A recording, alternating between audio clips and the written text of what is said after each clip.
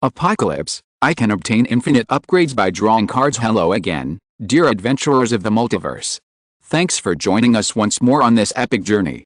Remember, this story is pure science fiction from our wild imagination, so don't go trying to summon dragons in your backyard. The rights of this amazing novel belong entirely to its original author. We are only the narrators. Do you want more adventures? Show some love to our YouTube channel with a subscription and a like, and if you want exclusive content, our Patreon is waiting for you with open arms. Chapter 776, Attempting to reach the 10th level of sword control technique. 2 days later, Lin Qun returned from the edge of the galaxy. The metal sphere carrying the star path had been handed over to the Federal Academy of Sciences for safekeeping at the highest security standards. The Academy had also begun further analysis and research on a quarter of the star path map within it. Although the metal sphere contained only a quarter of the star path, the data was still astronomical. Although Chai had warned that it was impossible to replicate with current human technology, the Federal Academy of Sciences still hoped to try and copy this quarter of the star path map using some relatively primitive methods to create a complete copy, but they failed. Humans hadn't triggered the protective mechanisms within the metal sphere, but they still couldn't replicate it successfully.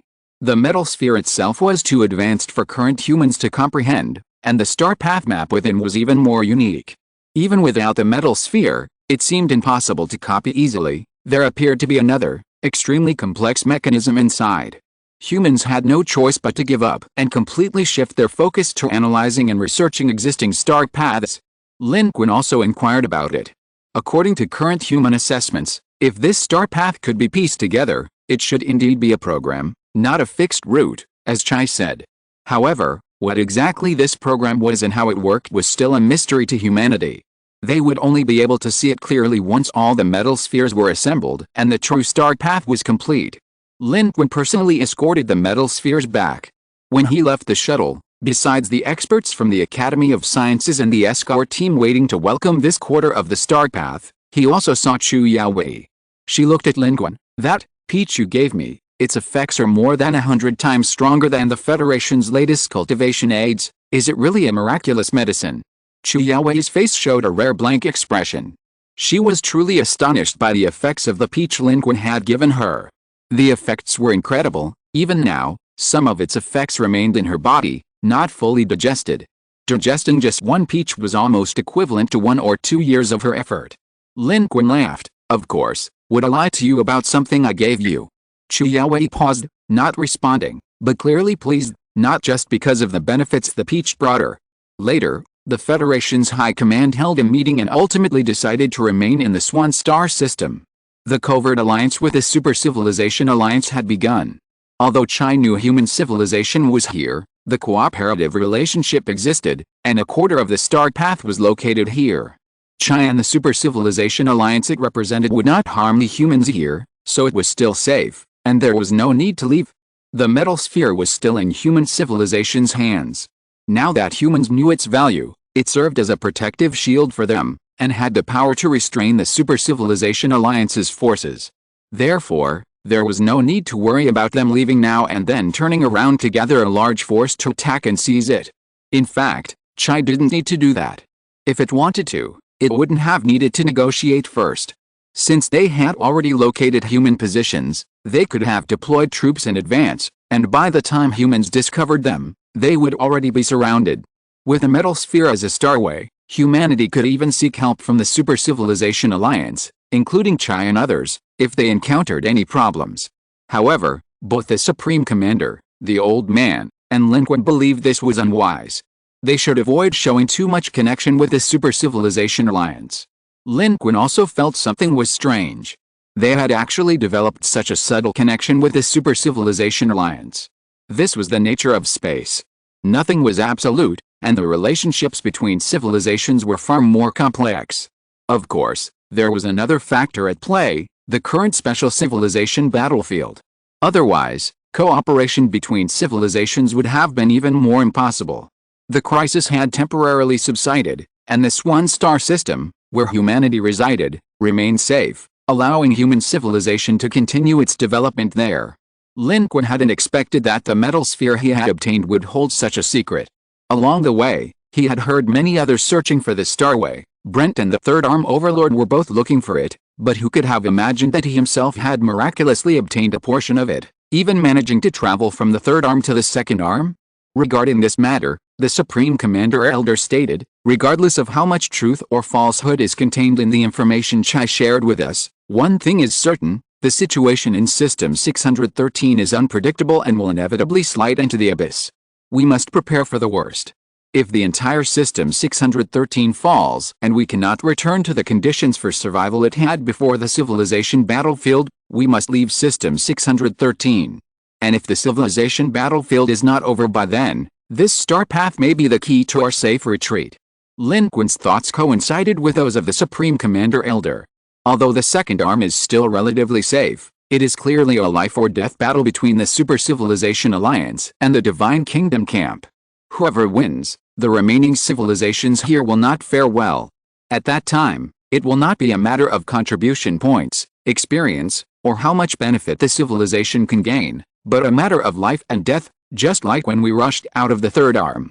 At that time, leaving this place, escaping the civilization battlefield, and getting away from System 613 will be the wise move. And if the civilization battlefield is not over by then, the star path will be the most crucial and only chance for retreat. Its importance is self-evident. Of course, that will all be after we obtain the complete star path. But at least we have a direction. Having no direction and having a direction are two different things. Although it's impossible to tell whether the cooperation with Chai is good or bad right now, the information obtained from Chai has shown the Supreme Commander a new direction, which may help the entire human civilization in the future. Therefore, the Supreme Commander said to Lin Qun, "We will not sit idly by. I have sent out a message. Our explorers outside will also help us collect information about the movements of the Super Civilization Alliance and the Divine Kingdom, as well as any information about these star path puzzle pieces. Chai and the others are looking for star paths, and so are we." The Supreme Commander, an elderly man, had already made up his mind. He was determined to obtain the star path. He would also use humanity's abilities to find the star path. Lin Qun agreed with this. Regardless of whether humanity could find it or not, the possibility should not be abandoned. If it was possible, it would be far more proactive for humanity to grasp the star path through its own means than for Chai to collect the star path and then seek it out from humanity.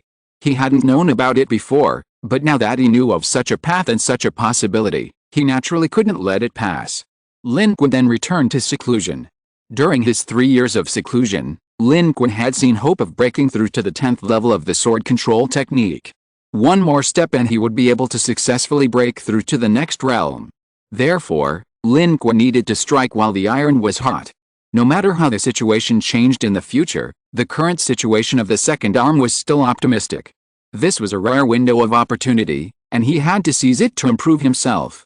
Finding the star path and monitoring the starry sky didn't need to be done by Lin Qun. The Supreme Commander, an elderly man, would naturally handle it, and the entire Federation would operate it. All Lin Qun needed to do was focus on his own tasks. This was the benefit of being with his own civilization. Lin Qun didn't need to worry about others harboring ulterior motives. The power of civilization could be directed towards a single goal. They would prosper together and suffer together. With growth, the cohesion of human civilization was becoming increasingly strong, providing Lin Qun with considerable support in the starry sky. Lin Qun, meanwhile, entered a deep meditation, beginning his cultivation in seclusion. This time, he aimed to break through to the nascent soul stage in one fell swoop. He hadn't been confident before, but now, with the peaches of immortality in hand, it wasn't impossible. The refinement of his aptitude brought by the peaches would further accelerate this process. Lin Qun was full of confidence. Within 20 years, he would achieve the 10th level of the sword control technique. After learning of Lin Qun's seclusion plan, the Elder Supreme Commander also said, "Mr. Lin, you can rest assured about your seclusion.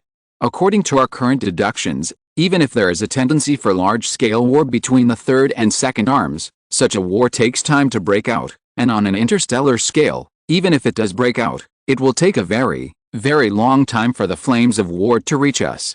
The most likely scenario is that you emerge from seclusion while the Swan Galaxy remains peaceful. We will organize a new fleet and regroup. By the time you emerge, the Second Arm should be in disarray, and the Divine Kingdom's power there should be weakened. At that time, our fleet can restart operations, taking advantage of the chaos to harvest contribution points and resources. Lin Qun nodded. Cultivation and harvesting contribution points are both crucial, neither can be neglected. This was Lin Qun's previous goal. First, he would strive to break through to a higher realm, and once the human civilization fleet recovered and established itself, he would then engage in battle, harvesting contribution points throughout the second arm. Just like when Lin Qun led the New Hope fleet into battle. With human civilization in the rear, Lin Qun leading the fleet was safe and secure, while also providing a continuous stream of benefits for human civilization. This would maximize the value of the civilization battlefield. Such a strategy would be unworkable in a situation like the third arm, where one side already possesses overwhelming power. However, it's feasible now that the situation in the second arm is relatively stable. But humanity hasn't fully recovered, and the second arm's divine kingdom is powerful. Guerrilla warfare isn't suitable now. However, once the war between the divine kingdom and the super civilization alliance in the second arm intensifies and becomes chaotic, it will be a good opportunity for Lin Qun and the human civilization to strike and fish in troubled waters. Lin Qun explained a series of matters, returned to the planetary surface below to check on Little Mud Skipper, and then completely entered seclusion. This time, he would be completely closed off. Unless a major event occurs in the Federation requiring his intervention, he would remain in seclusion until he breaks through to the 10th level of the sword control technique. As for the peach bonsai, it continued as before. It bore one fruit every 3 months. A new branch sprouted every 3 years. In the first 3 years of cultivation, the peach tree bore 24 fruits, all of which Lin Qun consumed. 3 years of cultivation were equivalent to 27 years of cultivation. Lin Qun diligently cultivated the 10th level of the sword control technique, gaining many insights during his seclusion. Over the course of 3 years, new branches sprouted, and the peach tree now bore 3 fruits every 3 months. Another 3 years passed. The peach tree bore 36 fruits. New branches sprouted, and 4 branches now grew on the potted peach tree. Lin Qun's efforts in these 3 years were equivalent to 39 years. 6 years of cultivation were equivalent to 66 years of cultivation. Lin Qun's room was now filled with dark energy. Within his body, his golden core was more solid than ever before, and his golden heart beat strongly and powerfully. However, Lin Qun's cultivation made no substantial progress. He had encountered a bottleneck. His aptitude was not high, and his previous cultivation had almost reached its limit. Now, breaking through to the nascent soul stage was naturally hindered. He attempted to break through using the power of the rules, but repeatedly failed. After these failed attempts, Lin Qun regained his composure, strengthened his foundation, and continued his deep cultivation. Another 3 years passed. In these 3 years, 48 peaches were born. Lin Qun consumed them all. The rapidly grown peach bonsai played a significant role. Lin Qun consumed the peach elixirs as if they were free, refining his aptitude and propelling him to break through his cultivation level.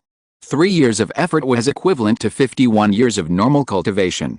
Immersed in cultivation, time flew by in the blink of an eye for Lin Qun. He barely noticed it.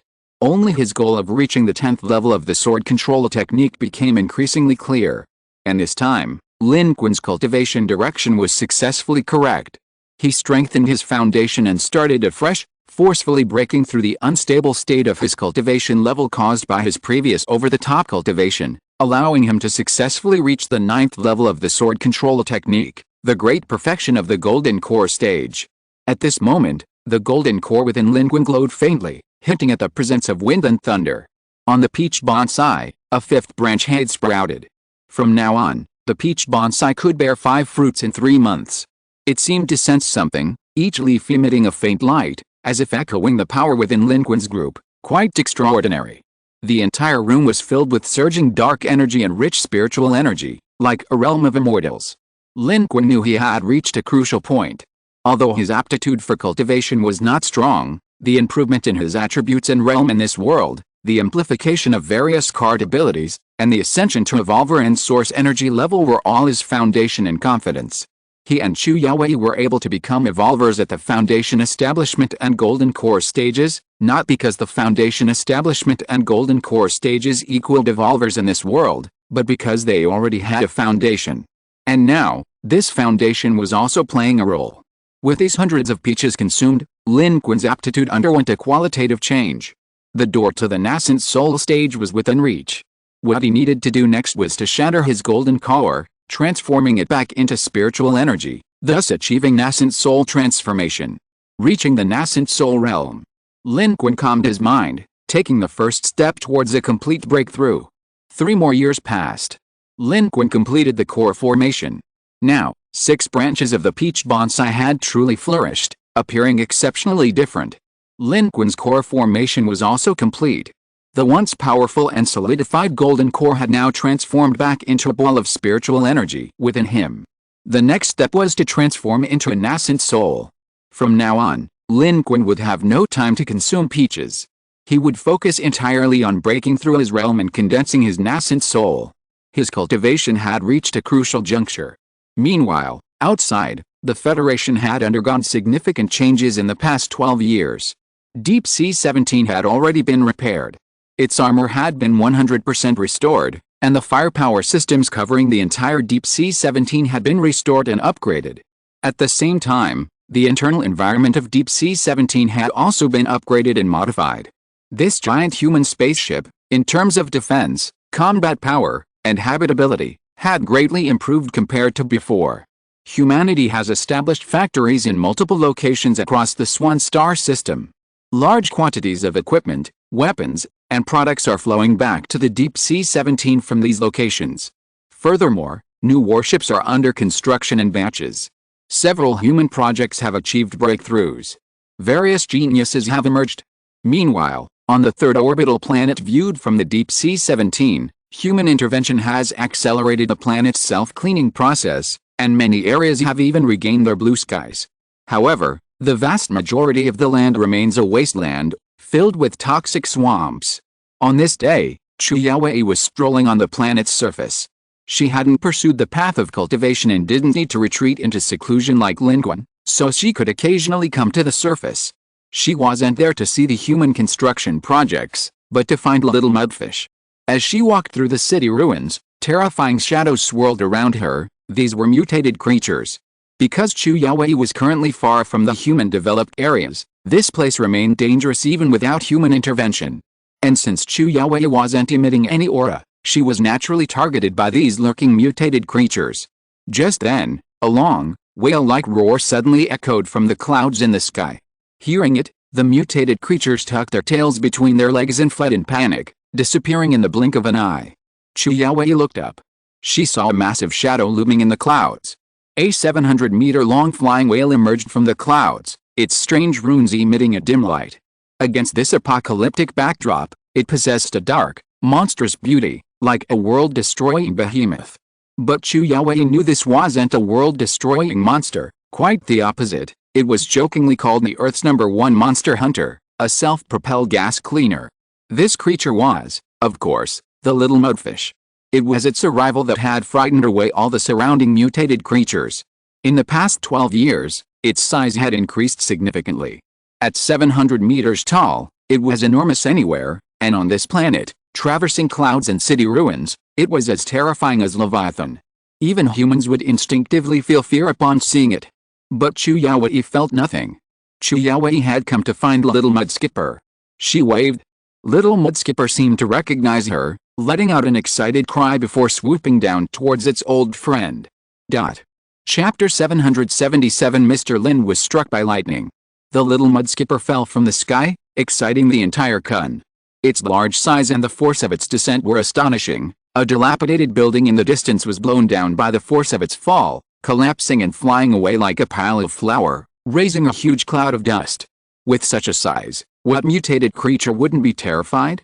The little Mudskipper's presence transformed what was normally a perilous, undeveloped area of the third orbit into a safe haven. With its voracious appetite and penchant for exotic foods, it was practically a walking scavenger. Of course, in the eyes of other human beings, this creature raised by Mr. Lin had a somewhat mythical quality, even though there was no such mythical creature as the Kun in this world. However, the little Mudskipper was also quite tactful, slowing down rapidly as it descended, displaying considerable agility. Once close enough, it extended its large tongue, attempting to affectionately lick Chu Yaowei. Previously, it would always lick Lin Qun or Chu Yaowei's cheeks and palms like this. But now it's different. It's much bigger now, its tongue is larger than Chu Yaowei's entire body. One lick is like giving someone a bath. Of course, the little mud skipper knows it's doing it on purpose. A sly and playful look flashed in the little mud skipper's eyes. With its current size and speed, plus being caught off guard, Chuyaoi actually fell for it once, getting completely soaked by its licks. But she wouldn't let herself be fooled a second time. In a flash, she leaped up and jumped onto the little mud skipper's back, patted its back, and laughed. "Little guy, you're naughty."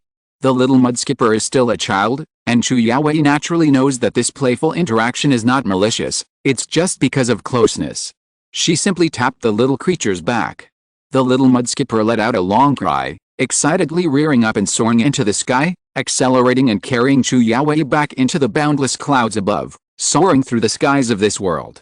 The little mud skipper could actually speak, but perhaps because it was a mythical creature, it didn't particularly enjoy talking. For humans, speaking seemed like an indispensable communication ability, but it wasn't so for mythical creatures. Speaking, being human-like, wasn't something to be proud of, nor did it make them seem superior. The little mud skipper simply did what it wanted, communicating mostly through its calls or through consciousness. Through the bridge of consciousness, it could instantly transmit information to its target, even including its own emotions. At this moment, it carried Chuyaoi through the sky, flying higher and higher. The air seemed to thin. From this vantage point, looking up, there was the enormous shadow of Deep Sea 17, looking down, there was the vast planetary world. The entire world seemed to be within its sight, completely under its control. This feeling was wonderful. Chuyaoi could fly, but the feeling of flying with the little mud skipper was a completely different experience, quite mystical and extraordinary. Looking out over the distant ruins of this post-apocalyptic world, man-made factories and other structures had sprung up in various locations, reaching into the clouds. Various flying vehicles crisscrossed the sky, creating a stark contrast to the planet's original appearance, a truly awe-inspiring sight. As far as Chuyaoi knew, anti-gravity technology had recently made a breakthrough. Not only had the Federation's new and old warships been equipped with anti-gravity devices and weapons, but a large number of interplanetary anti-gravity flying vehicles had also been successfully deployed, making air-to-ground travel much more convenient and simple. This further propelled human development and facilitated the transportation sector. The little mud skipper led Chuyaoi on a tour. Finally, they stopped on a high mountain on the planet. This mountain peak was 2,000 meters high, piercing the clouds. Many of the planet's mountains seemed to have collapsed during the apocalyptic conflict. This one was now considered one of the tallest on the planet. Standing atop this mountain, even at night, the toxic fumes won't obstruct the view, allowing a clear view of the starry sky. Under the cover of darkness, the massive silhouette of Deep Sea 17 against the horizon is even more clearly visible. It seems to overlap with this planet. But in reality, they are very far apart. It's only the sheer size of Deep Sea 17 that creates this illusion. Chuyaoi sat atop the mountain. The little mud skipper lay quietly beside her, blinking its eyes, sometimes looking at the sky, sometimes at Chuyaoi, a scene reminiscent of the harmony between Beauty and the Beast. Although the little mud skipper had grown considerably, its appearance transforming from cute and petite to a breathtakingly large and majestic creature, at this moment, it was still like the little one it once was, innocently dazed, gazing at the sky with Chuyaoi. It was still small, its eyes still revealing a touch of naivety and childlike innocence. Sometimes it was even a little shy, but it loved being with those close to it, and at this moment, it was exceptionally quiet, seemingly enjoying this peaceful moment just like Chuyaoi. A breeze rustled through the mountains, causing Chuyaoi's hair to flutter gently. Little mud skipper, I wonder when your Lin Qun will emerge from seclusion. So much has changed in these years. Technological advancements, new ships entering service, many people from the old Blue Star era have retired, and many young people have risen to prominence. Among humanity, there are now dozens of top-tier experts below the evolver level. Huyan has finally reached the evolver level, all thanks to the cultivation techniques your Lin Qun provided, allowing everyone to continuously strengthen themselves even without hunting other alien civilizations. But everyone is so busy. It seems we humans always have things to do, always have things to be busy with. 12 years. Chuyaoi felt a pang of melancholy. She looked at the sky, lost in thought. Or perhaps, she didn't know what was truly on her mind at that moment. It was safe here. Little mud skipper was Lin Qun's summoned creature, and very powerful. She felt relaxed here, as if you were right beside her. The little mud skipper didn't respond. Instead, it suddenly raised its large head and looked towards the direction of Deep Sea 17, its previous calm gradually turning restless. At first, Chu Yaowei was absorbed in her own world and didn't notice, but gradually, she also noticed something was wrong. The little mud skipper's entire body was raised, and its previously relaxed eyes now became uneasy and sharp, looking towards the direction of Deep Sea 17 in the sky, as if it were extremely vigilant about something. Chu Yaowei was slightly startled. What's going on? She released her senses and the control power of an evolved being. Her current strength was also quite remarkable. In the past 12 years, she had already reached the peak of an evolved being, having reached the pinnacle on the path of evolution. She vaguely sensed that there seemed to be abnormal fluctuations of dark energy in the direction of Deep Sea 17, but the distance was too far, and even she herself couldn't feel it clearly. However, this surprised her even more. Could the little mud skipper clearly sense the situation at such a distance? The little mud skipper didn't answer. At that moment, it suddenly let out a long roar and soared into the sky, heading straight for the stars. The little mud skipper had grown considerably, its speed astonishing. Now, it moved at full speed, heading towards the heavens. Chu Yaowei was startled, but luckily she reacted quickly and caught up, managing to hitch a ride on the little mud skipper's back, hurtling towards the outer reaches of the planet. The little mud skipper was now moving at full speed, much faster than when it had been carrying Chu Yaowei through the air. This greatly surprised Chu Yaowei. The little mud skipper's maximum speed was faster than hers, a peak-level evolved being. If she hadn't caught up, she might have been left far behind. Had this little mud skipper become so powerful? It turned out that when the little mud skipper had carried her, it hadn't reached its maximum speed because it was carrying someone. Moreover, the little mud skipper's progress had been incredibly smooth. It had simply been eating and playing, growing taller and stronger in the process. Is becoming stronger such a simple matter for this guy? Chu Yaowei was somewhat alarmed. But what she didn't know was that the little mud skipper's growth was indeed like this. This was a mythical creature, a born divine beast. However, Chu Yaowei's thoughts were quickly interrupted at this moment, because she also received an urgent message from the Federation. The Federation Fleet Command Center sent a message: Miss Chu, please return to Deep Sea 17 immediately. We have detected abnormal dark energy fluctuations around Deep Sea 17. The type of fluctuation is extremely rare, and it is suspected that an unknown entity has approached and will launch an attack on us. This made Chu Yaowei even more alarmed. It seems that the anomaly really exists. At this moment, not only she received this message, the entire Federation was shaken. Because the location where this abnormal dark energy fluctuation was detected almost overlapped with Deep Sea 17, it was extremely dangerous. The Fleet Command Center immediately sounded the highest alert, and all evolved beings and top experts were mobilized, gathering in the starry sky above the surface of Deep Sea 17, where the abnormal fluctuation was located. At the same time, a large number of fleets prepared, and the defense systems and cannons of Deep Sea 17 were activated. When Chu Yaowei arrived, she witnessed this astonishing spectacle. Wang Qixian, Li Ji, Xia Qing, and the newly evolved Hou Yan were all there, along with a large group of other powerful individuals, forming a circle, unaware of the enemy's location. Hou Yan, as a newly evolved individual, stood proudly at the front. He was very proud of becoming an evolved individual. It was the result of his hard work. Of course, it wasn't the end, but for him, it was an explanation to himself, and even more so, an explanation to Mr. Lin, who had always helped him. Now, at least, he had finally joined the ranks of humanity's top powerhouses. His efforts had not been in vain. After becoming an evolved individual, Li Zhuzhu and the others celebrated for him extensively, genuinely happy for him.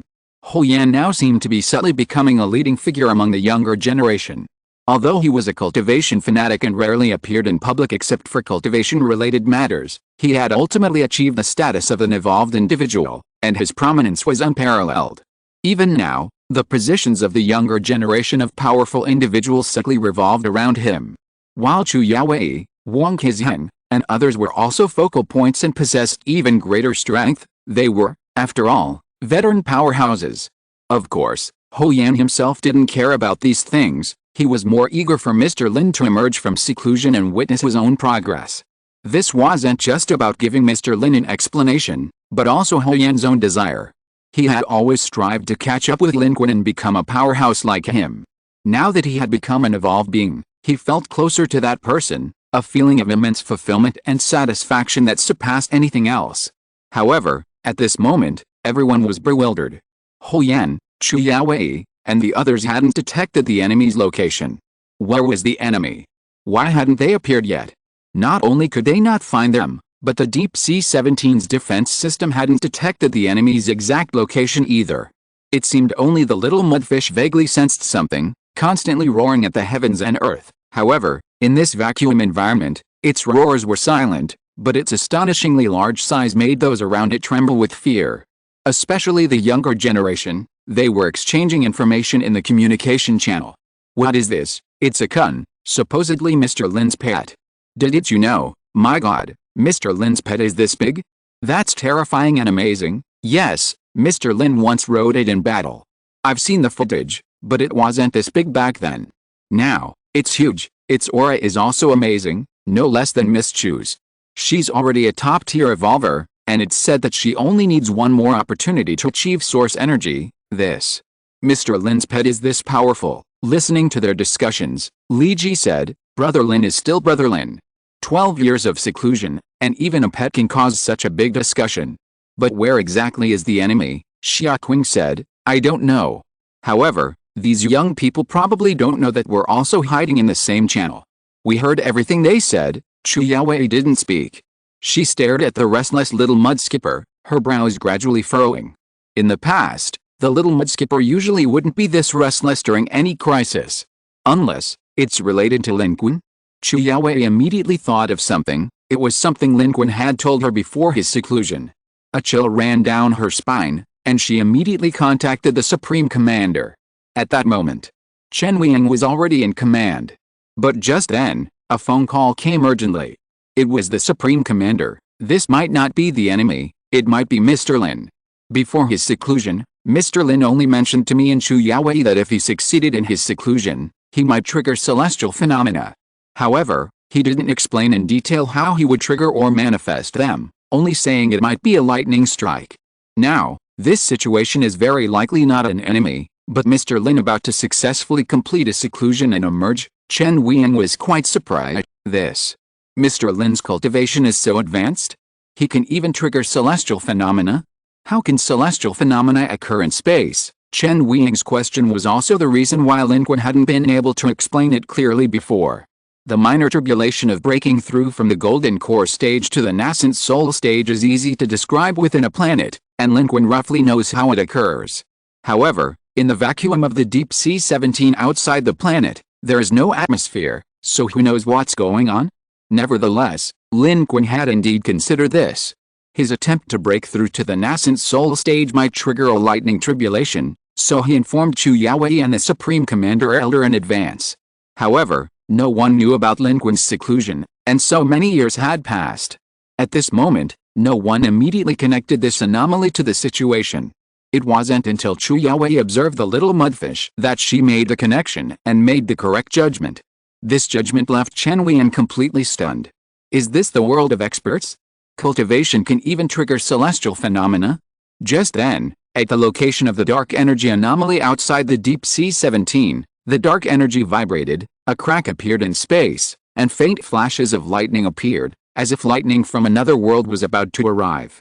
And this seemed to perfectly match Lin Qun's message, confirming the judgment of the Supreme Commander Elder and Chu Yaowei. Chen Weiying was bewildered. Then, what should we do? The Supreme Commander immediately contacted the guards near Lin Qun's room to confirm Lin Qun's situation. Lin Qun was in seclusion.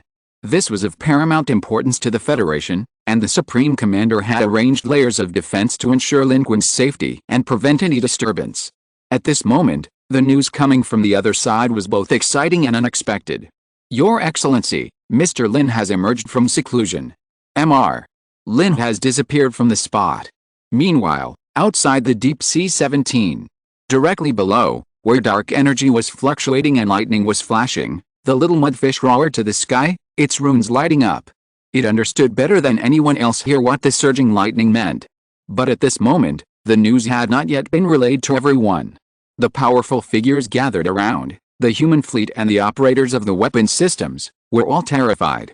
What's going on? Where is the enemy? Lightning in a vacuum.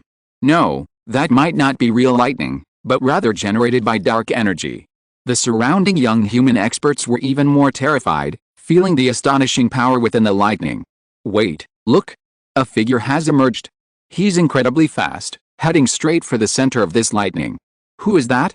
The orders from above have come down, his identity has been confirmed. That person is Mr. Lin. Wasn't Mr. Lin in seclusion? How come? Look! At this moment, at the location of Deep Sea 17, a figure emerged like a startled swan. It was Lin Qun. He became the focus of everyone's attention, but before him, there was only the crack and the rolling lightning. At this moment, in the silent starry sky, an astonishing bolt of lightning flashed forth and crashed down. At this moment, a section of the starry sky was illuminated, and Lin Qun's figure was bathed in divine light, becoming infinitely bright. That really is Mr. Lin. Mr. Lin has been struck by lightning. Chapter 778 Golden Core transforms into nascent soul. At this moment, a spatial rift was opening in the interstellar space above the Deep Sea 17. The first, breathtaking bolt of lightning shot forth from it. Everyone around witnessed this. The little mud skipper, though silent in the starry sky, howled and hovered. It had been lingering below the rift and the lightning, but upon Lin Qun's appearance, it immediately descended, making way for him, circling a wider area, anxious and tense but not approaching. Everyone else was captivated by this scene. Most were unclear about what was happening. How could Mr. Lin, who had been in seclusion, suddenly emerge? Where did the spatial rift and lightning come from? But the immediate situation was indeed as they had exclaimed. Lin Qun had risen into the sky and been struck directly by lightning. In fact, Wang Qizhen, Xia Qing, and others were also unclear about the current situation. Only Huyan and Chu Yaowei vaguely understood what was going on. Chu Yaowei's fist clenched inexplicably. She had intended to help, but the moment Lin Qun appeared, he soared into the sky, seemingly appearing suddenly, but actually transmitting a message to her. This is my tribulation, both a trial and an achievement. There's no need to help me. These words made Chu Yaowei stop in her tracks. She also noticed that the little mud skipper, which had been hovering in the sky, clearly wanting to help Lin Qun, actively moved away from the tribulation after Lin Qun appeared. It seemed to know something. Because, as Lin Qun said, this tribulation not only possessed power, but was also the final step for Lin Qun to pass the 10th level of the sword control technique. No one could help him, he had to overcome it himself. Among them, the little mud skipper understood best. Although it had also been born into this world, it was a mythical creature, and its memories and instincts developed with its growth. Although still young, it clearly understood what this was, and even more clearly, that it was related to Lin Qun, that it was Lin Qun's affair, and it dared not easily interfere. Chu Yaowei's judgment was correct. That was precisely why it rushed from the planet immediately. It had blocked the way earlier because it was worried that Lin Qun's seclusion might have encountered problems, making him unable to withstand the tribulation on his own. If Lin Qun were still in seclusion, the tribulation would be extremely dangerous. It had been at the forefront, ready to shield Lin Qun from the tribulation. Now that Lin Qun had appeared and was undergoing his own tribulation, it naturally had to step aside. Lin Qun's failure to emerge from seclusion meant his cultivation was incomplete and his life was in danger, hence the little mud skipper's willingness to bear the brunt. But Lin Qun's emergence proved that his breakthrough was nearing completion, and the little mud skipper naturally wouldn't interfere. Interference would hinder Lin Qun's advancement. Although Chu Yaowei didn't fully understand the intricacies, she trusted Lin Qun and knew the relationship between the little mud skipper and Lin Qun. It would never harm Lin Qun. With a quick thought, she immediately stopped the others, reminding the command center not to interfere and to let Lin Qun handle the situation himself.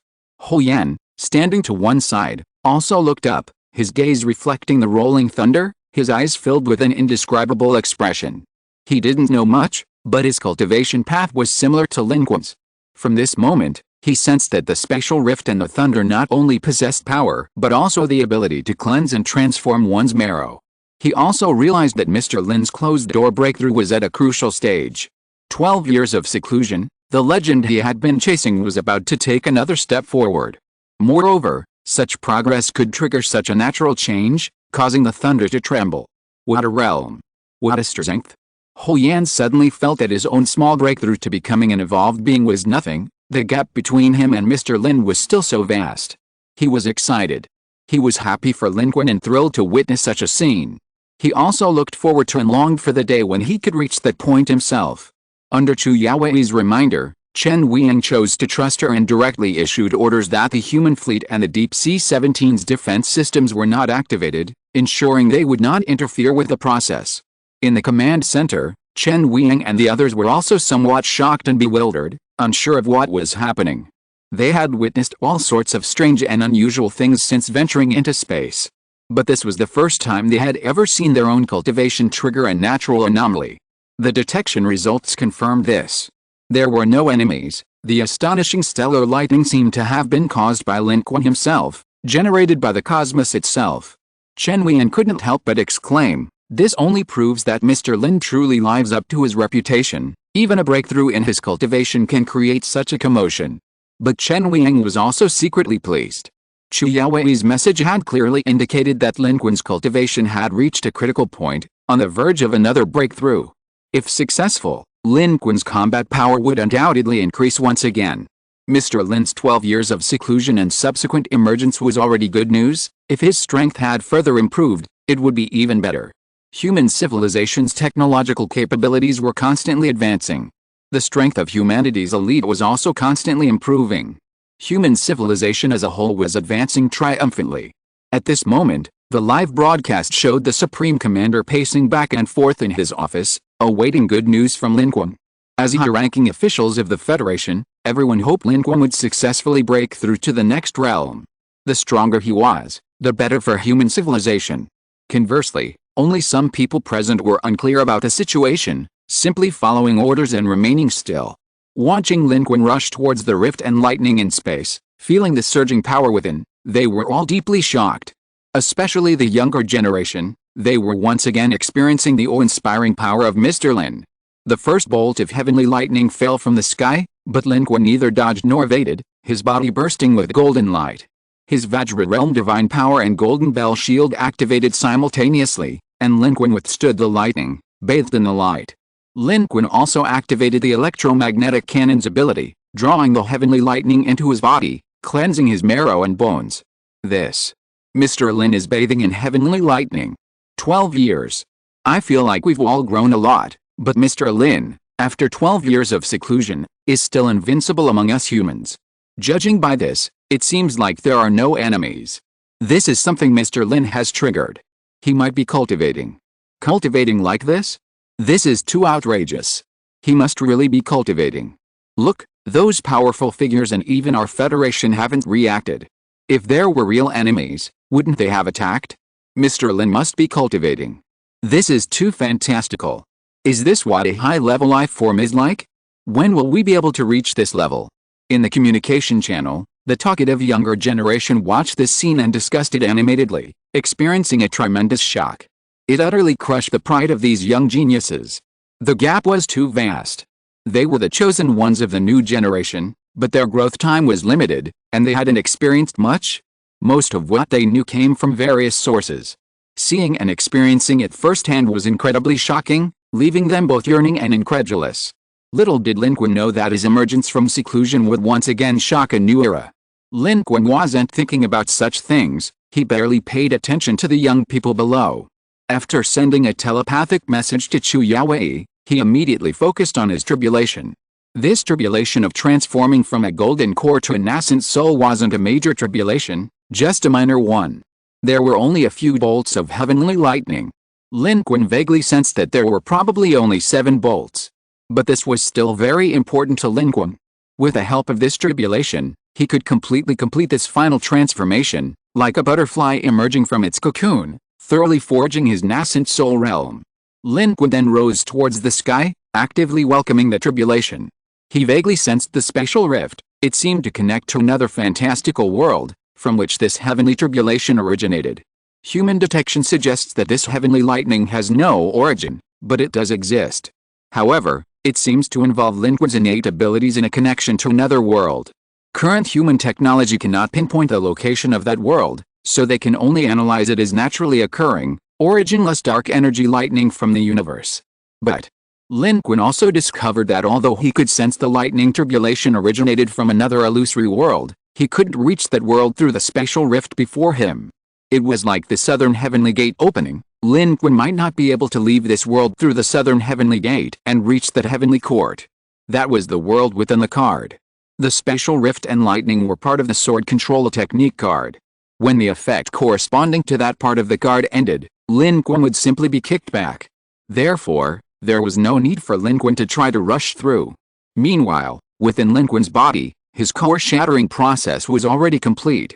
The once incredibly solid golden core had transformed back into surging spiritual energy within him, a crucial step in Lin Qun's achievement of the nascent soul stage. At this moment, the second lightning tribulation also crashed down. Lin Qun followed suit, rising towards the sky and relying on his various card abilities to defy the tribulation lightning, directly drawing it into his body to forcibly temper his physique. A normal golden core cultivator breaking through might not dare to do this, but Lin Qun was different. Although his sword control technique was at the golden core level, his combat strength far exceeded that level. Moreover, Lin Qun had various cards as trump cards. While the tribulation lightning for a golden core cultivator breaking through to the nascent soul stage appeared impressive and powerful, it was nothing to Lin Qun. He could withstand even 17 lightning strikes, let alone 17. Not only could he withstand them, but he could even use the tribulation to further temper his physical aptitude, completely digesting the medicinal power of the hundreds of peaches he had consumed over the years and improving his cultivation potential. While this wouldn't directly change Lin Qun's attributes, the improved aptitude would undoubtedly make his cultivation path smoother, allowing him to achieve twice the results with half the effort and break through to higher realms much easier. Therefore, Lin Qun seized this opportunity to cultivate using the lightning tribulation. He tempered his physical body in meridians, allowing his strength and realm to continuously soar amidst the thunder. The starry sky flickered. Bolts of lightning, carrying terrifying flashes, fell wildly from the starry sky. The third, fourth, fifth, sixth, the seventh. The heavenly tribulation seemed to realize that Lin Qun was not only unafraid but was also using it to strengthen himself. Therefore, each bolt of lightning was more ferocious than the last. By the time the seventh bolt struck, it was a deep purple, its power boundless, rolling and surging. Although silent in the starry sky, everyone seemed to feel its boundless power, as if it possessed the power to destroy the world, sending chills down their spines and causing them to tremble violently. At this moment, the entire starry sky was illuminated, its power seemingly exceeding the limits of the nascent soul heavenly tribulation. Everyone looking in this direction had an uneasy, deep purple glint in their eyes, their expressions filled with fear and trepidation, sweating for Lin Qun. Even the little mudfish on the side flew uneasily around the scene, seemingly also feeling a sense of apprehension and tension. As a mythical creature, it feared nothing, but by design, it still felt a sense of dread and fear towards this overwhelming heavenly might. But it was all in vain. Lin Qun, facing this heavenly lightning, showed no fear whatsoever. He unleashed the Vajra realm divine power and the golden bell shield to their fullest extent, his body enveloped in an astonishing golden light. Wearing no armor, Lin Qun at this moment appeared as if clad in golden armor, rising upwards, directly charging towards the purple heavenly lightning, bathing in it, transforming the lightning into his own body-tempering power. Lin Qun's strength had long surpassed that of a normal nascent soul cultivator. Such a tribulation lightning could only benefit him, posing virtually no threat, let alone the risk of failure. Amidst these bolts of heavenly lightning, Lin Qun's sword control technique circulated rapidly. The spiritual power transformed from his golden core within his body spun wildly, gradually taking shape. This was a wondrous process. Lin Qun felt he hadn't guided it much, but as he absorbed and withstood each bolt of lightning, his three flowers gathered at the top of his head, and his nascent soul gradually took shape. The final obstacle was being overcome step by step.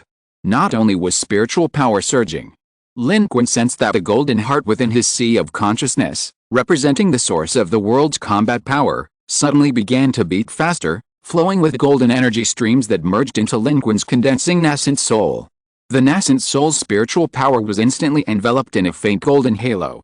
The golden core and primordial spirit recombined, forming the nascent soul. As the final, deep purple lightning tribulation descended, Lin Qun simultaneously completed the transformation of his golden core into a nascent soul. Within Lin Qun's ki si, the previously swirling golden core was replaced by a small, fair-skinned figure, sitting cross-legged, bearing a resemblance to Lin Qun himself. The figure remained seated with eyes closed. This was the formation of his nascent soul. The instant the nascent soul was formed, Lin Qun felt a boundless power that had gathered and surged forth from it. This power was pure and more absolute, spreading through Lin Qun's limbs and bones, opening countless meridians and acupoints, expanding and extending them outwards into Lin Qun's perception, spreading infinitely. Combined with Lin Qun's already formidable strength and the power of his nascent soul, his perception seemed capable of covering a third of the surface of Deep Sea 17 in the blink of an eye. Everything here was within Lin Qun's perception. Everyone's expression, everyone's words at this moment. But this was not important. Lin Qun clearly felt that after breaking through to the nascent soul stage, his primordial spirit had found a home. This nascent soul was the home of his primordial spirit. By focusing his primordial spirit within, he could recover his state and even rapidly restore his energy. This meant that methods that generally affected his energy would be significantly less effective against Lin Qun. Lin Qun's lifespan was also extended once again, and at the nascent soul stage, he would possess a crucial special ability. As long as his nascent soul remained, he would be immortal. In battle, if faced with a life or death crisis, Lin Qun's primordial spirit could sink into his nascent soul, or even immediately separate from it. Even if his physical body shattered, it wouldn't matter. The nascent soul could escape, and even possess another. Lin Qun's first thought was to possess a life from an alien civilization. This meant that Lin Qun had an additional layer of survival beyond the 12 trials. Nascent soul experts were extremely difficult to kill. Most importantly, in a normal cultivation world, any powerful figure at this level or even higher would know about this method and would be prepared for it. In a life or death battle, it would be very difficult to escape or even possess someone else's body with a nascent soul, since a nascent soul separated from its physical body is still quite fragile. However, in this world, Lin Qun is the only nascent soul cultivator in the entire universe. No one else could possibly know about this method, making it Lin Qun's fatal trump card and means. Moreover, Lin Qun's overall strength after breaking through to the nascent soul stage far surpasses that of a true nascent soul cultivator. Currently, Lin Qun's attributes and strength have changed. The most obvious change is that all his attributes have increased by 180 points. Level 93, 4312250, 448000000, Strength 999, Agility 999, Constitution 999, Energy 999/999, Dark Energy 999/999, Power of Rules 250/250. Lin Qun's level has not increased, but his attributes have skyrocketed. Currently, his strength attribute has reached over 2,500 points, and his energy attribute has also surpassed 2,000 points. Previously, as a weak human, Lin Qun's attributes were a weakness, but now, with multiple cheat codes and guard enhancements, his attributes have become his absolute advantage. At the same level and realm, Lin Qun's attributes are definitely among the highest. Moreover, breaking through to the nascent soul stage brings much more than that. The change in the nascent soul stage directly altered Lin Qun's source energy level, allowing him to leap from source energy 1 to source energy 2. This is the key, Lin Qun's actual combat power. This actual combat power surpasses even the nascent soul stage itself. This is the benefit of the sword control technique. By directly boosting his source energy realm using the sword control technique, Lin Qun doesn't need to follow the normal source energy path to rise steadily. Directly reaching source energy 2 also changed Lin Qun's rule power attribute, increasing its upper limit by 150 points. However, looking at these 250 points of attribute, why does it have to be 250? Horizontal ellipsis. Chapter 779 Taking the Initiative. Reaching the second level of source energy, Lin Qun felt that there wasn't much change. Mainly because the advancement in this level itself wasn't significant, it was still just the initial stage of the source energy realm. The number of beats in his golden heart seemed to be the same as before, only its size seemed larger. Currently, the golden heart illuminated Lin Qun's sea of consciousness with a golden glow, creating a strange and brilliant feeling, like the sun shining on a golden mountain. Even the dark ocean of consciousness beneath the golden heart seemed to have become clearer, but this was only superficially so. In reality, it couldn't illuminate the true ocean of consciousness. This golden heart and ocean of consciousness existed independently of the material world, and were different from each other. Changes couldn't be seen through normal observation, a deeper level of transformation was needed to see them clearly, or even to trigger the changes within them. If there was any major change after breaking through to the second level of source energy, it was that Lin Qun felt the connection between his golden heart and his nascent soul was much closer. These cultivation crystals from two worlds seemed to have formed a wondrous connection, making the conversion efficiency of Lin Qun's own body's dark energy and the power of rules much smoother, greatly accelerating the recovery of Lin Qun's power of rules after being depleted in battle. This is a special characteristic not found in normal source energy level 2. It's also part of Lin Qun's advantage. Besides, the power of rules itself is much stronger. The lifespan of source energy level beings is also directly increased. But Lin Qun's progress is rapid, so this increase in lifespan is insignificant. The biggest difference between source energy level 2 and source energy level 1 is perhaps the more direct violence of the power of rules, and the source energy projection that can manifest is much larger. Such changes are not immediately noticeable, but in actual combat, these differences are fatal at this level. Therefore, source energy level 1 is no match for source energy level 2.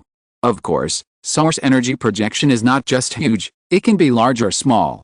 There are considerable differences between each level of source energy level beings, with source energy level 7 and source energy level 10, represented by great source energy and top source energy, serving as watersheds, leading to even greater gaps. Lin Qun is currently at source energy level 2, and with the flaming sun armor, he can directly ascend to source energy level 3 in battle. Lin Qun is quite satisfied. However, this time, Lin Qun became even more aware of a connection between the path of sword control and the path of life ascension and evolution in this world, the path of source energy domination.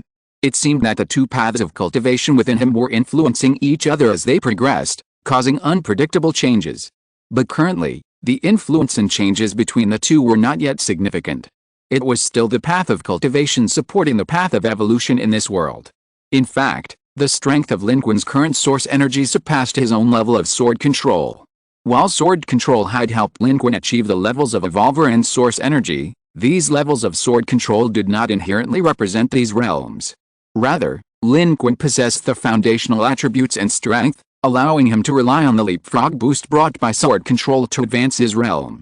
At this moment, Lin Qun had successfully broken through, completely reaching the 10th level of sword control.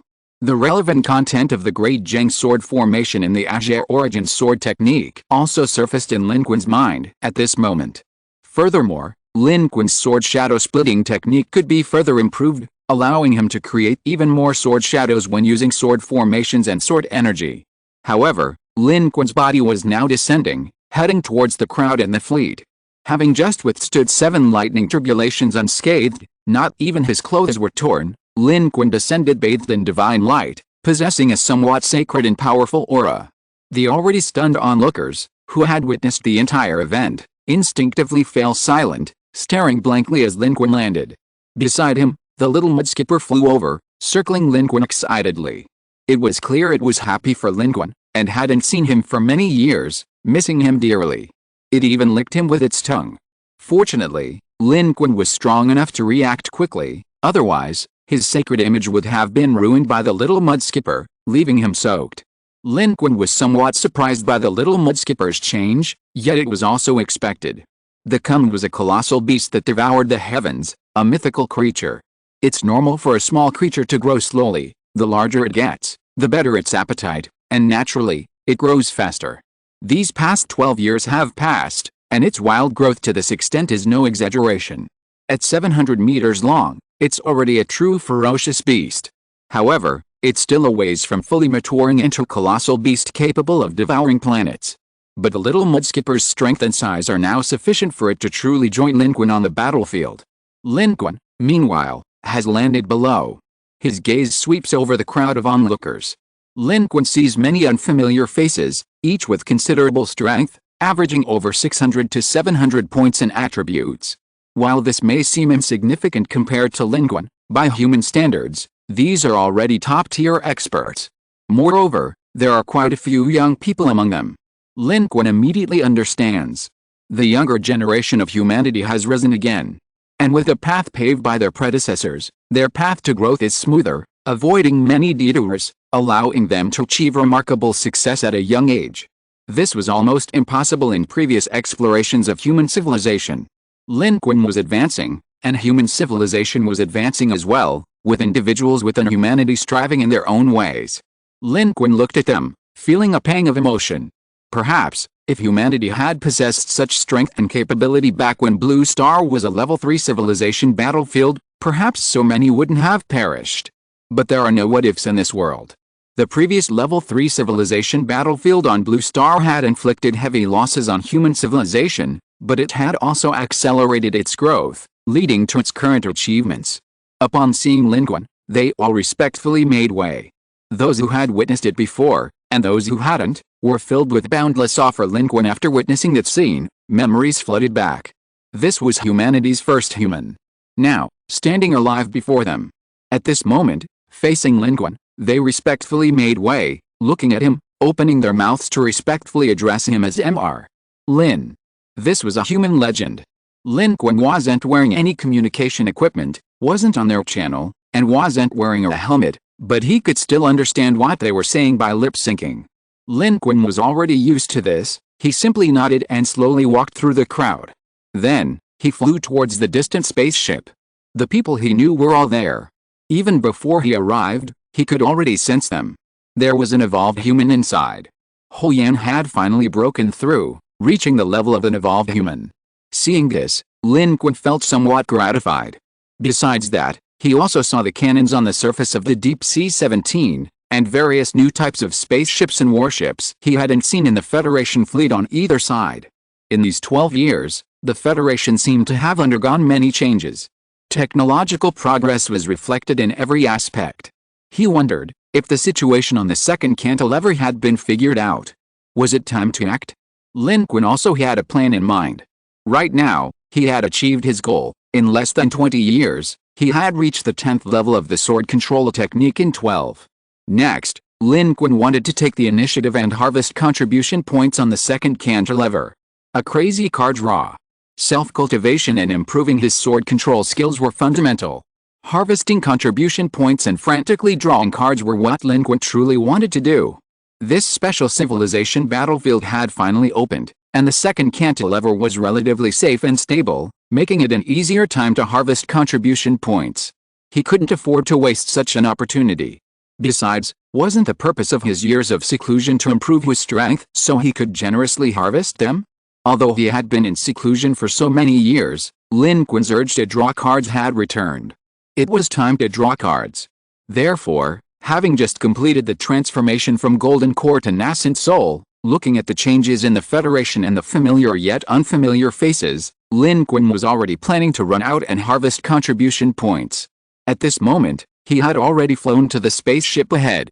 Without needing to go through a door, his senses spread, his apprentice ability activated, and he directly opened a door in the void, pushing it open and standing beside Chu Yaowei and the others.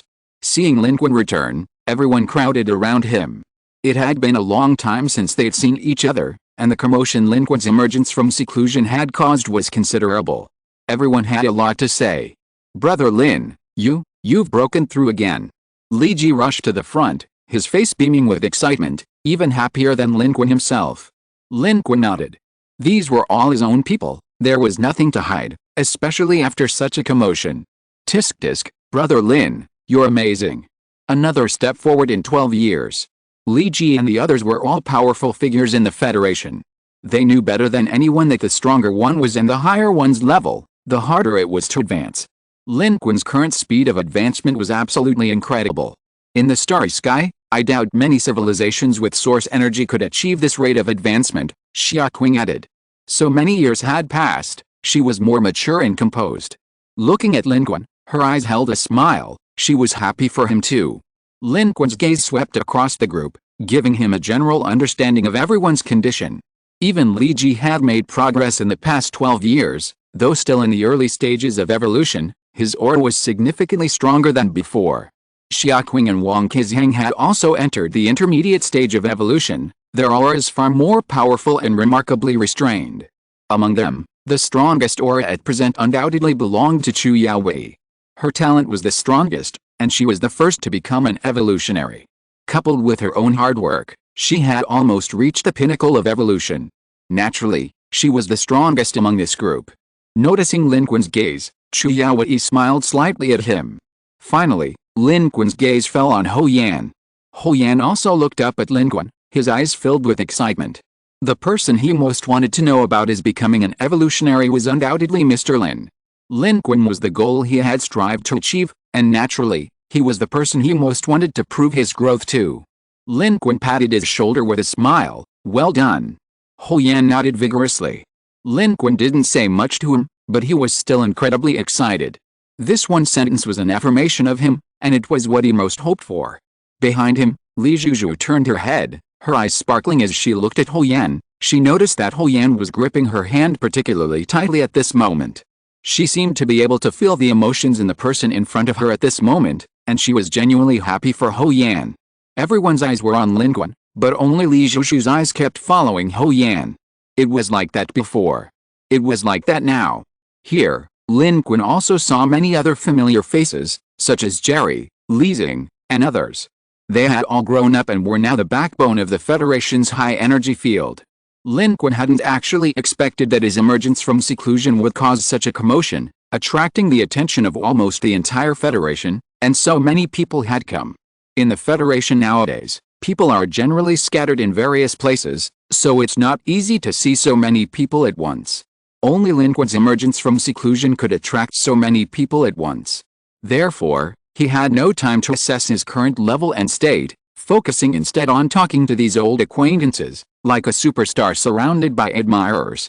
In fact, many others couldn't even get a chance to speak with Lin Qun. On one side, these people whispered enviously, "Mr. Lin has been silent for 12 years, and now he's back at his peak. In the entire Federation, he's probably the only one who can do that. Mr. Lin looks so young, almost unchanged from back then. It's a pity I could only stand here and watch back then, and it's still the same now. I wonder when we can be as powerful as Mr. Lin. Mr. Lin's emergence has alarmed half the Federation. In human civilization, probably no one has such influence." Outside, as Lin Qun's tribulation ended, the Federation's entourage dispersed. The matter here was practically over. It was a false alarm, and Lin Qun's breakthrough was not a threat, but rather beneficial to the Federation and humanity. After a brief exchange of pleasantries, Lin Qun returned to Deep Sea 17 aboard his spaceship. The little mudskipper remained in space, circling Deep Sea 17 like a giant whale frolicking in the cosmic ocean. Although it hadn't fully grown yet, it had matured considerably, becoming much bolder, and correspondingly, its playfulness had also increased significantly. Seeing that Lin Qun was alright, it returned to its usual self, playing in the starry sky on its own. Lin Qun had witnessed the little mudskipper's behavior and was deeply moved. This little guy hadn't been raised in vain. Lin Qun didn't interfere. Letting the child roam freely was the best option now that it was grown up. On the spaceship back to Deep Sea 17, everyone was present. Chu Yaowei looked at Lin Qun and couldn't help but ask, "Lin Qun, what are your plans after this seclusion? Continue your seclusion, or?" Her words drew everyone's attention. Lin Qun didn't answer immediately, but thought for a moment before saying, "Let's see how things go first. If the conditions are right, I want to take the initiative, break out, and harvest contribution points from the alien civilization. Break out, harvest contribution points, draw cards, and level up. Secluded cultivation and card harvesting can't be delayed." This was Lin Qun's plan from the beginning. Now that his seclusion is over and his sword control technique has broken through, it's time to execute the next step of his plan. Lin Qun's words successfully attracted everyone's attention. Li Ji's eyes lit up, eager to try. "Brother Lin, what's your idea? Take me with you." Li Ji's talent wasn't high, and progress through self-cultivation was slow. For him, participating in battles and harvesting contribution points and experience was the best and fastest way to improve. However, in recent years, the Federation's humans had adopted a development strategy, only exploring the outside world without any battles, so this path was naturally limited for him. Chu Yaowei said, "The current situation on the second arm, actually, we could go hunting, but it's risky. You might not be aware, but in our current area, both the Super Civilization Alliance and the neutral faction civilizations are hiding. The Divine Kingdom faction is all-powerful, and it wouldn't be an exaggeration to describe it as widespread burning, killing, and looting. Under these circumstances, finding a target won't be easy, unless we directly attack the Divine Kingdom faction civilization, but that would also be very dangerous." "That's right. Many people are hiding now, making them difficult to find. If we were to go to war with the Divine Kingdom faction, let alone whether we could defeat the Divine Kingdom faction warlords in the 7th War Zone, there's no need to fight either, Xiaoqing added. It was clear that everyone was very interested in Lin Qun's plan and somewhat tempted. Cultivation was one thing, but reaping contribution points was undoubtedly the most direct and fastest way to improve. Moreover, there was Lin Qun's previous successful case on the third arm. During this period, everyone's strength had improved, and now they were all eager to try. So, at this point, everyone started discussing it animatedly. Li Ji chuckled, "That makes sense, Brother Lin. We might not find any targets. There aren't many civilizations actively operating outside these days. The second arm is in a better position than the third arm was back then, but in my opinion, the Divine Kingdom faction civilizations here will probably become the next super civilization alliance, essentially no different." Hearing this, Lin Qun, though he had just finished his seclusion and hadn't had time to investigate, had a general idea of the second arm's situation. A rather cunning plan gradually formed in Lin Qun's mind. Chapter 780 Lin Qun's Scam Plan. Upon returning to Deep Sea 17, Lin Qun and Chu Yaowei gathered to learn more about the situation on the second arm. Lin Qun possessed not only the highest authority but also the highest priority within the Federation, allowing him to access information directly whenever he wished, which was very convenient. 12 years had passed, and humanity was no longer the same as when it first entered the second arm. While their understanding of the area outside the second arm was still limited, they had a thorough grasp of the situation within it, especially near the 7th War Zone of the Divine Kingdom, where the Swan Star system was located. This was all thanks to the tireless efforts of the Supreme Commander, the Elder. Chu Yaowei said, "Lin Qun, our furthest unmanned probe has now been deployed 1,000 light-years away, and the furthest manned exploration team is 100 light-years away." Lin Qun had also noticed that the Federation had even established a dedicated department called Explorers specifically for external exploration and intelligence gathering. Lin Qun couldn't help but sigh inwardly. Once, even venturing beyond their own planet was difficult for humanity. Exploring the universe seemed like an infinitely distant concept. But now, all that seems to have changed. The universe remains infinitely vast, but exploration is no longer so arduous. Humanity can now venture to the farthest reaches of the cosmos. These individuals, leaving their homes and venturing deep into space, have tirelessly brought humanity a wealth of valuable information. The situation in the second arm is relatively stable compared to the third. Here, the divine realm has triumphed. The divine envoys who descended upon the second arm, in conjunction with 2 native rulers, swept away the Super Civilization Alliance forces, turning them into pariahs. They relentlessly pursued and intercepted them, preventing the Super Civilization Alliance forces in the second arm from escaping and confining them within its boundaries. According to multiple confirmations and re-verifications by humanity, the Divine Realm faction has gained significant control of the second arm, yet continues to pursue and prevent the Super Civilization Alliance forces from retreating. The most important reason for this is indeed to prevent them from obtaining a star path. This is to cut off the possibility of the Super Civilization Alliance leaving the currently sealed-off Special Civilization Battlefield number 613, regardless of victory or defeat. They will be confined here by the Divine Kingdom. Their target is likely the portion of the star map in the hands of Chai and his group. According to Chai, of the 4 star maps, 1 was in his possession, 1 in humanity's, and the remaining 2 were lost. How could something so important, kept by the Super Civilization Alliance, be lost? That's just a euphemism. It's highly likely they're already in the hands of the Divine Kingdom's faction. The Divine Kingdom's faction on the second arm didn't destroy the 2 portions of the star map they acquired, because as long as they weren't destroyed and remained in their hands, they would serve as bait for those who held the remaining portions. Even if the Super Civilization Alliance clearly knew this was bait, they wouldn't give up. Therefore, Chai and his group from the Super Civilization Alliance are both a target of the Divine Kingdom and a target of the Divine Kingdom itself. Their war on the second arm is fundamentally not about determining victory or defeat, but simply about vying for the star map. However, humanity is extremely cautious in its clandestine investigations regarding matters related to star paths, ensuring its own safety and avoiding being implicated by the quarter of the star path map it possesses. Of course, humanity doesn't actually obtain much more information. Although the Supreme Commander, the Elder, ordered his people to also pay attention to the star paths and secretly search for clues, Humanity's level is simply insufficient to access this information, nor can it determine who possesses the remaining star paths. After all, this is a high-level power struggle between the Divine Kingdom camp and the Super Civilization Alliance. Any progress will likely depend on news from Chai. The alliance between human civilization and Chai seems to have been upheld, at least for the past 12 years. The Swan star system has been remarkably peaceful. From humanity's perspective, it's difficult to determine whether this is natural or if the Super Civilization Alliance has used some means to secretly ensure safety, but at least now, 12 years later, this alliance, which once caused much anxiety, is no longer so worrisome. The Supreme Commander, the Elder, has established a dedicated star path analysis team to study the portion of the star paths held by humanity. Simultaneously, they are waiting to piece together the remaining star paths. The Supreme Commander said that the star path is humanity's last and safest escape route in System 613. Lin Qun quickly reviewed the various documents, while Chu Yaowei, noticing his general understanding of the locations, occasionally offered her insights. Although Chu Yaowei was also diligently cultivating, she hadn't secluded herself for extended periods, keeping up with the times. She was generally aware of these matters. Lin Qun nodded in agreement, saying, "The Supreme Commander's judgment is correct. Safety now doesn't guarantee future safety.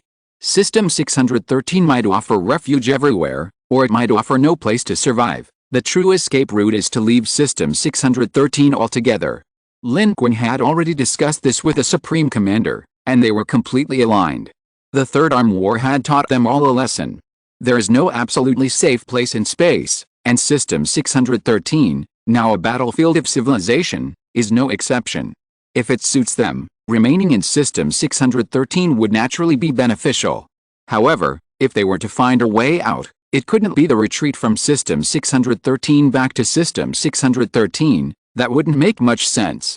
A star path leading beyond System 613 was the best option. However, 12 years had passed, and humanity had gained very little from star paths. Lin Qun wasn't surprised by this. If humanity could figure it out on its own, it would have long been on par with the top civilizations in the God Kingdom camp and the Super Civilization Alliance. Lin Qun's gaze shifted, focusing entirely on his own affairs. Currently, the situation in the Second Arm, especially in the 7th War Zone where the Swan system was located, was indeed as everyone had discussed before. The God Kingdom camp was powerful, and neutral civilizations, including the Super Civilization Alliance, were basically all in a state of retreat. Although the main force of the God Kingdom camp was searching everywhere for people from the Super Civilization Alliance who possessed star path maps, that was ultimately the work of the main force and powerful individuals of the God Kingdom camp civilizations in the Second Arm. Below, many God Kingdom camp civilizations had long since stopped doing anything productive. Instead, they were using the God Kingdom's prestige to burn, kill, and plunder everywhere, profiting for themselves and their own civilizations. Their behavior is similar to that of the River Chariot civilization that humanity encountered when they first arrived on the Second Arm. However, over the years, more and more civilizations within the Second Arm's Divine Kingdom camp have adopted this approach. Within the Divine Kingdom camp, various warlords have formed based on major regions. While still affiliated with the Divine Kingdom, they are essentially acting independently, operating scattered within their own territories and hunting down other non-Divine Kingdom civilizations. The River Chariot civilization that humanity encountered upon arriving on the Second Arm was under the command of these warlords of the 7th Warring States, Divine Kingdom. They abused the Divine Kingdom's power, acting arrogantly and domineeringly within the Second Arm.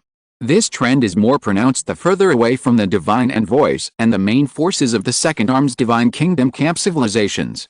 This has led to the fact that even after 12 years of purging efforts, the Divine Kingdom camp forces on the Second Arm have not completely eradicated the remnants of the Super Civilization Alliance, including those like Chai who control a portion of the star paths. While the vastness of space certainly plays a role, internal problems within the Divine Kingdom camp also contribute to this. The Swan Galaxy, where humanity resides, is designated as the 7th War Zone by the Second Arm Divine Kingdom faction. This region lacks the main force of the Divine Kingdom faction, and its civilizations exist within this chaotic star system. The responsible civilization for the 7th War Zone is the Joy Ancient Civilization, the largest Divine Kingdom faction warlord civilization in the 7th War Zone, and the one previously mentioned by the River Chariot civilization. This civilization reportedly possesses a top-tier source energy source, and its technological strength is at the level of a first-tier civilization battlefield, making it absolutely top-tier among the civilizations in the 7th War Zone, hence its position. However, the 7th War Zone's location is relatively remote, beyond the reach of the Second Arm Divine Kingdom faction's main force and divine envoys. This allowed the Jor ancient civilization to gradually grow in power, allowing its subordinate civilizations to plunder and pillage, attacking other civilizations regardless of whether they belong to the Super Civilization Alliance or not. Anyone not part of the Divine Kingdom faction can be attacked, annihilated, and their resources and contribution points harvested.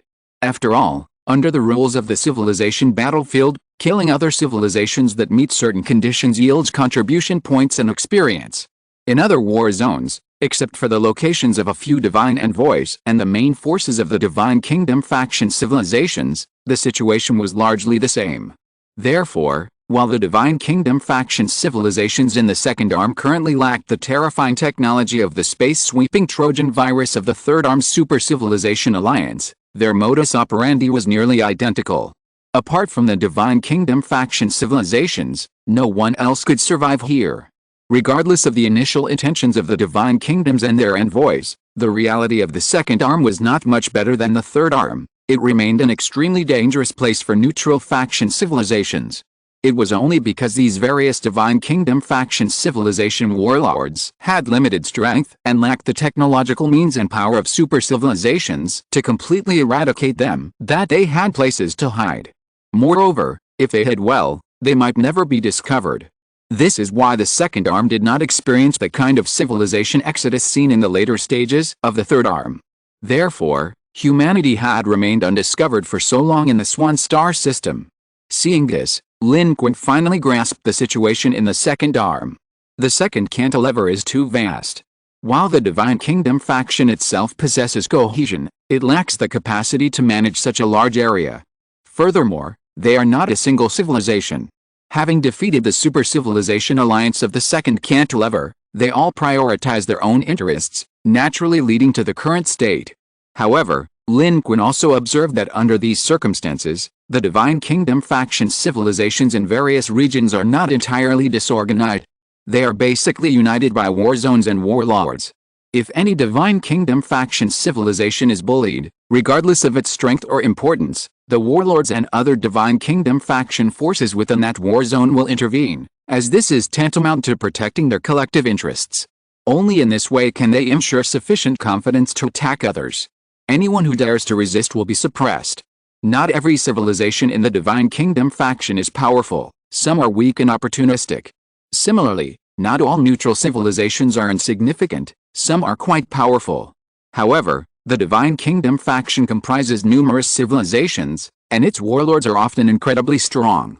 Wherever resistance is found, they launch a full-scale attack, directly suppressing any powerful civilizations that dare to resist.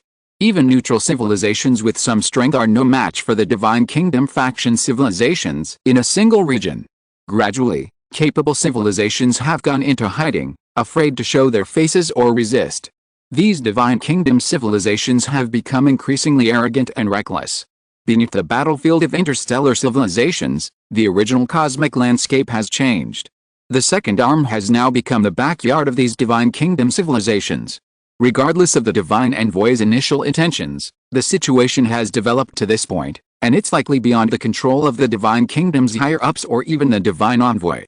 After all, powerful civilizations might still want to curry favor with the Divine Envoy and the Divine Kingdom, but weaker civilizations know they have no chance and naturally prioritize immediate gains. Even if the Divine Messenger knew, it might not care, because its target wasn't here, and it wouldn't care about the lives of other neutral civilizations. This was the case 15 years ago when humans arrived, and the situation is only escalating. The power of the Divine Kingdom civilization is growing stronger here. Lin Qun couldn't help but say, so, what the River Chariot civilization's evolvers said was actually true. Here, the Divine Kingdom civilization can plunder other civilizations, but anyone who dares to attack them will be targeted by their Divine Kingdom civilization group. Good heavens, isn't this like bandits? Pretty much, Chuyawi said, the situation here is indeed quite different from the Third Arm. In this situation, The neutral civilizations are still the ones who suffer. If the Super Civilization Alliance wins, it will plunder neutral civilizations and Divine Kingdom civilizations. If the Divine Kingdom civilization wins, it will also plunder neutral civilizations and the Super Civilization Alliance. Whoever wins, neutral civilizations will struggle to survive. Want to join the Divine Kingdom to avoid disaster? This might have been easier when the situation on the second cantilever was still unsettled and the war with the Super Civilization Alliance was raging, but it's definitely not easy now. Those civilizations already in the God Kingdom camp would certainly disagree. If they all join the God Kingdom camp, who will they harvest from? Whether it's the Super Civilization Alliance or the God Kingdom camp, whichever civilization wins, it won't be good for civilizations outside of these two camps. Lin Qun said, "So, does that mean that now that we've wiped out the River Chariot civilization, we're on the blacklist in this Warlord civilization, the Jagu civilization, and the God Kingdom camp's legions in the 7th War Zone?" The military's assessment is probably like that. But as long as we're not discovered and our identities aren't confirmed, the impact won't be significant, Chu Yaowei said. After all, the universe is too vast. Even if the God Kingdom camp's warlords here choose to retaliate, they can't find an opponent, and they can't possibly waste resources searching for a few of their underlings. So, Lin Qun, how do you plan to take the initiative? This time, I want to go too. Chu Yaowei turned her head to look at Lin Qun, her eyes filled with seriousness. Lin Qun rubbed his chin, lost in thought. The situation of the second cantilever was indeed quite different from what Lin Qun had expected. He had thought that the past 12 years had been peaceful, and that it would be similar to the third cantilever, where he could simply lead his fleet out to wade through the troubled waters. After a moment of contemplation, Lin Qun's eyes lit up, and he looked up, saying, "We can set off together, and I've thought of this approach. The neutral civilizations are all hiding, and the Super Civilization Alliance is currently working for us. If we can't find them, it will be difficult, so there's no need to search. Let's just go out and provoke the Divine Kingdom." Hearing Lin Qun's words, Chu Yaowei was somewhat stunned, blinking as she looked at him. Lin Qun then said, "Since the civilizations of the Divine Kingdom faction are the most active and unrestrained here, let's just target them. We've already wiped out the River Chariot civilization, so we might as well continue targeting the Divine Kingdom faction." Chu Yaowei asked, "What do you plan to do?" Although there are many civilizations in the Divine Kingdom faction, their strengths vary, but if they concentrate, it can be troublesome. That's the point of this playing the field. We'll play the field, preventing them from gathering a group to find us, Lin Qun laughed. "Before we set off, we'll disguise ourselves as weak fleet ships and fly out openly, waiting for those Divine Kingdom faction civilizations searching for prey to come looking for us. I've read the report. Within the 7th War Zone, these Divine Kingdom faction civilizations are all acting independently to avoid competing with each other and affecting each other's income, only seeking help when they encounter trouble. So, we'll disguise ourselves as prey, waiting for these self-reliant Divine Kingdom civilizations to discover us and attack. Then we'll retaliate, just like we did with the River Chariot civilization. We'll hide and run, and by the time they realize what's happening, we'll have already devoured them. Even if they send out a distress signal, by the time the surrounding Divine Kingdom civilizations arrive, we'll be long gone. Going out to attack others requires planning and searching, making us vulnerable to counterattacks. Since the Divine Kingdom civilizations are so powerful, we won't attack them, we'll wait for them to come to us. This is my plan, the bait and switch plan, waiting for the Divine Kingdom civilizations to come and attack us." Chapter 781 The Frenzy for a Spot.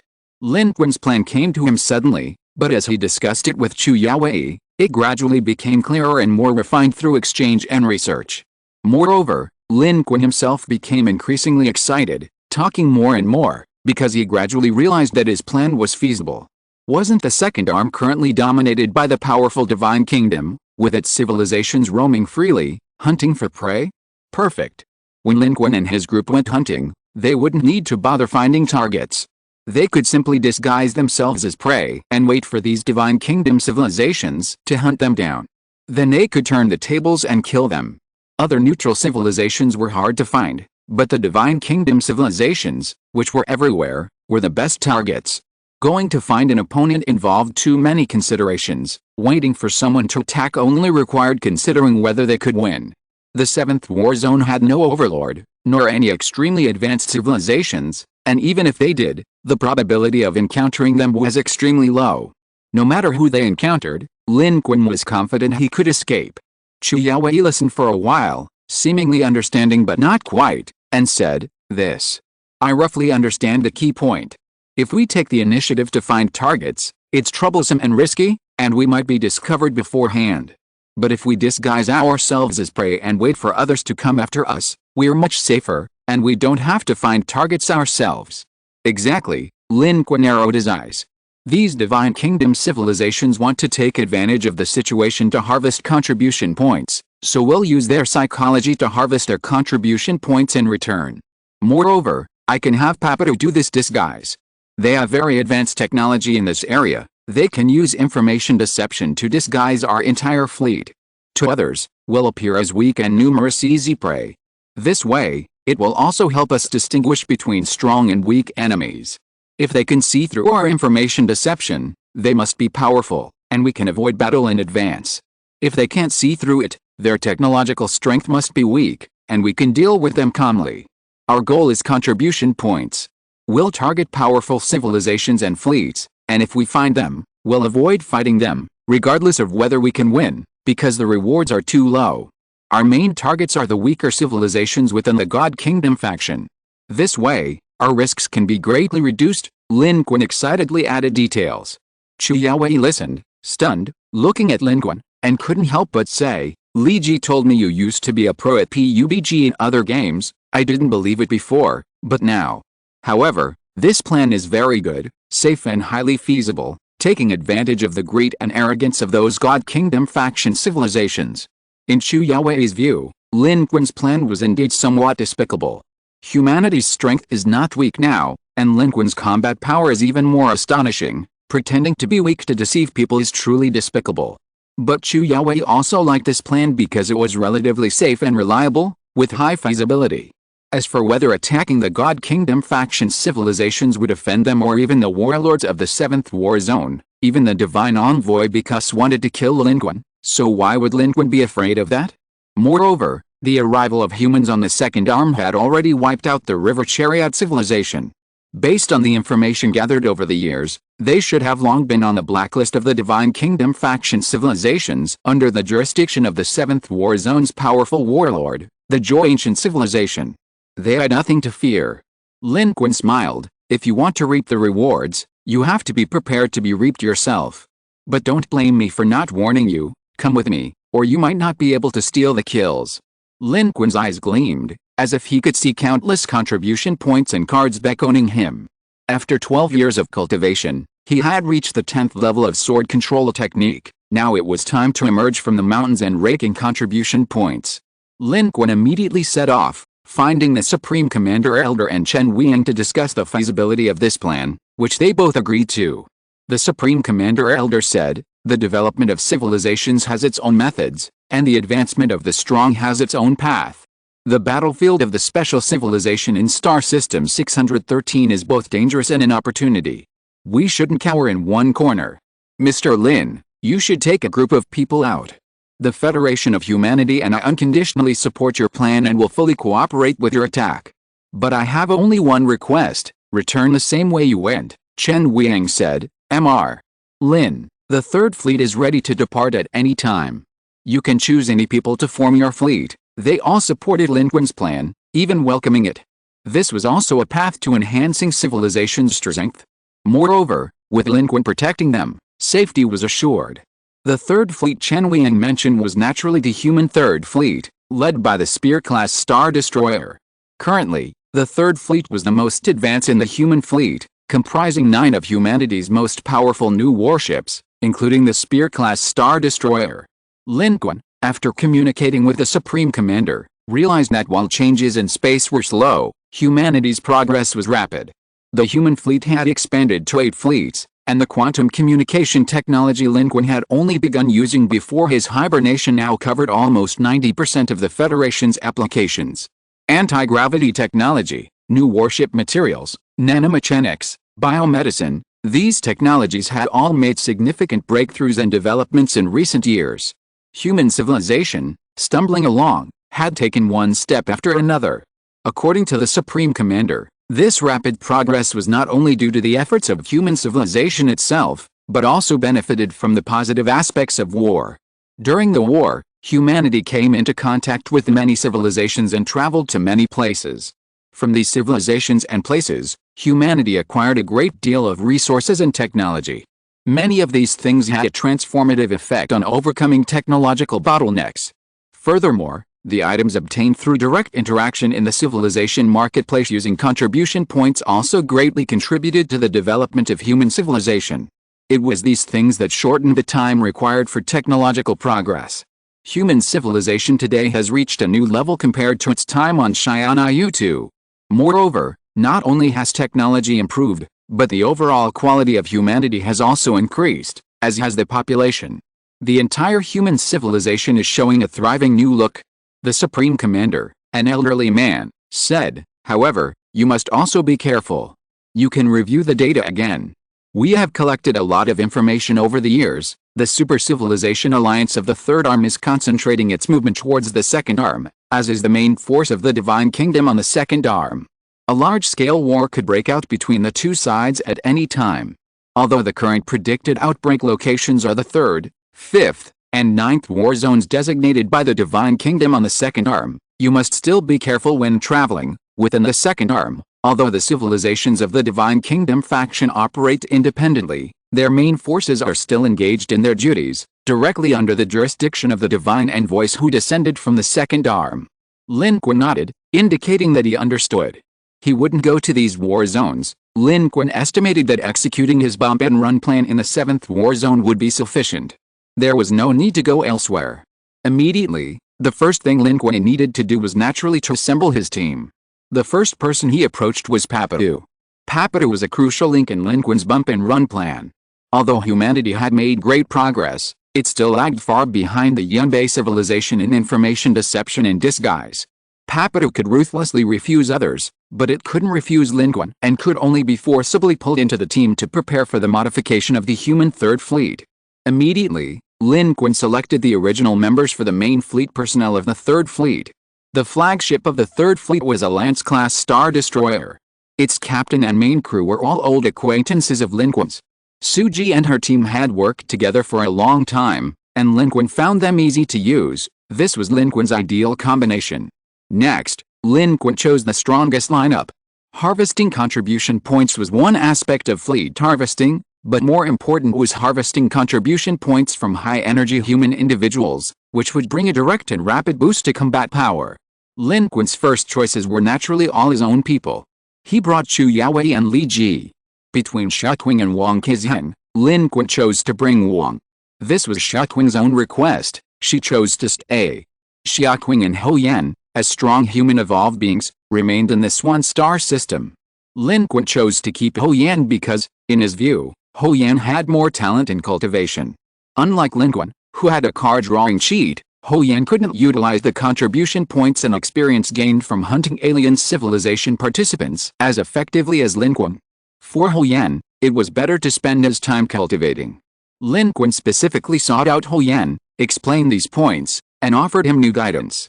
Having reached the nascent soul stage, Lin Qun had a complete understanding of his previous cultivation methods, even those that had been achieved through shortcuts or unfair advantages. Under these circumstances, his guidance to Hou Yan was even more meaningful and targeted. Hou Yan also benefited greatly from Lin Qun's instruction, and in his heart, Lin Qun was a figure of respect and a role model to be emulated. He directly stated, Mr. Lin, I believe in the path you have shown me. I will stay here, overseeing the Swan Star system, and continue to digest your guidance, striving for further advancement. Hou Yan's words reflected his own thoughts. He was very pleased that Lin Qun had come specifically to speak with him and even offer guidance. However, Li Zhuzhu and Fatty behind him were somewhat anxious. These past few days, with Lin Qun beginning to select his men and the Third Fleet preparing for departure, the news that Lin Qun would be leading a team to hunt for contribution points had already spread. Everyone saw this as an opportunity. Lin Qun's strength and his status in the Federation were undeniable. Who wouldn't want to set off with Lin Qun? It would be a great opportunity to become acquainted with Mr. Lin and also to harvest contribution points alongside him. No one wanted to miss this chance, especially those who already had some status, strength, or talent, They all wanted to use this opportunity to advance further. Therefore, while Lin Qun was still selecting who to lead among the evolved humans, and hadn't even begun researching who to lead among the second tier of humans outside the evolved humans, many people were already scheming. Many were scrambling to find connections, hoping to secure a fleet spot to set off with Lin Qun. Especially the top human powerhouses all saw this as an opportunity. Their talents were considerable, and many were eager to break through to become evolvers as soon as possible. And who could help them achieve this quickly? It was obvious, Mr. Lin. Therefore, the number of spots on this trip was even more significant. Everyone was looking for connections that money couldn't buy, only strong ones, the strongest relationships with Mr. Lin. After all, with Mr. Lin's status and position, whether or not he took someone was a matter of a single word. Some even approached Li Zhuzhu and Hou Yan, thinking that since they were evolvers, they might have a way. But Li Zhuzhu and Hou Yan knew that everything was decided by Mr. Lin. What could they do? This also showed how sought after the spot was. Lin Qun himself wasn't even entirely sure, because he hadn't even considered anyone except evolvers. How could he have imagined that people weren't already fighting tooth and nail for this potentially non-existent spot? But that was how it was. At this point, Lin Qun's own thoughts didn't matter much anymore. People had their own ideas. Therefore, when Lin Qun first arrived, Li Zhuzhu and the fat man were initially excited, thinking that Lin Qun was going to choose Hou Yan. They were secretly happy for Hou Yan, but they didn't expect that Lin Qun wanted Hou Yan to stay. Li Zhuzhu immediately became anxious. She didn't understand Hou Yan's cultivation, and didn't know that what Lin Qun said was all true, that wanting Hou Yan to stay was for Hou Yan's own good. She thought that Lin Qun didn't want to take Hou Yan under his wing. Seeing that Hou Yan himself wasn't fighting for it, she was even more anxious than Hou Yan. She took a step forward, about to speak. Hou Yan was standing in front talking to Lin Qun and didn't notice Li Zhuzhu behind him, but the fat man saw her clearly and his heart skipped a beat. This is Mr. Lin. Li Zhuzhu mustn't offend Mr. Lin. She mustn't anger him again. He instinctively wanted to stop her, but hesitated for a moment and ultimately didn't speak. He also hoped that Li Zhuzhu could fight for Hou Yan. He didn't have a better way.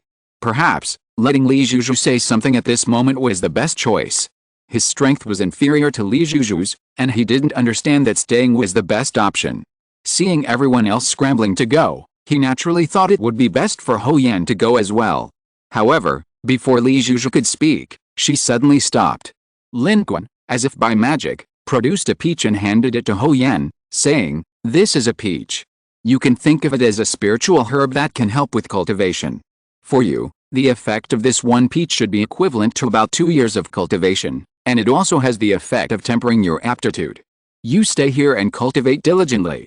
Hou Yan was taken aback, never expecting Lin Qun to give him anything. He hesitated for a moment, staring at Lin Qun in astonishment. The effects of the peach were even more astonishing. The Federation had developed many things to aid cultivation, but none were as remarkable as this.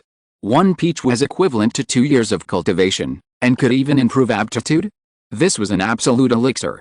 Li Zhuzhu, standing behind him, swallowed back the words she was about to say. Although she didn't understand Hou Yan and Lin Qun's cultivation methods, she could tell the quality of the elixir. This peach was a treasure. A treasure that couldn't be bought. Everything Mr. Lin gave her was top-notch. Li Zhuzhu couldn't utter the words she was about to say. Hou Yan was somewhat moved, saying, "Mr. Lin, this. I can't accept this." Hearing this, Li Zhuzhu almost eyed him, but her tone changed. She quickly said, "Hou Yan, Mr. Lin has his own plans for this. Just accept it, cultivate diligently, and don't let Mr. Lin down." Lin Qun glanced at the girl. He had actually noticed Li Zhuzhu and the fat man exchanging glances, seemingly engrossed in something, but he ignored it at this moment. Instead, he said, "Keep it. This is for you. You have great talent, using this peach won't be a waste. I'll look forward to your growth." The peach's effects were astonishing, but it wasn't suitable for everyone. The more one relied on cultivation to improve their strength, the more useful it would be. Lin Qun was no longer in seclusion, yet his peach bonsai already had 5 branches, capable of producing 5 new peaches every 3 months. Naturally, Lin Qun was much more generous. Seeing Hou Yan's efforts, he was also willing to help him. Hou Yan took a deep breath, accepted the peach with both hands, and said, "Mr. Lin, rest assured, I will definitely not let you down. I will cultivate diligently and protect the Federation's security. Lin Qun smiled. Although many years had passed, Hou Yan seemed to be the same as before, somewhat rigid and inflexible, but this wasn't annoying, rather, it made him rather endearing. Lin Qun didn't say anything more, simply giving a few instructions. After he left, Li Zhuzhu and the fat man excitedly gathered around. Li Zhuzhu said, "Good stuff, this is really good stuff." It's said that back then, Mr. Lin gave Miss Chu an inner core, directly allowing Chu Yaowei to break through to become an evolved being. Nothing from Mr. Lin is ordinary, and this peach of immortality is something I've never even heard of before. Mr. Lin probably hasn't given it to anyone else. Mr. Lin is truly remarkable, it's no wonder you, Hou Yan, regard him as a role model. The fat man, who had also been happy for Hou Yan, suddenly looked somewhat distorted upon hearing this and couldn't help but ask, "Li Zhuzhu, who is it that thought Mr. Lin's arrangements were wrong?" Who is it? It certainly wasn't me. Li Zhuzhu said, "Mr. Lin has his own arrangements. Not letting Hou Yan go with him is for Hou Yan's cultivation. What's the point of fighting tooth and nail for that spot? We were practically given a peach by Mr. Lin." Hou Yan looked at the two of them, shook his head and chuckled, saying, "I know you mean well, but Mr. Lin wouldn't do anything to harm me." He lowered his head, looking at the peach in his hand that exuded a refreshing fragrance, chuckled, and turned to walk towards the cultivation room inside. "I'm going into seclusion." If you are listening to this novel on a channel other than Fanfic World, it means it was downloaded and re-uploaded without effort. We warmly invite you to visit our channel, Fanfic World. There you will find the original version of this story and many other novels of various genres. We look forward to seeing you dive into a world of incredible novels. Chapter 782. Who can outmaneuver Mr. Lin? The frenzy for the spots quickly subsided after Lin Qun realized this. It was Li Ji who reminded him, guessing Lin Qun might be completely unaware. Lin Qun was both amused and exasperated. "I haven't even decided whether to choose this so-called second-tier group, and someone's already snatched a spot." Lin Qun couldn't help but complain. He genuinely hadn't thought about it. Besides the fleet's basic personnel and evolved humans, should he bring others? These others would basically be promising human geniuses, allowing them to boost their strength by accumulating contribution points. At this moment, Chu Yaowei, unusually, interjected, saying ruthlessly, "Lin Qun, I know why you haven't decided. You think bringing them along won't yield much, because in terms of accumulating contribution points, even we evolved humans can't beat you, let alone these greenhorns who haven't even reached the evolved human stage yet." Li Ji and Wang Qizhang fell silent at this. But Chu Yaowei, who knew Lin Qun very well, was speaking the truth. In cultivation, offering guidance and giving a few peaches was no problem. However, when it came to harvesting contribution points, Lin Qun never yielded, others always gave them to him. This was because the same contribution points had greater value with him. As a card, their value could even exceed their original contribution point value. Therefore, Lin Qun had no reason to give way to others. Moreover, how could he be modest about the conditions for cheating? However, when Chu Yaowei pointed this out, Lin Qun felt inexplicably embarrassed and coughed twice. But he quickly resolved the matter. He ordered a thorough investigation while simultaneously confirming the personnel list. Just as Chu Yaowei had suggested, for this second batch, Lin Qun didn't bring many human powerhouses, only two very talented young people. Their strength wasn't actually top tier, but Lin Qun valued their potential and talent. These two men, Luo Qin and Liu Wei, were both in their early 20s. Being chosen made them incredibly happy, and even more so, they felt a sense of honor, especially since they had no powerful connections. They had worked hard for the so-called Mr. Lin spot without success, and had almost given up hope, assuming it would go to someone with more powerful backgrounds and connections. But unexpectedly, Mr. Lin had chosen them. This surprised and delighted them, filling them with respect for Mr. Lin and giving them renewed confidence in the Federation. "I knew it. Mr. Lin wouldn't look at things based on power or influence, he must value ability. Being chosen by Mr. Lin means we have a bright future. Although we're not top-tier experts yet, I think the next human evolver might very well be one of us." Liu Wei, a chatterbox, was extremely excited. Luo Qin, on the other hand, remained silent, observing his surroundings. Their selection instantly elevated them to the most prominent figures in their circle. Everyone thought they had a bright future, and they stood taller than ever before. Joining Mr. Lin's fleet was one thing, but being selected itself proved the potential, far surpassing others, something to be proud of. However, once they were actually in the fleet, they realized that these two young geniuses weren't as important as they seemed. Lin Qun's second-tier selection included more than just them, or rather, among the talented young humans in the high-energy field, only these two were chosen. The rest were a group of experts, along with several specialists researching star path metal spheres, all sent on the journey. Lin Qun thought that if any clues related to star paths and metal spheres were found in space, these experienced experts might prove invaluable. Compared to these scientists and experts, Luo Qin and Liu Wei, while stronger, weren't the strongest in the fleet. They weren't particularly skilled in technology, nor were they top tier in combat, leaving them somewhat insignificant. Coupled with their lack of experience, they seemed somewhat redundant, and few paid them any attention. But this was also a good thing. It taught them a lesson, allowing them to clearly recognize their position, which was very meaningful in helping them avoid arrogance and complacency. Liu Wei and Luo Qin didn't say it, but they felt a sense of disappointment. They accepted reality. The spots they were vying for were insignificant in the eyes of those above and Mr. Lin. They were far from enough. And so, Lin Qun's team was quickly assembled. With previous experience, this time the process was swift. From Lin Qun's emergence from seclusion to the start of preparations, a total of 10 days passed, and the entire third fleet of humanity was ready to depart. Papadu also contributed, disguising the entire third fleet according to Lin Qun's requirements.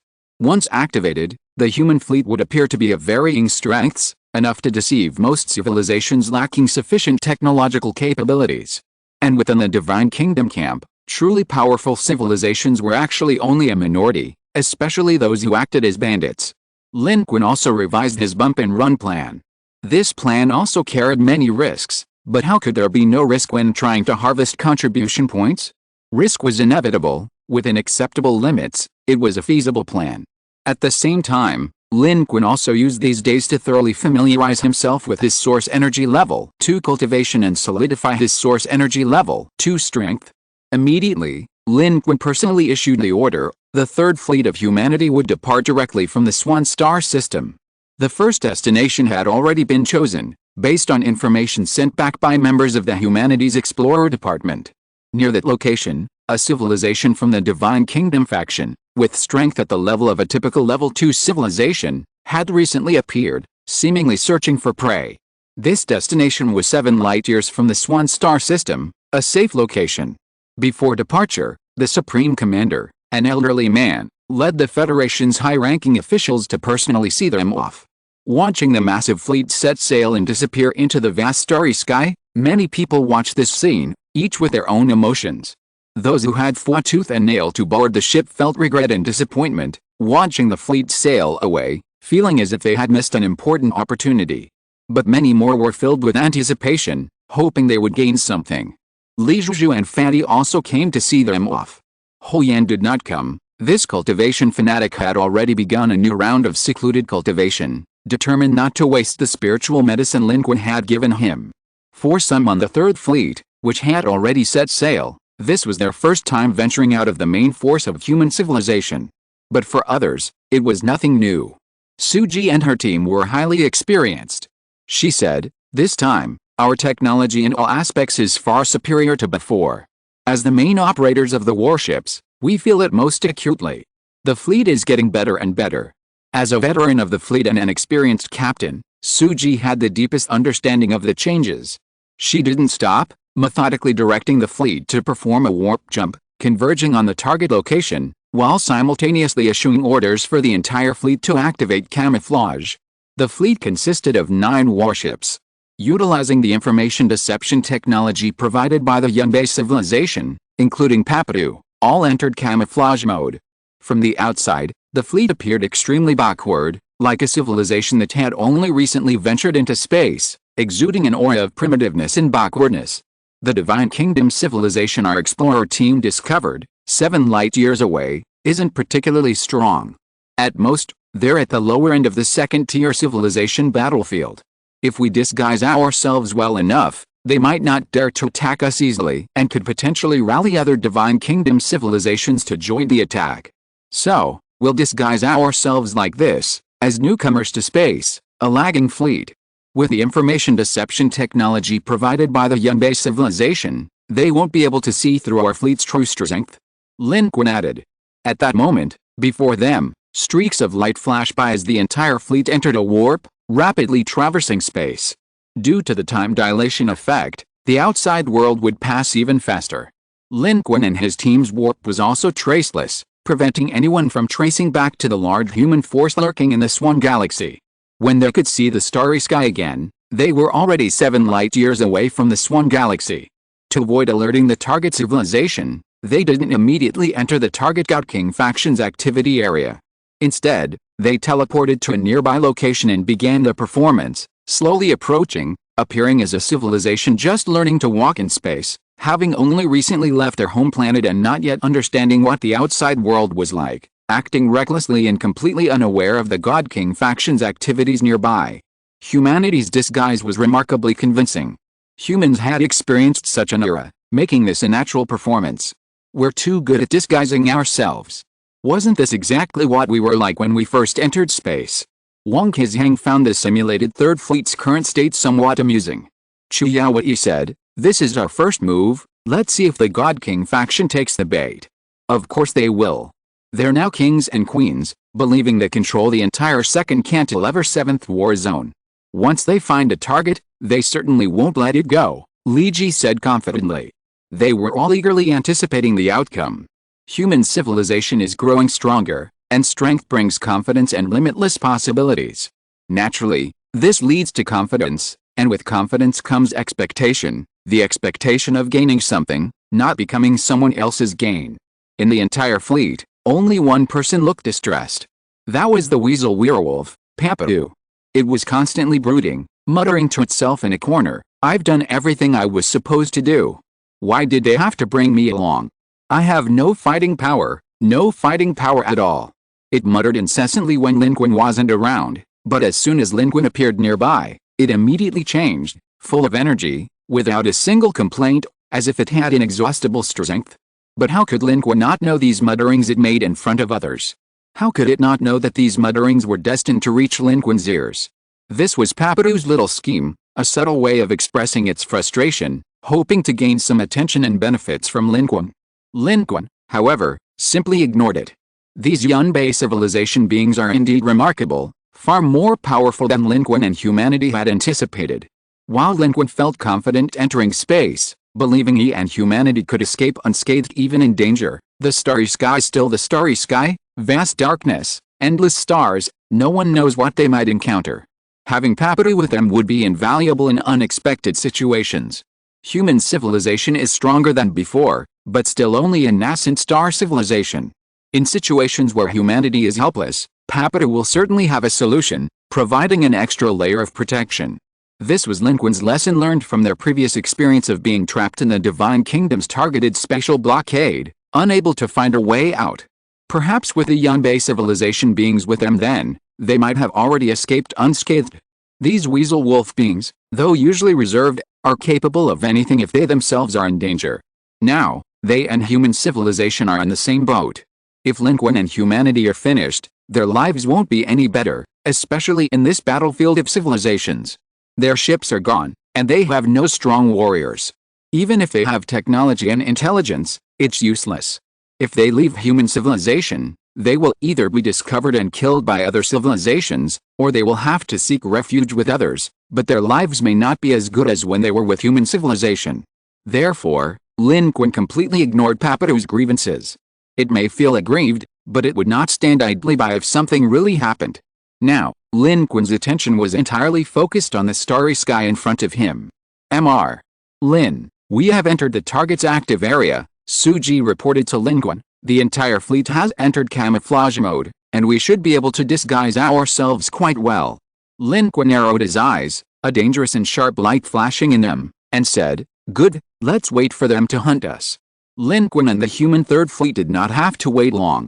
The human fleet, disguised as a backward fleet, flew here, which was simply like swaggering into the Divine Kingdom faction civilizations operating here. The civilizations within the Divine Kingdom faction in this region had long discovered humanity, but remained inactive, fearing a trap and cautiously observing. However, their technological capabilities were indeed weaker than humanity's, making it impossible for them to see through the Yunbei civilization's deceptive information technology that allowed them to bypass more advanced civilizations. Furthermore, the Divine Kingdom faction held considerable power in this region. While their own strength was limited, their confidence was high. After 5 days of observation, they concluded, this civilization is weak, there's no deception, it's likely a newly arrived civilization in space, completely unaware of the danger of its current reckless wandering. Having reached this conclusion, they acted swiftly. This civilization wasn't particularly powerful, but they were greedy. They wanted to seize this opportunity to quickly enhance their civilization's strength by leveraging their Divine Kingdom status. Therefore, they constantly sought out and hunted other civilizations. Those they could defeat, they attacked themselves. Those they couldn't, they called upon other Divine Kingdom faction civilizations to share the spoils. In any case, within the 7th War Zone, their Divine Kingdom faction held the greatest power. What they couldn't defeat, other Divine Kingdom faction civilizations could, emboldening them. At this point, having confirmed that the civilization before them was extremely backward, they didn't inform the other Divine Kingdom factions. Instead, they mobilized themselves, intending to monopolize this easy prey. Unbeknownst to them, as their fleet surged forth, heading towards the human fleet, Lin Qun and the human fleet laughed. Excellent. They've come to cause trouble. All fleet, prepare. Once we're close, we'll attack. Everyone can use their skills to collect contribution points. Lin Qun's words ignited everyone's eagerness, especially the 2 young men, Liu Wei and Luo Qin, who wanted to impress Mr. Lin and also seize the opportunity to amass a large number of contribution points. Currently, based on their analysis of this Divine Kingdom faction's fleet, its strength was far weaker than the 3rd fleet, making victory in this battle a certainty. Therefore, they were all very excited. But when the battle actually began, their anticipation of the numerous gains they might receive turned into utter disbelief. Because Mr. Lin was incredibly greedy.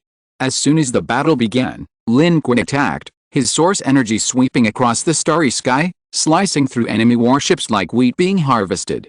Not only that, he created over a dozen clones of himself, rampaging through the enemy and frantically reaping contribution points. The enemy fleet had only fired 2 volleys of cannon fire, and Luo Qin and Liu Wei were just preparing to escape in their shuttle, when the enemy fleet ahead was already engulfed in flames. Lin Qun also roared to the sky, sounding a silver horn and releasing a 700-meter-long mud skipper, which swam through the enemy fleet, devouring warships one by one, its teeth exceptionally sharp, swallowing them along with the alien civilization life within. It was incredibly ferocious, its efficiency and appetite for reaping alien life were inhuman. However, the mudskipper itself wasn't human either. Behind Lin Qun, several human evolved beings also charged out. This Mr. Lin is too greedy. If we go, how many contribution points will we even get? This. Liu Wei and Luo Qin were completely dumbfounded. The battle to harvest contribution points they had been eagerly anticipating had turned out like this. A battle had broken out, and contribution points had been collected, but it seemed like there was nothing for the 2 of them. What happened to the promise of safety and numerous benefits from following Mr. Lin? This wasn't even enough for Mr. Lin to kill. Chapter 783. Here's a civilization that pretends to be weak but is actually strong. The first battle in space began quickly and ended even faster. This group of Divine Kingdom civilizations arrived full of excitement, but not a single one left alive. They failed to reap the rewards of others and became the fish that were caught on the hook. Lin Qun showed them no mercy. Space is inherently a dog-eat-dog world. The opening of the civilization battlefield changed the situation slightly, but the essence remained the same. And these Divine Kingdom civilizations were no saints either, burning, killing, and looting everywhere. If human civilization were truly the weak civilization it appeared to be, it would be humanity being slaughtered now. Therefore, there was no need for mercy, nor was there any need to be. The confrontation between the Divine Kingdom civilizations and the Super Civilization Alliance may have initially carried a sense of justice and mission from the Divine Kingdoms in the description of the opening of the civilization battlefield, as if they were sent down to save interstellar civilizations. But as things stand, everyone can see that this so-called justice is only relative. Regardless of whether Chai's claim that the opening of the special civilization battlefield completely led the Super Civilization Alliance to choose the path of war is true, One thing is certain. The Divine Kingdom opened this special civilization battlefield in Star System 613, effectively trapping the Super Civilization Alliance there, but also sealing off other civilizations within Star System 613. Some civilizations might be willing to join the Divine Kingdom's camp and fight against the Super Civilization Alliance, as they possess the strength. But what about those civilizations unwilling and lacking the strength? In the second arm, the Divine Kingdom civilizations achieved a great victory, allowing them to act arrogantly and enjoy the benefits. However, in the third arm, the Divine Kingdom suffered a crushing defeat. Those civilizations that joined the Divine Kingdom's camp in the third arm gained nothing and essentially became cannon fodder and sacrifices. From this perspective, the normal civilizations in Star System 613 that the Divine Kingdom sought to save by defeating the Super Civilization Alliance have instead become weapons in the Divine Kingdom's hands, or even expendable resources. If the civilizations within the Divine Kingdom's camp are in such a predicament, the situation for neutral civilizations is even worse. Neutral civilizations with strength are one thing, but those without are in a truly tragic state. Lin Qun has witnessed far too much along this journey. Lin Qun hadn't had time to think about these things during the previous wars, nor had he ever considered them in this direction. But after his conversation with Chai, Lin Qun had thought a lot about them. The Divine Kingdom, at least the Divine Kingdom faction's civilization here, couldn't be considered a righteous side.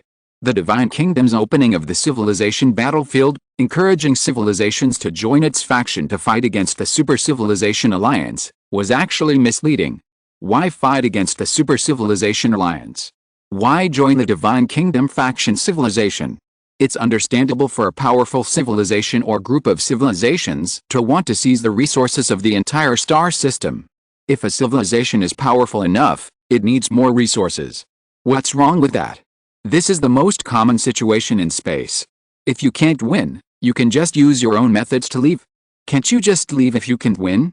Space is so vast, just leave, find another place, and your civilization will develop just the same. But the opening of this civilization battlefield has instead restricted other civilizations' ability to leave and avoid it, making conflict inevitable and leaving them nowhere to go, directly causing the situation in Star System 613 to boil like water. Lin Qun increasingly felt that leaving Star System 613 via the Star Road might be the best option. The Divine Kingdom might not be as grand and sacred as it sounds. This particular Divine Kingdom faction here isn't very powerful. While they have a considerable number of warships, each ship actually carries a small crew. After Lin Qun's rounds, including little mud skippers, he only got a little over 50,000 contribution points. The others got even less, as Lin Qun took the lion's share. Chu Yaowei, Wang Qizheng, Li Ji, and others hadn't been working with Lin Qun for the first time and were well aware of this. When Lin Qun attacked, they decisively avoided the main battlefield, not competing with him, but instead blocking those trying to escape.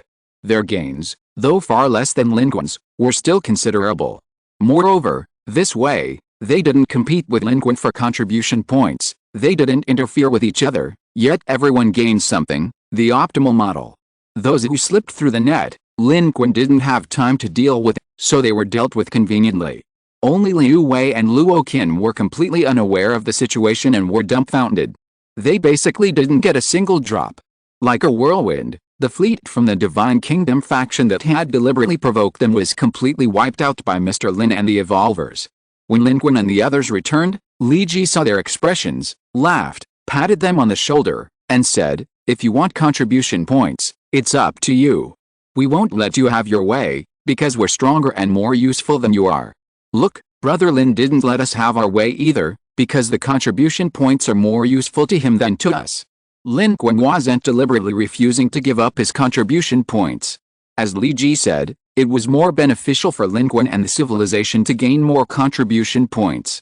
Because the same contribution points, in the hands of others, have limited use, but for Lin Qun, using them to draw cards allows them to generate value far exceeding those points, bringing a huge boost to him and even human civilization. This maximizes the benefits for both him and the civilization. Therefore, Lin Qun didn't intentionally give up his contribution points. Another reason is that battles in the starry sky are ever-changing, a quick victory is naturally desired, there's no time for back and forth giving. In the end, the contribution points might not be given up, the opponent might launch a successful counterattack, resulting in losses for humanity, or even escape, leaving no one with contribution points. This, however, was a perfect counterattack. Lin Qun's plan was a resounding success. The Divine Kingdom civilization fleet was completely deceived. By the time they realized something was wrong, it was too late. Humanity, on the other hand, had been lying in wait, preparing for a long time. At the start of the war, they imposed a technological blockade. Lin Qun and his team launched a direct attack, annihilating the enemy before they even had a chance to call for help. The speed was incredible, not a single human survived. Suji couldn't help but exclaim, "This is a textbook victory." Lin Qun took a deep breath and said, "This is just the beginning. The Divine Kingdom civilizations think they control this region.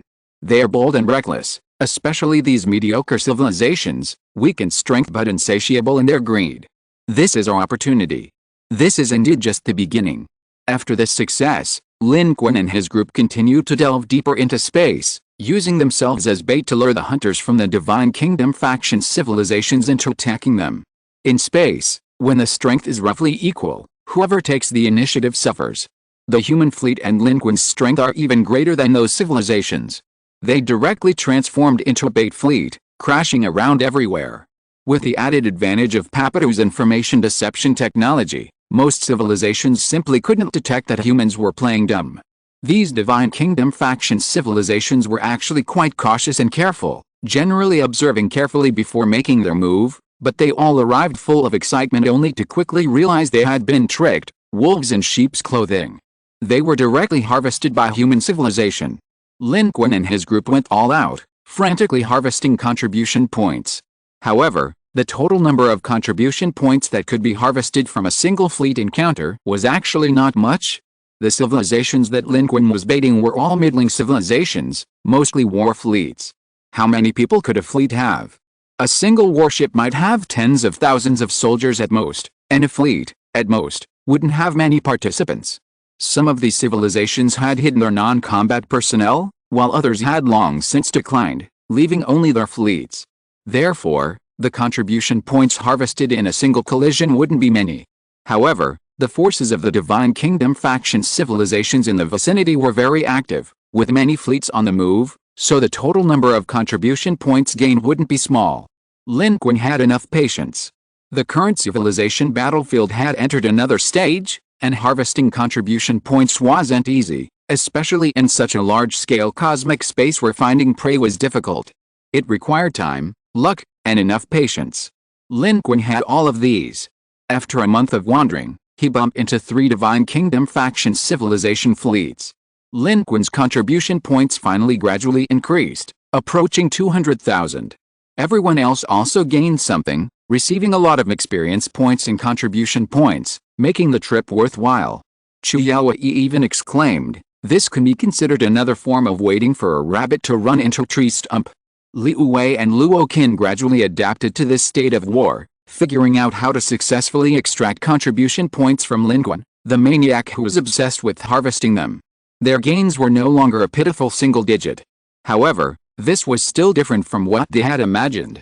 Every time they encountered an attack from an alien civilization, they were extremely nervous, not because of the enemy's danger, but because they were anxious about whether they could actually get even a small amount of contribution points from Lin Qun and other powerful figures. This was a far cry from their initial expectations. Sigh, we all thought that coming out with Mr. Lin's impressive lineup would be a breeze, but we didn't expect the pressure to be so great. Of course.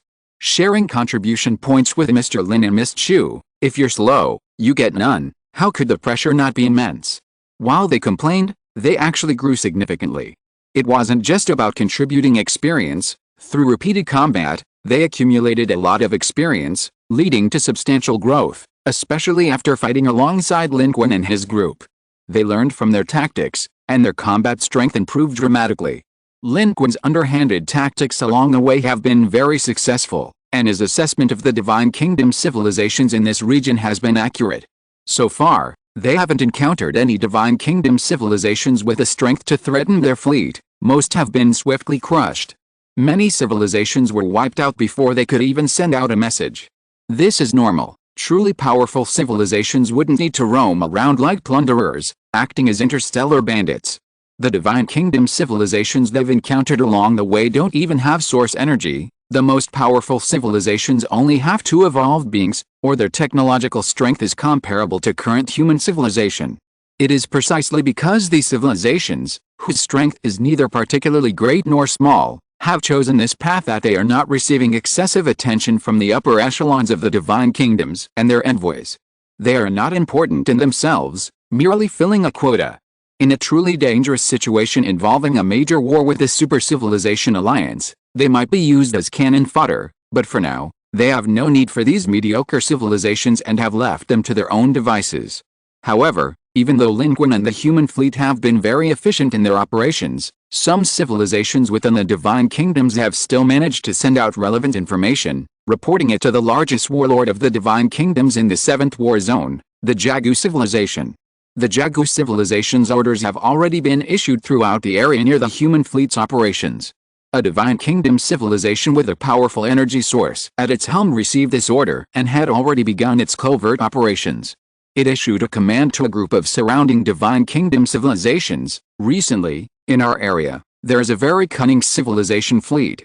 They seem to have some strength, but they disguise themselves as a backward civilization, tricking our people into attacking them first. Then they turn the tables and run away. We have tried to track them down, but we have failed. This civilization that is playing the fool is a threat to us. I need you not to attack any targets you encounter without authorization. Send me their location and information first, and then take action. This way, if we encounter them, we can detect them in time and provide timely support. The message it sent spread rapidly. This source energy level 5 cultivator's expression turned grim. In truth, even without the orders of the Joy ancient civilization, it had been monitoring and searching. Recently, many of the civilizations within its divine kingdom faction had vanished without a trace. It and its civilization, unless they were fools, couldn't possibly have failed to notice. Even if Lin Qun and his group had done a brilliant job, they would have been noticed long ago. Therefore, it had been relentlessly tracking and devising a plan. It wanted to find this civilization and annihilate it. It was confident in its ability to destroy it. While the power of its divine kingdom faction wasn't particularly strong, it still possessed several advanced civilizations, and it itself was a source energy level 5 cultivator. With such a force gathered together, ordinary civilizations were no match. That civilization that was feigning weakness, while seemingly possessing some strength, should be too powerful within its source energy level 5 ranks. Otherwise, why would it act this way? Its hiding and feigning weakness was simply out of fear of the divine kingdom faction's power. Moreover, there was information suggesting that this feigning weakness civilization possessed source energy, but it seemed to be only at source energy level 2. A mere source energy level 2 is no match for this source energy level 5. Find them, and I will personally crush their source energy class ships, reduce their fleets to ashes, and let those civilizations that still dare to oppose our divine kingdom's camp see what their fate is. A scorching flame burned in the eyes of this source energy V, and as the divine kingdom civilization changed its strategy, they quickly located the humans. It was another instance of Lin Qun and his group using the same tactic, successfully luring a divine kingdom civilization into their path. But unlike before, this divine kingdom civilization had informed the source energy V civilization before launching its attack. Therefore, their attack immediately alerted the source energy V civilization, which promptly issued orders, leading its fleet to set sail and simultaneously summoning several powerful divine kingdom civilizations nearby to join the attack. At this moment, in the star battlefield, the divine kingdom civilization that had just collided with them had been easily wiped out by the humans. Lin Qun and his group finished their harvest and retreated. The little mudfish was cleaning up the battlefield. Its method was astonishing. It opened its enormous mouth and ate from east to west, from top to bottom, going back and forth several times until all the remaining ruins were gone, erasing almost all traces. It was also very excited, enjoying this method of gorging. After eating for over a month, it seemed to have grown more than 50 meters in size, but in space, it was still inconvenient for Lin Qun to measure it. Inside the Spear-class Star Destroyer, Liu Wei looked at the scene outside the porthole and couldn't help but swallow hard, saying, every time I see this, I feel a little creeped out. I can only say, thankfully it's Mr. Lin's pet, and thankfully it's on our side. Luo Qin wiped away cold sweat as he spoke. In Lin Qun and Chu Yaowei's eyes, the little mudskipper was always a small and cute little creature, but in reality, it was no longer small, and it didn't look so cute anymore. In the eyes of the enemy, it was a terrifying space beast. Even in the eyes of their own people, this little mudskipper was truly exaggerated and astonishing. Every time the little mudskipper made a move, it brought a great shock to everyone's minds. What kind of pet is this? It can swallow a warship whole. Missiles and other attacks can be eaten directly as food without any harm.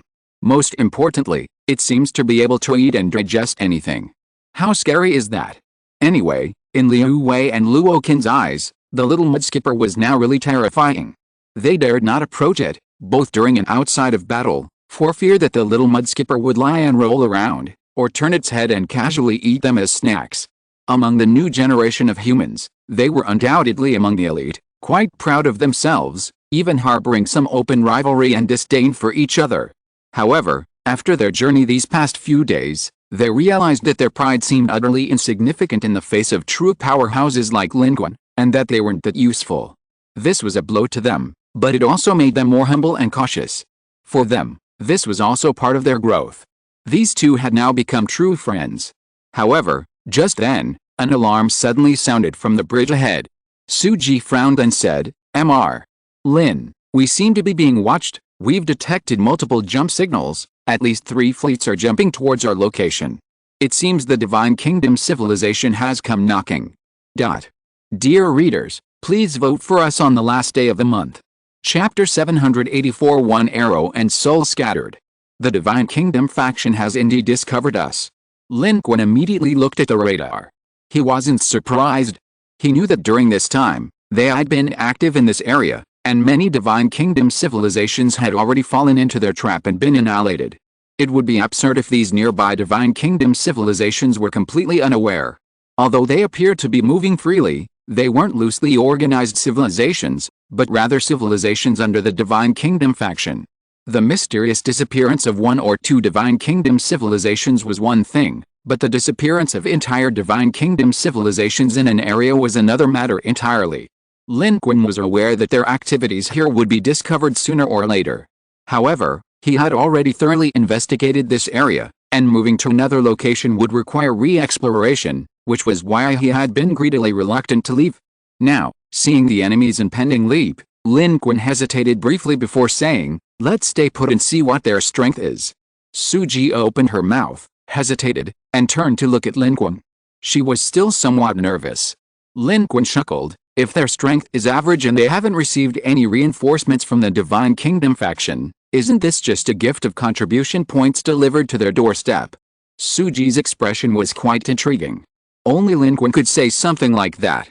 Others might rationally choose to avoid battle at this point, but Lin Qun's choice was equally rational. The main human force wasn't here, their third fleet was here to harvest contribution points.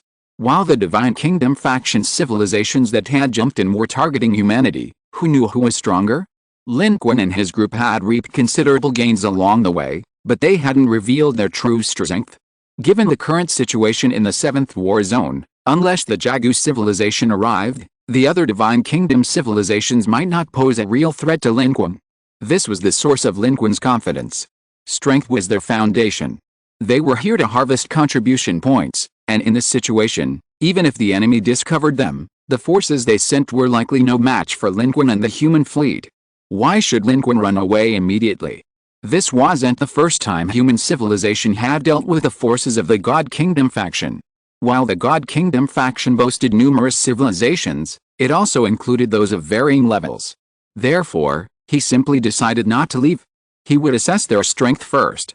Even if he couldn't defeat them, Lin Qun felt that the other side might not have the ability to capture him. Liu Wei and Luo Qin, listening behind him, were also inexplicably filled with excitement. What an incredibly domineering choice. The enemy had come for them, and they weren't afraid at all. They would stay and see what the enemy's strength was like, and even wanted to fight back. Although Suji felt there was some danger involved, she trusted Lin Qun's judgment and decision even more. At this moment, she didn't say anything more and immediately issued orders to adjust the formation of the entire Third Fleet, ready to fight at any time. Suji had made preparations for both advance and retreat, and could deal with any situation. Then, the warp portal opened. The starry sky shimmered. The fleets of the three civilizations surged forth, twinkling in the starry world. They emerged from the crowd, dispersing directly and surrounding the human fleet's 9 warships from 3 directions. Their fleet, totaling over 30 ships, was massive in scale, each one cold and dark, like chilling swords in the dark starry sky. Forming their formation, a dark cloud loomed over the human fleet, posing an almost overwhelming threat. With the appearance of these 3 fleets, a terrifying aura suddenly rose in the starry sky, instantly sweeping across the heavens. From the leading fleet at the forefront, a terrifying source energy projection emerged, incredibly vast, instantly expanding and overlooking the entire battlefield, bringing immense pressure as it approached the human fleet's location. That was none other than Source Energy 5. They had actually arrived somewhat slowly. It had assumed this civilization, feigning weakness, would flee, but unexpectedly, the enemy hadn't run away at all, instead remaining, almost as if waiting for them. This made it somewhat suspicious. Knowing they were coming, why didn't they run? Were they fools? Or were the enemy's strength greater? Were they completely unafraid? Therefore, this Source Energy V was wary. Although it displayed its power, it didn't immediately attack. Instead, its aura surged, and its voice resonated in the hearts of everyone on the battlefield. Who are you people, daring to oppose our divine kingdom civilization? You're courting death. Normally, at this point, with its formation fully deployed and its source energy projection displayed, asking questions would be pointless, and pointless questions are foolish. Since it was already here, it should have attacked directly. However, it was somewhat hesitant and spoke first, intending to see what this seemingly weak civilization would say. There was a testing element to this. It was worldly wise and much smarter than those weak civilizations that relied on the divine kingdom's backing to act arrogantly. But, faced with its question and probing, the human civilization didn't respond at all. This wasn't because humans completely despised it or didn't want to answer. Lin Qun had originally intended to reply. Although Lin Qun's decision was undeniably domineering and arrogant, he remained cautious. Seeing the opponent arrive with overwhelming force and even speak first, he hesitated, wanting to retort and test the waters to see if there were any other experts besides this source energy level 5, to facilitate his next move. But no one expected, before Lin Qun could even speak, an unexpected change occurred. Seeing the massive source energy level 5 projection appear, the little mud skipper, who had been happily munching on wreckage and cleaning up the battlefield outside, suddenly burst into laughter. Looking at the enormous projection, its eyes widened as if it were looking at a giant chocolate candy. It let out a silent howl in the vacuum and soared into the sky, ready to devour the source energy level 5 projection. It attacked immediately. This scene stunned everyone. Liu Wei muttered, "Damn, that's source energy level 5. Mr. Lin's little pet is too fierce." The source energy level 5 member from the Divine Kingdom faction was dumbfounded. What did this mean? I'm trying to talk to you, and you just send a little monster to bite me. Inside the Spear-class Star Destroyer, Chu Yaowei exclaimed in surprise. Wait, Lin Qun, this is source energy level 5. Little Mudskipper might not be a match for it. Although Little Mudskipper was very fierce now, it shouldn't be a match for a source energy level life form. Chu Yaowei had watched Little Mudskipper grow up and was naturally very concerned, afraid that Little Mudskipper would foolishly rush in and get seriously injured. Lin Qun was somewhat amused and exasperated. He hadn't expected this situation. Moreover, he discovered that since frolicking in the third orbit of the Swan star system for 12 years, Little Mudskipper seemed to have developed some kind of pica, especially liking to eat strangely shaped foods. Right now, this source energy level 5 life form, from a human perspective, was like a strange monster. The huge projection in front of Little Mudskipper was truly like a giant delicacy, and it was naturally very excited, wanting to take a bite as soon as it saw it. At this moment, Lin Qun's thoughts were one thing, but his hands didn't stop moving at all. The Little Mudskipper had already made its move. At this point, it was too late for Lin Qun to say anything or probe further. He could only abandon his previous thoughts and join the Little Mudskipper in attack. His purpose was both to fight the opponent and to protect the Little Mudskipper from harm. Lin Qun's aura surged forth, soaring into the sky, intending to pull the Little Mudskipper back first. As Lin Qun's power rose, the previously bewildered source energy level 5 finally felt a little relieved. Sure enough, this was only source energy level 2. How could source energy level 2 possibly rival source energy level 5? Their previous behavior suggested that this civilization, pretending to be weak while actually being strong, hadn't properly assessed its own strength and didn't know its true power level. The Source Energy 5 felt instantly reassured. It sneered and attacked directly, unleashing its power of rules. The Source Energy surged and sealed off the starry sky, its first target the little mud skipper. Layers of Source Energy surged like waves, relentlessly attacking the little monster that dared to charge at it, determined to annihilate it first, and then crush the Source Energy 2 behind it. It would cut through them all in one fell swoop, making up for the embarrassment it had suffered during its earlier probing. Simultaneously, its attack signaled the arrival of its own forces. The fleets of the three Divine Kingdom civilizations it had brought also launched a full-scale attack, coordinating with their own Source Energy fire. Various artillery and weapon fire rained down on the battlefield, crisscrossing and flying neatly beneath the Source Energy 5's power plane, heading towards the 9 warships of the human Third Fleet. A saturation attack, covering the starry sky. The human fleet retaliated simultaneously, activating its shield system. At this moment, on the battlefield, the Source Energy 5 controlled the battlefield. It seemed that the Divine Kingdom civilizations had already taken control. Only then did the little mudskipper realize something was wrong. The enormous energy projection before it wasn't some giant chocolate, but an extremely dangerous entity. The little mudskipper was too small to judge clearly. It only sensed the surging energy projection and mistook it for a delicious treat, not realizing it couldn't handle it. It was only when Energy 5 officially attacked that the little mudskipper finally reacted. At that moment, the terrifying power of Energy 5's rules swept down wildly. The little mudskipper, however, showed no airs of a mythical creature. If it could defeat it, it would charge ahead, opening its massive mouth to devour everything. But if it realized it couldn't, it would turn and run. Lin Qun, still chasing after it, was astonished to find that the creature had actually returned on its own. A series of emotional messages were transmitted to it. "This guy is too powerful, I'm no match for him, you go for it." The little mudskipper could actually speak human language, but it didn't like to talk and still preferred to communicate in this way. Lin Qun was both amused and exasperated. But he acted immediately. The fiery sun armor donned, and the Vajra realm divine power erupted. The soldier's secret technique was activated. Even without using the all-secret technique, Lin Qun's combat power had already skyrocketed. Under the Vajra realm divine power, Lin Qun's fiery sun armor was enveloped in golden light, as if the armor itself was radiating brilliance, and Lin Qun's combat power soared. The fiery sun power of the armor directly elevated him to a higher realm, propelling Lin Qun to the 3rd level of origin energy. The Vajra realm divine power, on top of this, further increased Lin Qun's combat power by 30%. Lin Qun's aura surged rapidly, surprising even the 5th level origin energy cultivator. He was holding back? But he's still not as strong as me. The higher one climbs in the origin energy realm, the more astonishing the gap between each realm becomes, not just a small difference, but an enormous one. For this 5th level origin energy cultivator, as long as Lin Qun hadn't reached the 5th level, theoretically, he couldn't be their opponent. Where in the starry sky are there so many powerful beings capable of cross-realm combat? Most of the source energy painstakingly created was normal and ordinary. But today, this source energy 5 was wrong. It was lucky to encounter Lin Qun, who could fight across realms. Lin Qun rose into the sky, facing the power of rules emanating from source energy 5. Without hesitation, he unleashed his own power of rules combined with his power of judgment, forcefully neutralizing the opponent's power of rules and creating an opening in it. At the same time, Lin Qun and Little Mudskipper passed each other. Little Mudskipper scurried away, but Lin Qun flipped his hand, and the Hawaii Sun shooting bow appeared directly in his palm. Lin Qun immediately drew the bow, nocked an arrow, and launched it into the sky.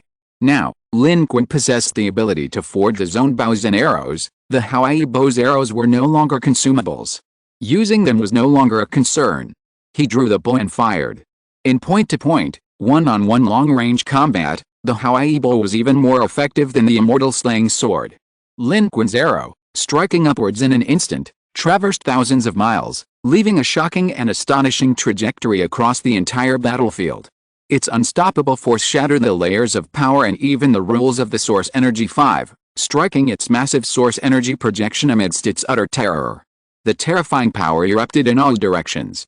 This enormous source energy projection, formed from the convergence of dark energy and the control of source energy, overlooking the starry sky, was instantly shattered like a pattern in coffee.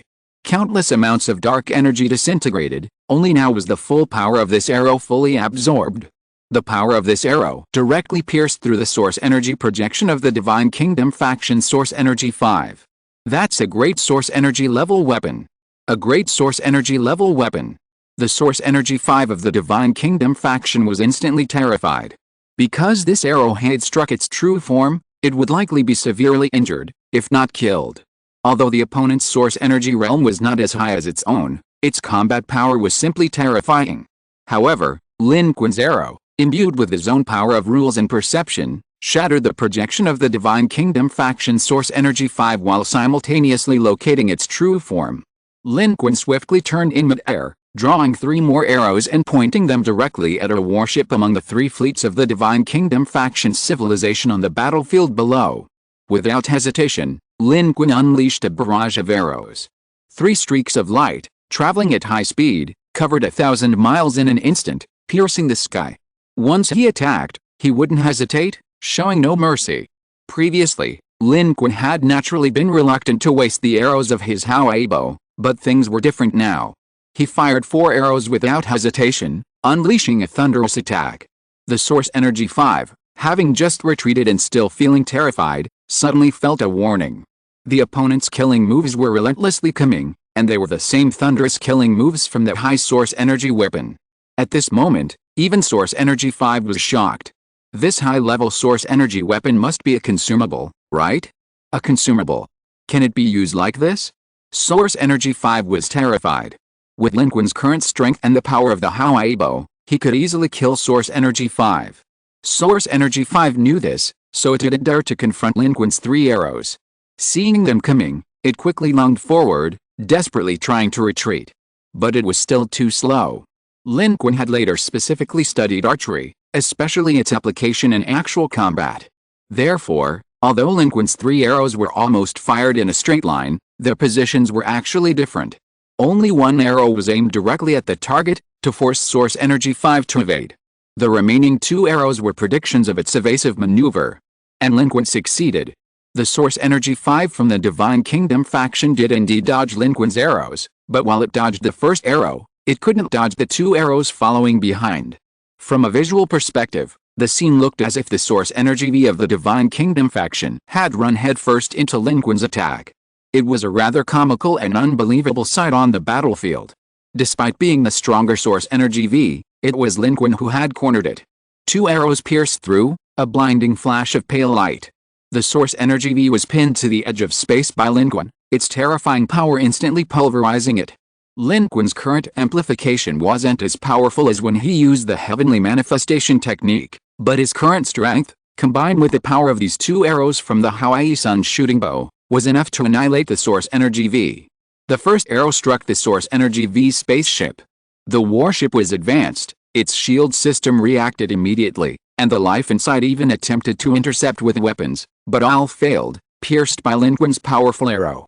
The shield and its armor were as fragile as paper. It exploded with a deafening roar, transforming into a dazzling ball of fire in the starry sky. This scene shocked the battlefield.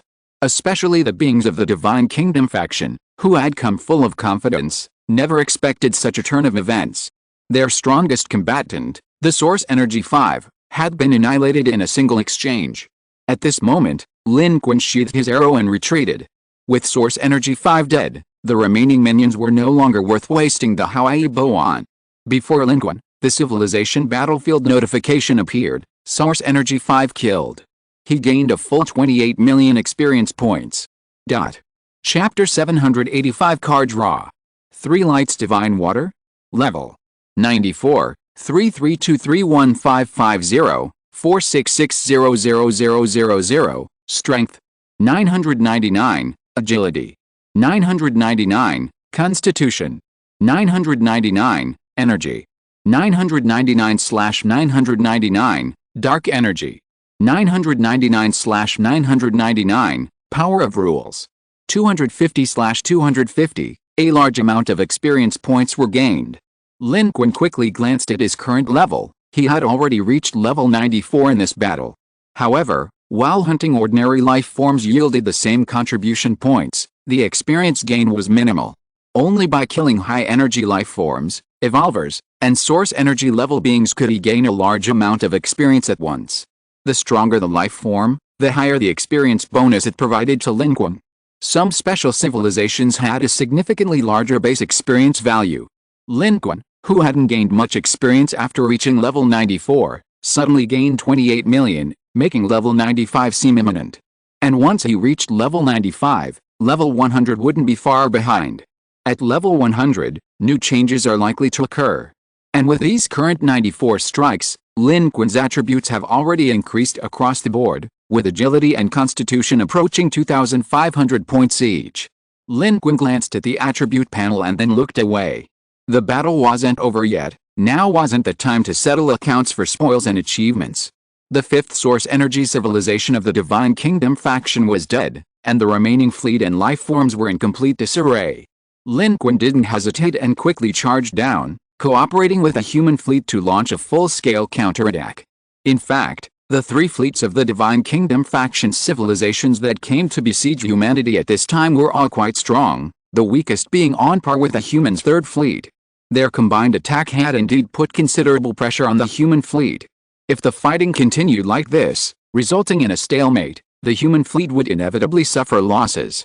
But now, Lin Qun had swiftly decided the outcome in the high-energy battlefield of the source energy life forms with lightning speed, rendering their fleet advantage meaningless.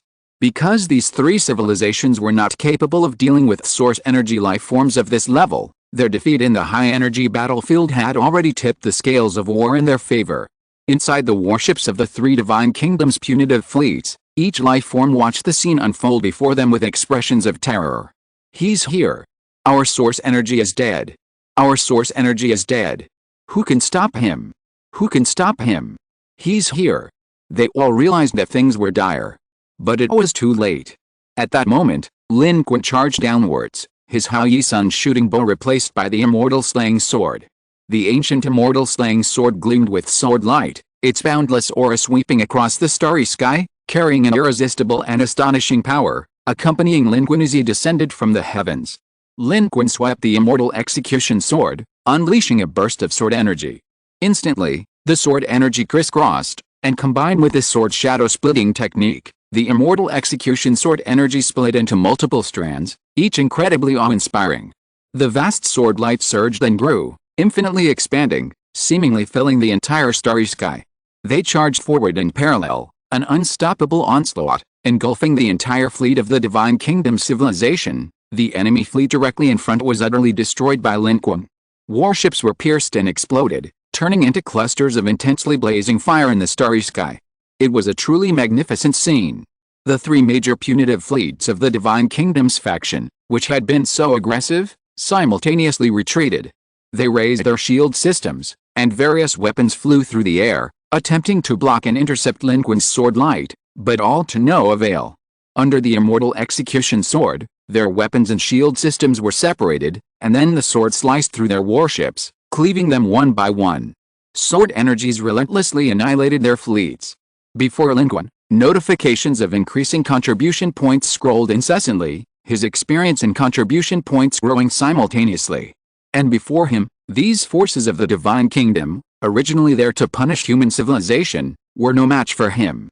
Lin Qun was like a god of death on the battlefield.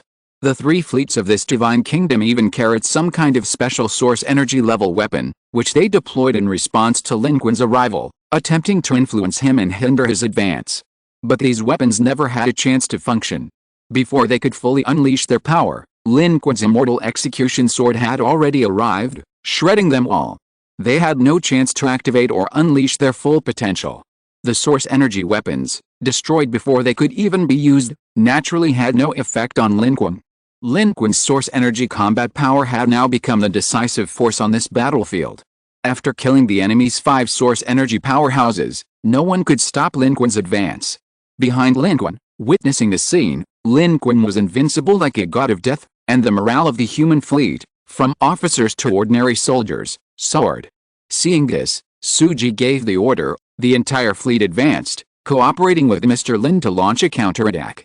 One after another, human warships changed course, reformed, and charged forward in a line, with numerous weapons turning their cannons and firing densely at the enemy fleet's position. Meanwhile, the three fleets of the Divine Kingdom civilization were retreating in panic. Their encirclement had been completely torn apart, and now they were the ones trying to escape. However, they found that they seemed unable to run. In their hasty retreat, they attempted to counterattack, but it would all be in vain. Cannon fire flew, and streaks of light and energy crisscrossed, illuminating this star battlefield, dazzling and brilliant. Amidst the splendor, the flames of death bloomed everywhere. Under the power of source energy, what the human fleet needed to do now was the same as before: cooperate with Mr. Lin, a source energy level being, to reap the rewards. Lin Qun charged ahead of the fleet, surveying the starry sky and sweeping across the battlefield, frantically reaping contribution points. Just as he had said, the encirclement force sent by the Divine Kingdom faction was not as strong as they thought, and was no match for them. Little Mudskipper also got excited at this moment. Seeing that the source energy V that it felt was dangerous had been killed by Lin Qun, it immediately stopped running and followed behind Lin Qun, howling excitedly as it charged towards the enemy fleet. It didn't care what kind of weapons the enemy was launching, it just opened its mouth and ate them all without hesitation, like eating human beings. It flew and ate as it went until it encountered an enemy warship. Then it opened its mouth to an exaggerated limit and swallowed the enemy warship like a biscuit. The three civilizations of the Divine Kingdom faction, which had come with great momentum, were now completely defeated.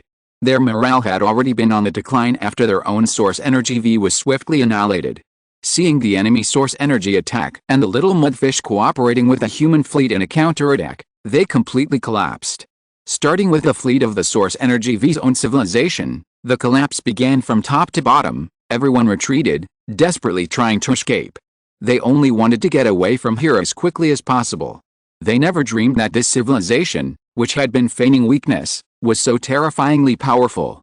One of their source energy verses had been so easily annihilated, without even any room for maneuver. What kind of combat power was this? What kind of civilization's fleet was this? This was too terrifying and astonishing. The battle began and ended quickly. The encirclement forces from the Divine Kingdom faction were all wiped out by the humans here.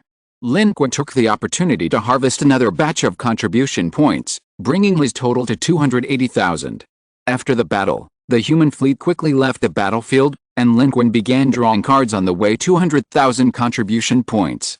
A dark gold card appeared directly. It was an item card.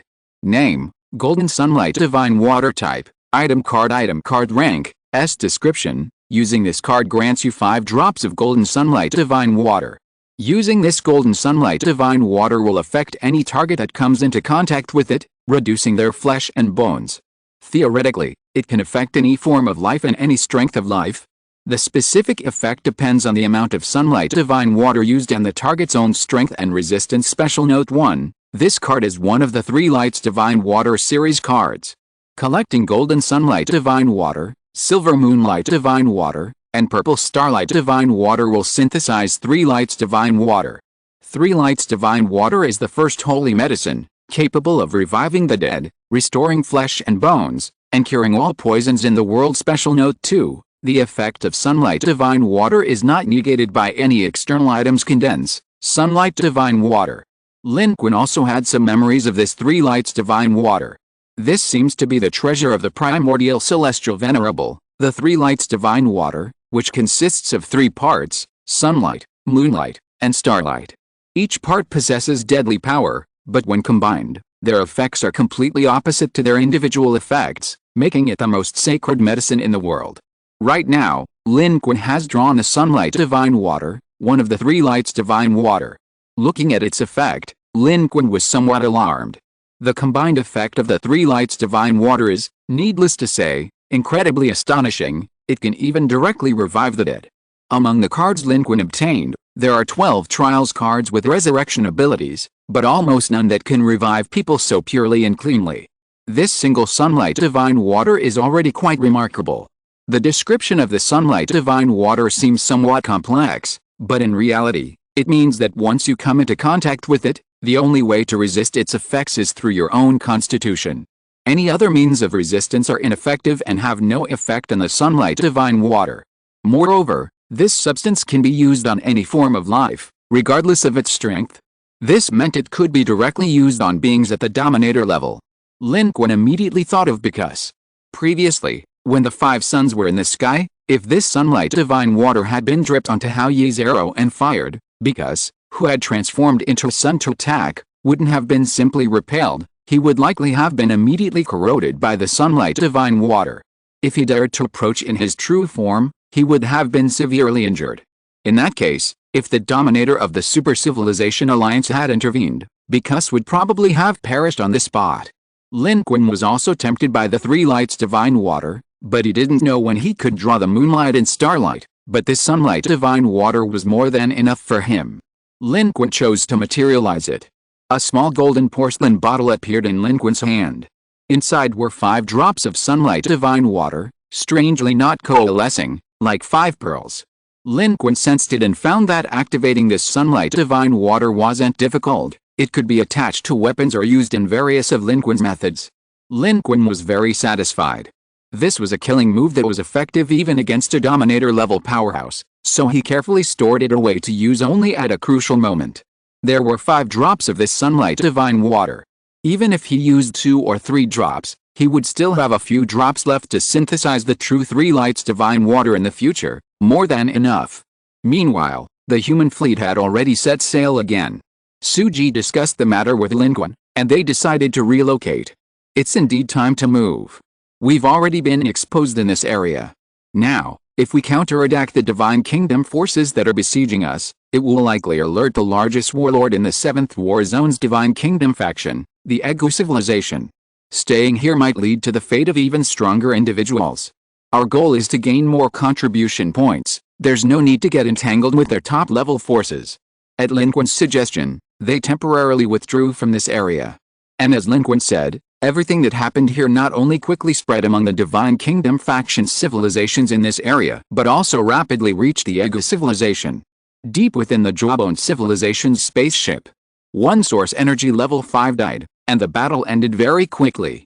Does the 7th War Zone have such a civilization? The voice came from a tall shadow. Standing in front, with multiple arms behind its back, it exudes a sense of oppression and grandeur, like a vast sky. His subordinates behind him trembled as they replied, "Yes, sir, we've confirmed it repeatedly," but they moved very quickly and cautiously, and now they vanished into space, their whereabouts unknown. The only thing we can confirm is that they aren't from the Super Civilization Alliance. They're suspected to be a civilization mentioned in the last message sent to us by the River Chariot Civilization, which disappeared long ago in our war zone. Who are they? The Anu people. The message claimed they were attacked by a civilization called the Anu, suffered a crushing defeat, and since then, this River Chariot Civilization's fleet has never appeared again. The tall figure in front remained silent for a moment, then slowly leaned halfway over, looking at his subordinates behind him, and said slowly, "Traces them, find them. Whoever they are, we can't let them become a threat here. The orders from above have come down. We have more important things to do now. We must eliminate them before that happens, and even if we can't, we must ensure they stay far away from us and don't become a hindrance." "My lord, I understand, I know, we must search for them." The subordinate replied immediately. It was somewhat alarmed. But it also vaguely knew that their entire Ego civilization was preparing for a war. And this war, it was said, was ordered by the divine envoy of the Second Arm. These warlords, no matter how independently they fought in peacetime, had the prerequisite of responding and assisting the divine envoy and the divine kingdom when needed. Otherwise, none of them could withstand the divine envoy's wrath. That would be a devastating disaster. In the starry sky not far from the Ego civilization, a concealed crimson egg-shaped spaceship was passing along the edge of the starry sky. At this moment, the human civilization's fleet had already left its previous position and arrived at a completely new location. The starry sky was vast. The location where humanity was now was a full 9 light-years away from where they had previously carried out their guerrilla warfare and staged a collision, but it was still within the territory of the 7th War Zone. However, Lin Qun and the others had also moved to the edge of the area. They would continue searching for their target here, or wait for the target to come to them. Liu Wei and Luo Qin actually gained quite a bit from this battle. They were both very excited. After fighting for so long, this was the first somewhat tense battle for them. Since it wasn't a complete rout, their opponent had a level 5 source energy user. This was one of the reasons for their excitement. That's level 5 source energy. Mr. Lin is amazing. When will I be able to be that powerful? That's the difference, Mr. Lin. That's someone Ho Yan couldn't catch up to even after desperately trying, let alone us. The two men on the bridge gazed at Mr. Lin's retreating figure, their eyes filled with longing. They had completely forgotten that Lin Qun had snatched all their contribution points before they even had a chance to contribute. Nearby, Papito seemed to have overheard their conversation, a hint of amusement on its face. But then, as if remembering something, it quickly glanced at Lin Qun, as if afraid he would see its expression. Only when it realized Lin Qun's attention wasn't on it did it breathe a slight sigh of relief. It then withdrew its gaze and continued operating its computer in its inconspicuous corner. However, if someone were standing next to it, they would see information flowing like a waterfall on its computer screen at an extremely fast speed, but the content was completely unrelated to humanity's current direction and actions. Meanwhile, ahead, Lin Qun and Su Ji, among others, were discussing their plans and preparing to depart again. The human fleet would change its algorithms and camouflage, resetting the entire fleet's deceptive appearance. In this way, even if the civilizations of the Divine Kingdom faction already knew about Lin Qun's disguised fleet, they wouldn't recognize the current human fleet. Lin Qun directly issued the order for the entire fleet to set sail. They departed immediately. The civilizations of the Divine Kingdom faction in this region had indeed received a warning from the Egu civilization to be wary of a civilization disguised as a wolf, but news doesn't travel that fast, and no civilization could have imagined that this civilization, previously described as active several light years away, would suddenly appear here in such a short time. Thus, Lin Qun and the human fleet were like wolves in sheep's clothing, arriving at a brand new sheepfold. Chapter 786 Field Card. The Barrier of Orichalcus. The second cantilever, a corner of the 7th war zone. This is an extremely dangerous star system. On the edge of this system, on a solid rocky satellite of a gas giant, a human fleet is descending from the sky. 9 warships simultaneously illuminate the starry sky. A massive amount of firepower is poured downwards. On the ground, a vast expanse of continuous flames instantly rises, revealing a magnificent spectacle of death and destruction, a scene unlike anything seen in any blockbuster movie. The surface of this seemingly ordinary rocky planet is directly shattered, the ground cracks, and because the planet's atmosphere is thin and gravity is weak, countless fragments are scattered across the starry sky by the impact, creating a larger and more spectacular scene. At the very center, the core of the attack, the flames of the explosion rise thousands of meters high, shockwaves and debris fly everywhere, the strata are pierced, and countless shocking, huge cracks appear on the ground, spreading to an unknown distance from this solid rocky planet. At the epicenter of the attack, as the flames of the explosions gradually dimmed and the smoke dissipated, it became clear that the former surface had been completely pierced, transforming into an unparalleled, terrifying crater that stretched deep beneath the solid rock satellite. This revealed a complex of man-made structures buried beneath the planet. Deep within the crater were several interconnected underground cities and laboratories. Some of these had been affected, collapsing and being destroyed, submerged in the explosions and blast waves. Others, seemingly more critical facilities with independent power and shield systems, withstood the attack, and most remained intact.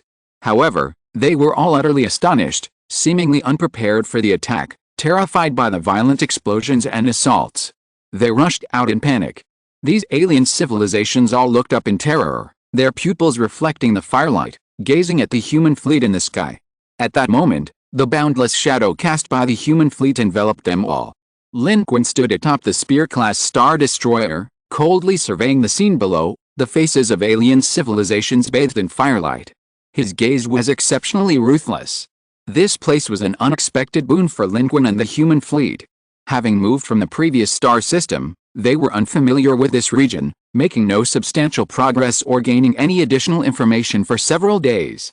Until, 2 days ago, they encountered a strange fleet in this star system. Strictly speaking, this wasn't an encounter, but rather the human fleet discovering this fleet during repeated sky-scanning searches. It was also a fleet of the Divine Kingdom faction civilization, but not a fleet of a single race, rather, it was a fleet pieced together from multiple civilizations. Their objective wasn't like other Divine Kingdom faction fleets searching for prey and reaping contribution points, but rather seemed to be conducting some kind of purposeful transport operation. Moreover, This cobbled-together hybrid fleet was of mediocre strength, seemingly not part of the Divine Kingdom faction's combat order. This successfully attracted Lin Qun's attention. He didn't immediately order an attack but secretly observed, wanting to see what this strange fleet was up to. He was there to hunt, and as a hunter, Lin Qun naturally had the patience. Soon, they made a discovery. This fleet seemed to be transporting batches of prisoners of war, captured from who knows where, to a location for inhumane biological research. In space, life forms of different civilizations are often vastly different. However, biological experiments on the life forms of various civilizations are of immense value to any civilization, as they could potentially help improve their own life science technology. This is especially true for life forms that are clearly unique and advanced compared to their own civilization. Some civilizations in the Seventh War Zone were engaged in such activities, capturing life forms from other civilizations for inhumane experiments. And this time, they encountered the human fleet. This discovery meant that Lin Qun's waiting and patience had not been wasted. Therefore, there couldn't be only one fleet here, there might be more fleets, and a planet where a large number of life forms from the Divine Kingdom faction were stationed for their laboratories. That meant a large amount of contribution points.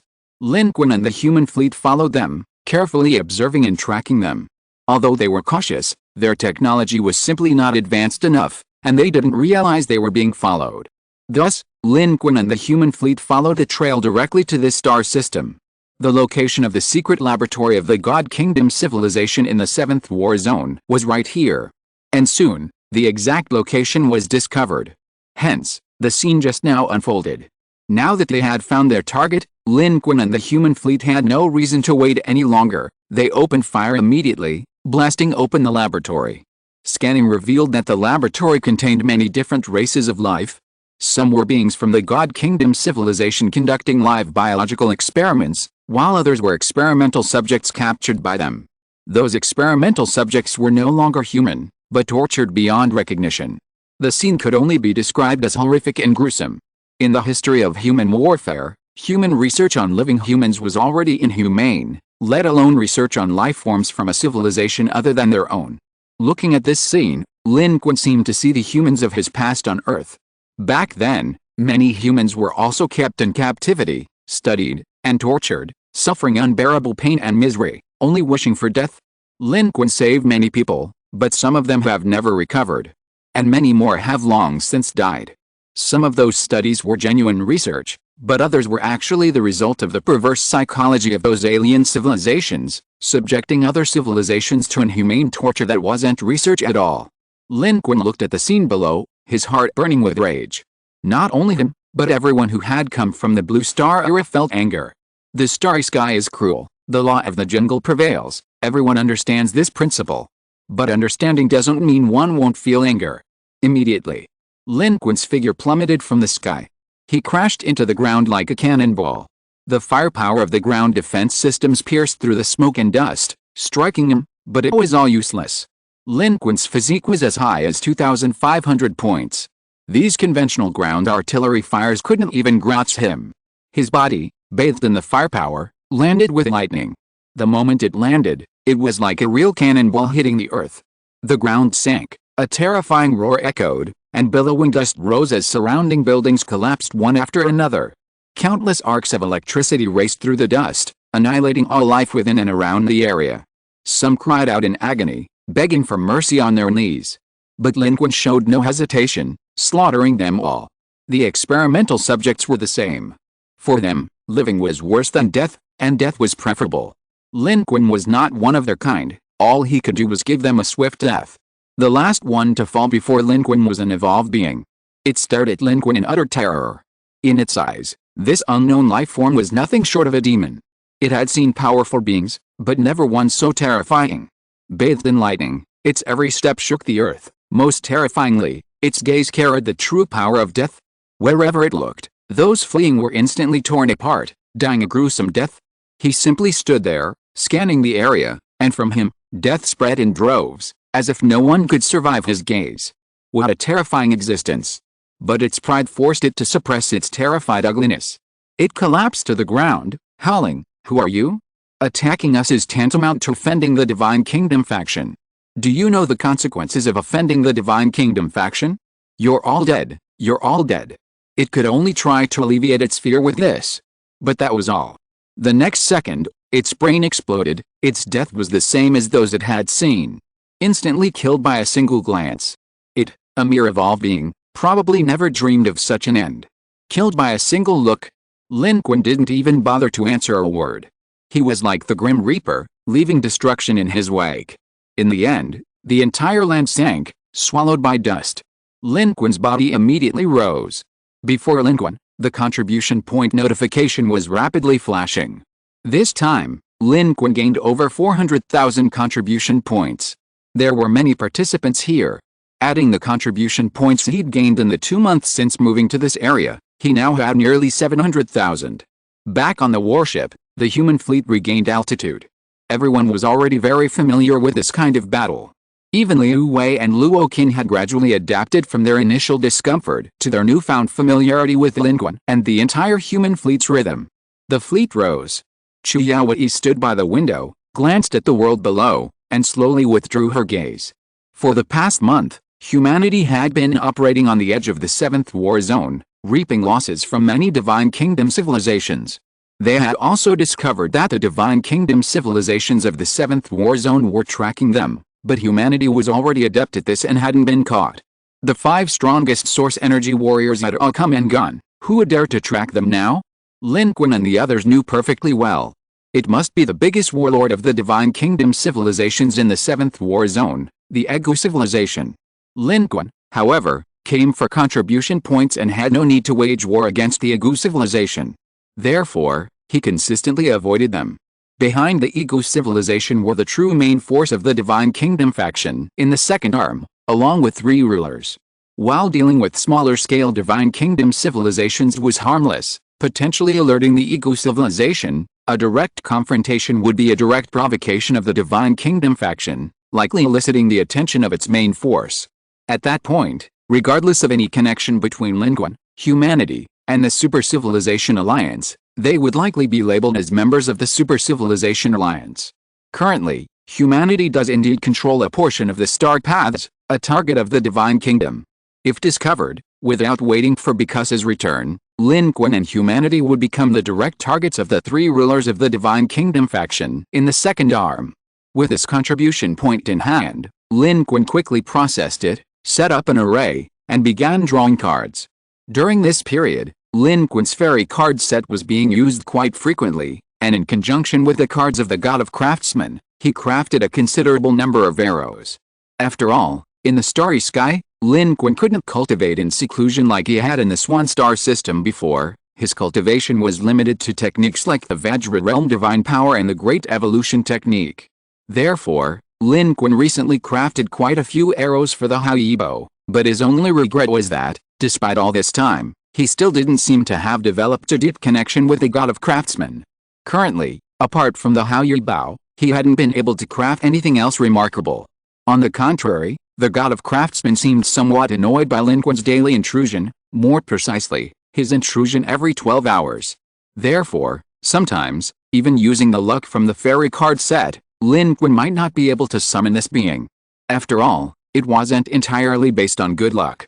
Of course, Lin Qun also pondered and summarized his thoughts.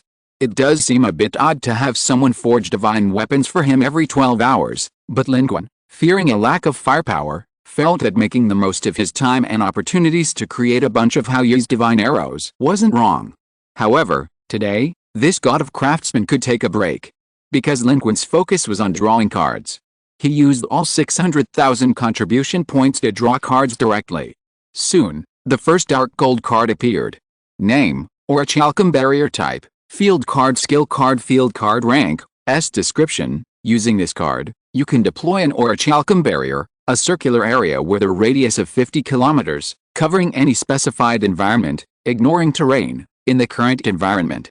The Orichalcus Barrier has the following effects. 1. The Orichalcus Barrier can be activated once every 24 blue stars. During activation, dark energy and stamina are continuously required to maintain its existence. When the user who activated the Orichalcus Barrier dies, the Orichalcus Barrier will automatically end. 2. Within the area covered by the Orichalcus Barrier, any form of special entry will be prohibited. Life within this area will be unable to perform jumps, blinks, resurrect, special summons, or spawn. 3. Within the orichalcous barrier, all life forms of the same race as the user of the barrier receive an additional 30 points of constitution, strength, agility, stamina, and dark energy cap, with no limit on the number. 4. The user who activated the orichalcous barrier will receive a blessing within the barrier.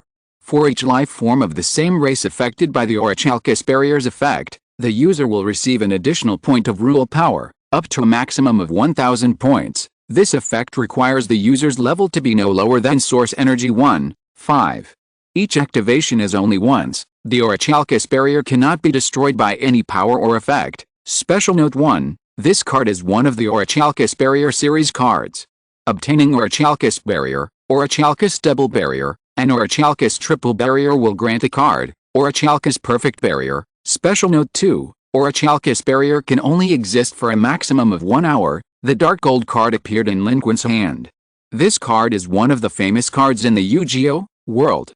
Each of the 3 orichalcous barriers has an effect that is more amazing than the previous one.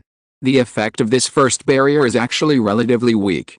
In Lin Qun's view, this realm is more like an aura, providing a bonus to the group and himself. The bonus of the power of rules is also quite useful to Lin Qun, as it allows him to use his 3 kinds of power of rules more recklessly without worrying about lacking power support. The main thing is that the range is large enough.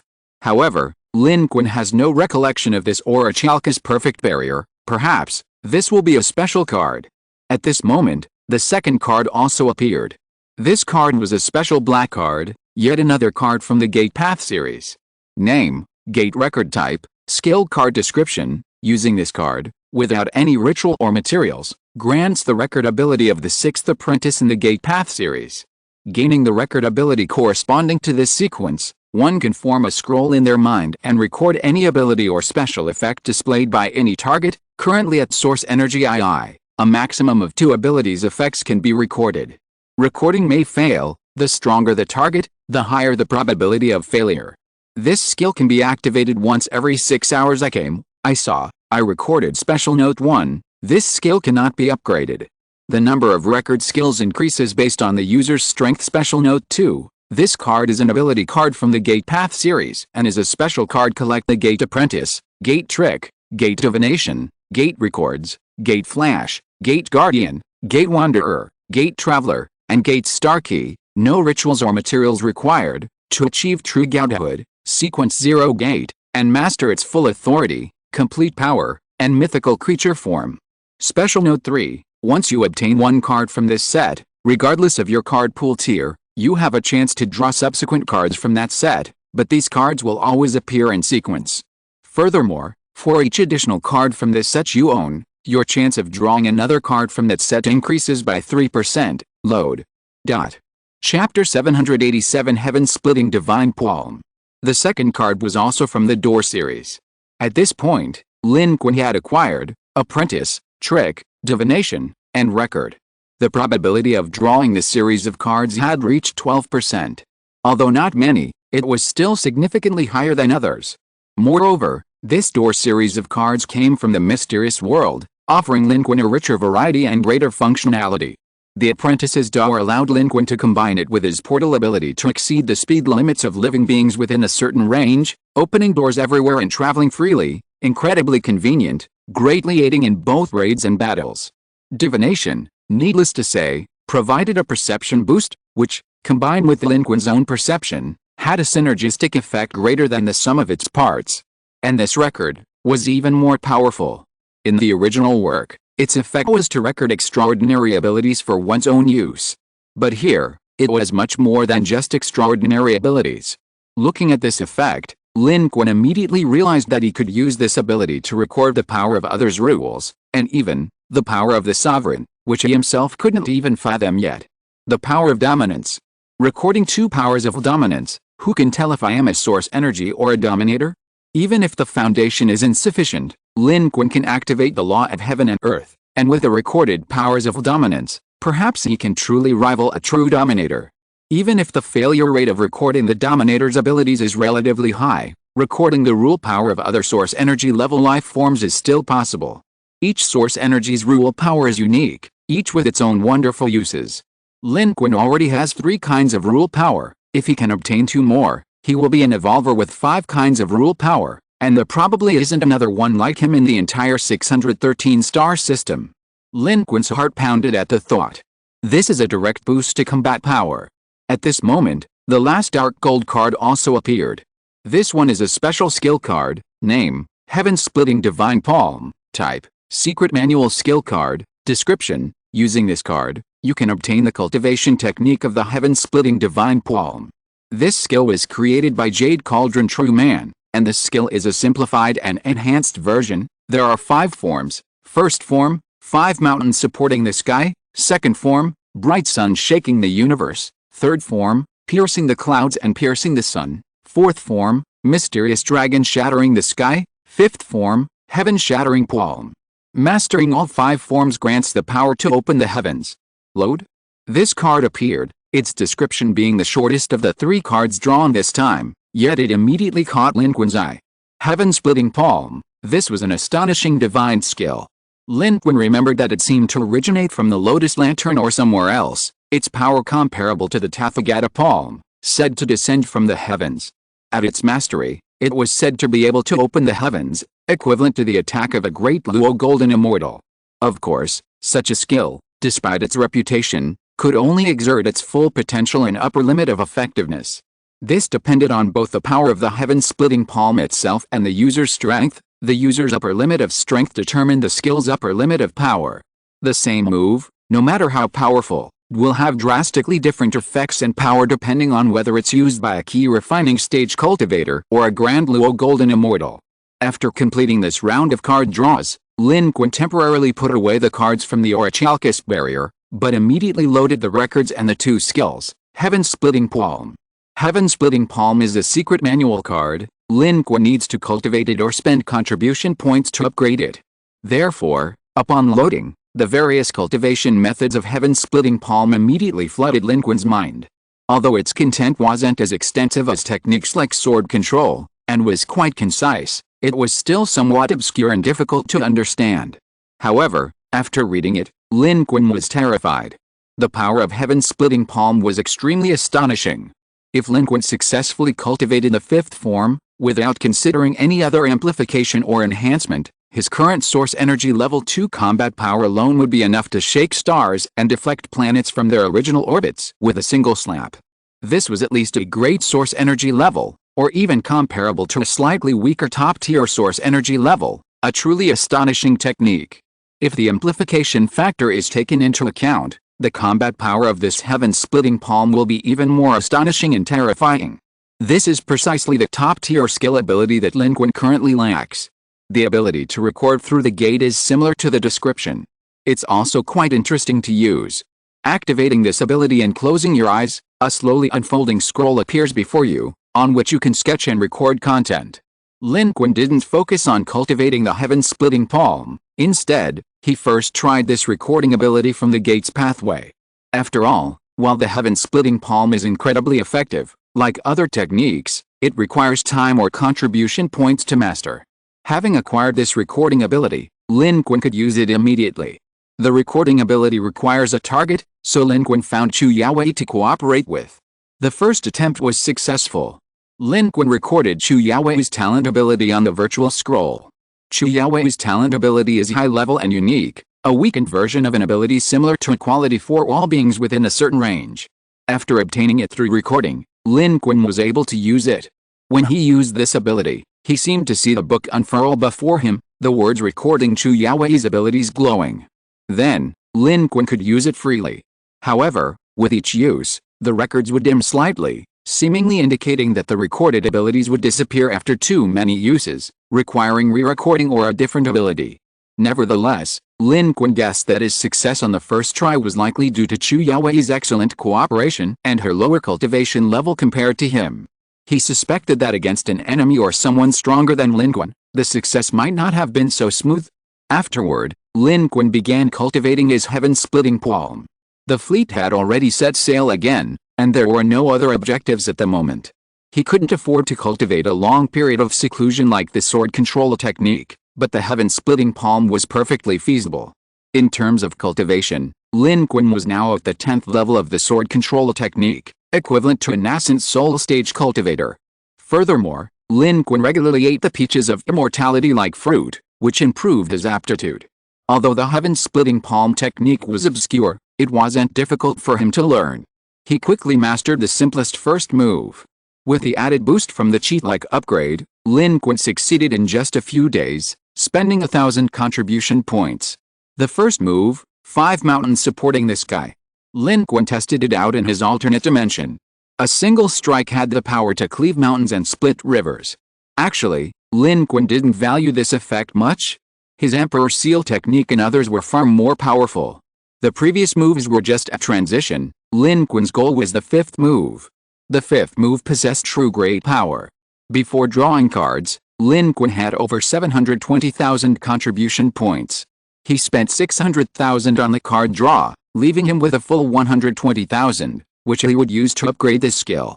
In just 1 month, whether due to a genuine improvement in his aptitude or the culmination of his extensive cultivation of various techniques, Lin Qun, relying on a cheat-like upgrade and indulging in free peaches of immortality, rapidly advanced, directly reaching the 3rd stage of the heaven-splitting palm. Upgrading the first stage cost 1,000 contribution points. Upgrading the second stage required 5,000 contribution points. The third stage required 30,000 contribution points. Further upgrades would require 150,000 contribution points. Lin Qun currently lacked sufficient contribution points. However, the contribution points required to upgrade the heaven-splitting palm weren't actually that many, which greatly tempted him. Even at a 5-fold increase, upgrading to the 5th stage would only require 900,000 contribution points. Compared to X power, the contribution points were worthwhile. Lin Qun was very excited and prepared to use his cheat-like abilities to quickly max out the heaven-splitting palm's level. A frenzied upgrade. Only by maxing out the level of the heaven-splitting palm technique can it unleash its full potential for Lin Qun. Otherwise, even if he successfully cultivates the previous forms, there won't be much of a boost. They're merely the process of reaching the peak. However, upon reaching the 4th form, Lin Qun clearly felt his progress slowing down. The higher he went, the more difficult the breakthrough became. Even with contribution points, he would probably need another month of cultivation to reach the standard for upgrading the 4th form, the heaven-splitting palm. Lin Qun also discovered that the heaven-splitting palm wasn't suitable for widespread promotion within the Federation, as it required not only specific cultivation methods but also certain levels of cultivation realm and physique. As a high-level technique, it wasn't for everyone. However, Lin Qun still had a plan. He intended to record it after reaching the Great Perfection stage and fully understanding it, and then promote it on a small scale. Even if it's impossible to have everyone cultivate the heaven-splitting palm, it would be beneficial to let powerful humans like Huyan try it. If they could learn it, it would add a formidable killing move and method to their arsenal. Why not? In the boundless starry sky, the human fleet was traveling at a steady speed, almost blending into the surrounding dark expanse. Inside the Longlands-class Star Destroyer, Lin Qun's figure flashed, appearing in his room. To cultivate the heaven-splitting palm, Lin Qun had spent most of his time in his alternate dimension these past few days. Because cultivating the heaven-splitting palm required not only meditation but also practice and refinement of the techniques. For this, Lin Qun had destroyed countless worlds in his alternate dimension. Several times he had almost fought with legendary figures from those alternate dimensions. No one could tolerate Lin Qun destroying everything while practicing his skills. This is the alternate dimension. Lin Qun wouldn't dare practice like this outside. Even within the Spear-class Star Destroyer, there's no space or place for him to practice. Finding a specific place would waste the fleet's time and schedule. The alternate dimension is the best choice. Anyway, no matter how much he practices, Lin Qun is the one doing the work, so he can control his strength and avoid actually damaging his alternate dimension. However, the benefits of practicing this way are significant, one of the reasons Lin Qun was able to quickly master 3 techniques in a month. Otherwise, relying solely on cheats wouldn't be so easy. Cheat codes aren't easy to come by, and leveling up through cheats isn't easy either. At this moment, Lin Qun's gaze turned to the porthole. Outside was also a dark starry sky, unchanging and unreal, like an unreal scene. At this moment, a full month had passed since humanity last destroyed that secret experimental planet of the God Kingdom civilization. In this month, humanity followed its previous route, operating on the edge of the 7th war zone designated by the God Kingdom, covering a great distance. But they hadn't encountered any targets. They encountered no one else, and no one else approached them. The surrounding starry sky was like stagnant water, devoid of anything, and the human fleet had gained nothing. Of course, theoretically, this was the most normal state of affairs in the universe. The universe is vast, and civilizations are insignificant. The probability of encounters between civilizations is very small, let alone in the second cantilever war zone during this phase of war. However, a month without any gains. Everyone was somewhat frustrated. Suji even suspected that they might have been exposed here, given the considerable commotion caused by their destruction of the experimental planet. The Divine Kingdom faction's civilization couldn't defeat or capture them, forcing them to hide, leaving them with even less of a target. Lin Qun also leaned towards this assessment, considering it the most likely explanation. Although the starry sky is vast and the probability of encounters between civilizations is small, that's a natural occurrence. Before arriving here, humanity had already scouted out the presence of Divine Kingdom faction civilizations, but now, they seemed to have vanished.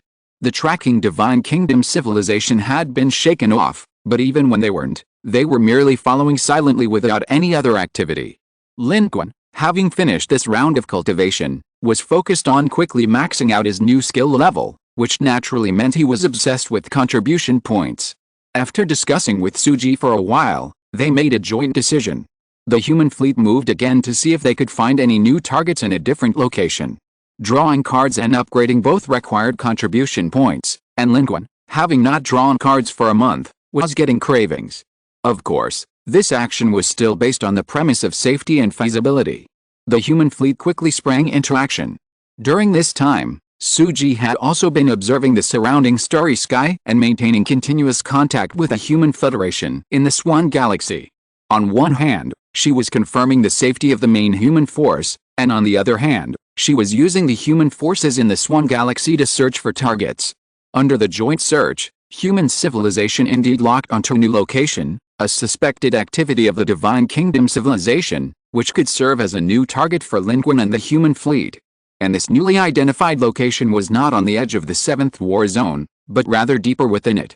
After discussing with Suji and observing for a period of time to confirm the feasibility, Lin Qun decided to use the human fleet to jump over. This time, they would take the initiative and destroy this newly discovered target. Lin Qun said, "Let's capture a group of people from the Divine Kingdom civilization and see what's going on." The strategy adopted by the Divine Kingdom civilization here was somewhat different from the strategy humans had used against the Divine Kingdom civilization on this second canyon. Lin Qun, Suji, and the others analyzed that there might be something else going on, something humans were unaware of. However, when Lin Qun and his group jumped over here, they discovered that the Divine Kingdom civilization here seemed to have been preempted. A great battle had broken out in this area. Due to the information lag caused by the great distance, although humans had observed for a long time, they did not have real-time information on the situation here. Therefore, when they arrived, they found that they seemed to have arrived too late. Not only had a battle broken out here, but the battle seemed to have ended. The starry sky was a mess. The Divine Kingdom civilization that had been selected as a target was gone. On this battlefield, wreckage was scattered everywhere, leaving behind an unswept wasteland. Debris was strewn about, and all the debris, along with traces of starlight, had cooled, losing heat in the frigid vacuum. The human fleet, arriving here, was taken aback but reacted quickly, observing the scene while simultaneously going into hiding, lest they be discovered by other observers. "We've quickly analyzed the battlefield. The battle ended at least 2 hours ago. Judging from the warship wreckage and the information we've gathered, it seems to be a three-way battle." Suji's brow furrowed, her tone slightly off as she spoke to Lin Qun. Lin Qun noticed and raised an eyebrow. "These three parties aren't ordinary three parties." "That's right," Suji said. "The information we've gathered shows that two of these parties are the Divine Kingdom faction civilization and the Super Civilization Alliance. Although they aren't strong, not the most powerful civilizations among these two factions, they are the main force in this battlefield. The Super Civilization Alliance was supposed to be defeated, but then a third party appeared. They weren't very large either, but their timing was perfect. They appeared when the Divine Kingdom faction civilization and the Super Civilization Alliance were both weakened, completely crushing the Divine Kingdom faction's power. However, they aren't friends of the Super Civilization Alliance. On the contrary, after helping the Super Civilization Alliance defeat the Divine Kingdom faction, they immediately turned their attack on the Super Civilization Alliance. However, they seemed to want to capture members of the Super Civilization Alliance alive, but they were discovered, and the Super Civilization Alliance escaped. This third party gave chase. We are still tracking them. However, we compared this third party intruder's forces with our database. They seem to be old acquaintances of ours. It seems to be a civilization under the third spiral arm overlord. Chapter 788 The Super Civilization Alliance suffers a crushing defeat. The three sides fighting here are not particularly strong or large-scale, none of them are main forces. Moreover, the civilization under the third helical arm overlord fled hastily, leaving no trace of this place. We are currently tracking them. In the bridge of the Spear-class Star Destroyer, everyone gathered. On the central control screen were comparison images of what appeared to be a fleet from a civilization under the third helical arm overlord, compared to human records. The former was a reconstruction image of the three warships' wreckage after human fleet scanning and analysis, attempting to reconstruct the appearance of the three civilizations' fleets engaged in combat. A portion of it was prominently marked and being compared. The latter was footage from the last encounter between humanity and the third helical arm overlord's fleet in the third helical arm's directional space battlefield. Only a portion was visible, and it wasn't very clear. However, the similarity between the two was already 90%, almost certain. This must be the people of the third helical arm overlord. In this three-way battle, one side was the Divine Kingdom faction civilization, one side was the Super Civilization Alliance, and one side was actually the third helical arm overlord. This situation was something Lin Qun hadn't expected. They came chasing after the Divine Kingdom faction's civilization to stage a ruse, only to encounter traces of familiar faces here. This was unexpected, yet anticipated. The third helical arm overlord had also broken through to the second helical arm from this direction. If they had successfully broken through in the third helical arm, they would certainly be in the second helical arm now. However, Lin Qun hadn't expected to encounter them so suddenly. Although it was just a trace of a battlefield, everyone couldn't help but feel as if the third helical arm overlord and its people were already nearby. Chu Yaowei pondered, based on our analysis of this battlefield, in this battle, the civilization under the third helical arm overlord isn't trying to help the Super Civilization Alliance, but rather to capture its members. What do they want to do? This was also the question Lin Qun was considering. Suji, as the captain, suggested, we now have two options. First, leave and don't pursue. Second, pursue them and see what happens. Suji only mentioned two options, not going into too much detail. Everyone understood the risks and potential gains behind these options, so there was no need to elaborate. The important thing was how to decide. All eyes were on Lin Qun. Here, Lin Qun held supreme command and decision-making authority. The course of action was his to decide. Lin Qun asked, can the current intelligence reveal why the civilization under the third helical arm overlord wants prisoners alive? Suji shook her head. Lin Qun's question was crucial. If it were for some contribution, they would simply kill them. Why seek prisoners alive? Wanting prisoners alive likely meant they wanted information. The movements of the third helical arm overlord's fleet could very well be the orders and actions of the third helical arm overlord. And the third helical arm overlord was a sovereign-level life form. What information did it want to obtain from the Super Civilization Alliance? This might involve something crucial. And the crucial timing. Lin Qun's eyes flashed, and he said softly, in the third helical arm, the third helical arm overlord has also been searching for star paths. The Super Civilization Alliance possessed the control of star paths. The divine envoy on the second spiral arm had been going to great lengths to intercept and block the forces of the Super Civilization Alliance within the second spiral arm, and the forces of the Super Civilization Alliance, including Chai, knowing this, still remained here. Wasn't it all for the star path? And humanity, too, needed a star path. Lin Qun made a bold guess. This three-way conflict that had erupted here was very likely related to the star path. Lin Qun said directly, let's follow them and see, trying not to expose ourselves. I've read the report. The fleet of the civilization under the third spiral arm overlord's command is probably not as technologically advanced as ours. This third spiral arm overlord and its main force may not be nearby, which means the risk isn't that high. Let's follow them and see what's going on. Also, immediately contact the Supreme Commander and tell them about our findings, and gather the information. The star path was also of great importance to human civilization. Behind it was not only the cooperation between human civilization and Chai, but also human civilization's escape route in this special star system civilization battlefield of 613. If human civilization could find the star path on its own, it would be a better choice than waiting for Chai's news.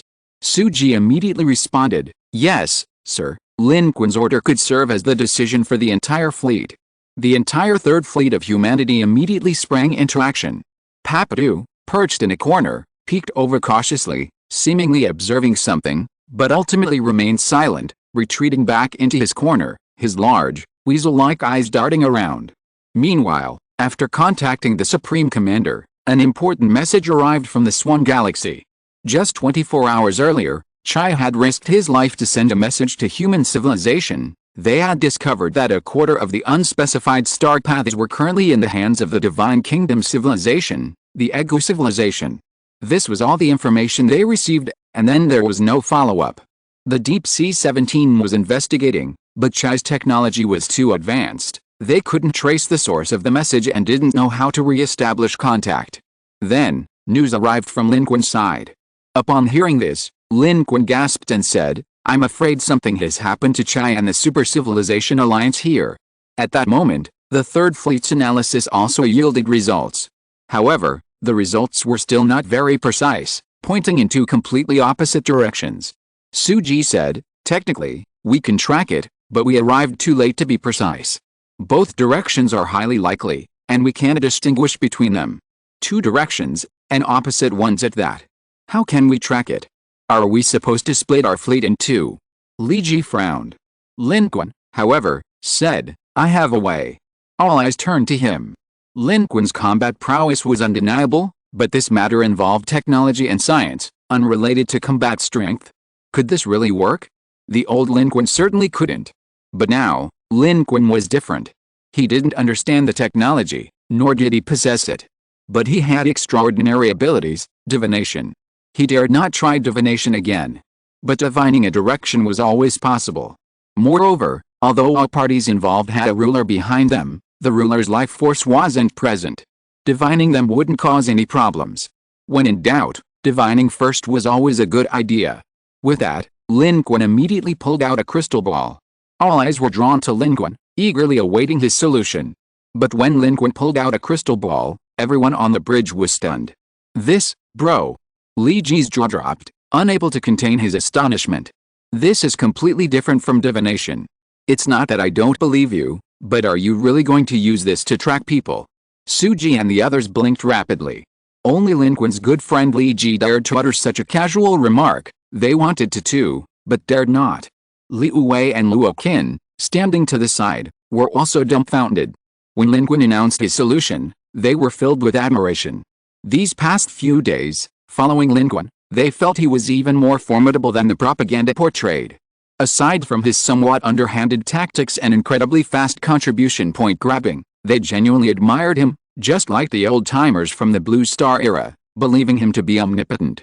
Therefore, they all believed Lin Qun might actually have a solution. He could fight against dominators and great source energy with his martial prowess, and he could even track down enemies with his cunning. However, when Lin Qun magically produced a crystal ball, they all felt it was a bit too far-fetched. Only Chu Yawei, arms crossed, said earnestly, "Lin Qun said he has a way, so it must be a feasible way." However, her eyes were also fixed on the crystal ball in Lin Qun's hand, and it was unclear what she was thinking at that moment. Lin Qun, on the other hand, was full of confidence. What a joke. He had even used this to divine for dominators. How could he not divine for this? Unless the third spinning arm overlord was also present, there wouldn't be any problems. If there were any problems, there would be no need for tracking. Faced with skepticism, Lin Qun laughed and said, "Of course I can, just watch." With that, Lin Qun, holding the crystal ball, immediately began casting a spell, utilizing his divination abilities. This time, it wasn't a divination to foresee the future, nor was there an extremely powerful life form involved. It went smoothly without any mishaps, successfully preserving Lin Qun's face.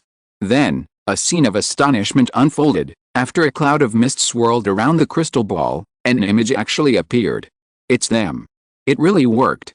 As expected of Mr. Lin, this is truly impressive. At this moment, the image on the crystal ball showed the fleet of a civilization under the third helical arm overlord, seemingly having successfully intercepted a group of ships from the Super Civilization Alliance in a starry sky, and was cleaning up the battlefield. There appeared to be no other fleets around. It seemed that only this fleet of a civilization under the third helical arm overlord was present. The third helical arm overlord and its main force were not here. Suji immediately ordered a comparison of the starry sky in the background of the image, quickly pinpointing the location, one of the two routes they had just taken.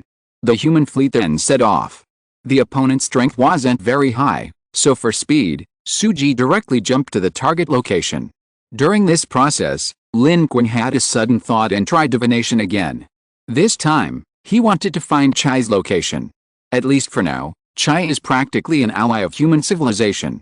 Although he's aware of the possibility of Lin Qun's divination, at least it doesn't pose a risk. Divining Chai, however, is much more difficult. This is because Chai's strength surpasses Lin Qun's normal strength. But Lin Qun discovered that strength is one aspect, while the content and direction of the divination are another. Divining the present is much easier than divination of the future or the past. Lin Qun succeeded in divination of Chai. But this success was something Lin Qun had never encountered before. The scene was completely dark. It was as if there was no scene at all, but Lin Qun clearly knew that his divination this time was successful, not a failure. What was going on? Lin Qun's divination experience was limited, and he had nothing to refer to, so he didn't know what was happening.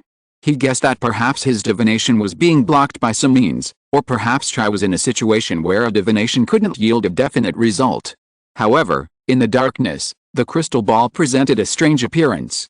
The entire crystal ball began to emit a cold, eerie aura, and frost even began to appear on the surface of the crystal ball beneath the blackness. Upon seeing this, Lin Qun's expression changed slightly, and he immediately stopped the divination. He didn't know if the problem lay with the object of his divination or with the divination itself. At this moment, Lin Qun stopped thinking about these things, because the world outside was brightening before him. The human fleet had teleported to its destination. That location wasn't too far from the battle site. Humans reacted swiftly, piercing the battlefield like a sword. They caught the civilization fleet under the third helical arm overlord completely off guard. What they were doing now was exactly the same as what Lin Qun saw in his crystal ball, cleaning up the battlefield. They had intercepted the pursuing Super Civilization Alliance and destroyed their ships, but these Super Civilization Alliance members were extremely resilient, directly detonating their own ships and committing mass suicide. The fleet of the civilization under the third helical arm overlord had been busy for a long time but hadn't captured any survivors, and could only rummage through the wreckage in space for information that might be useful to them. And that's when the human fleet arrived. They were caught off guard, while the human fleet had come prepared. With a deafening roar of cannons, Lin Qun's power erupted in an instant, sweeping across the starry sky.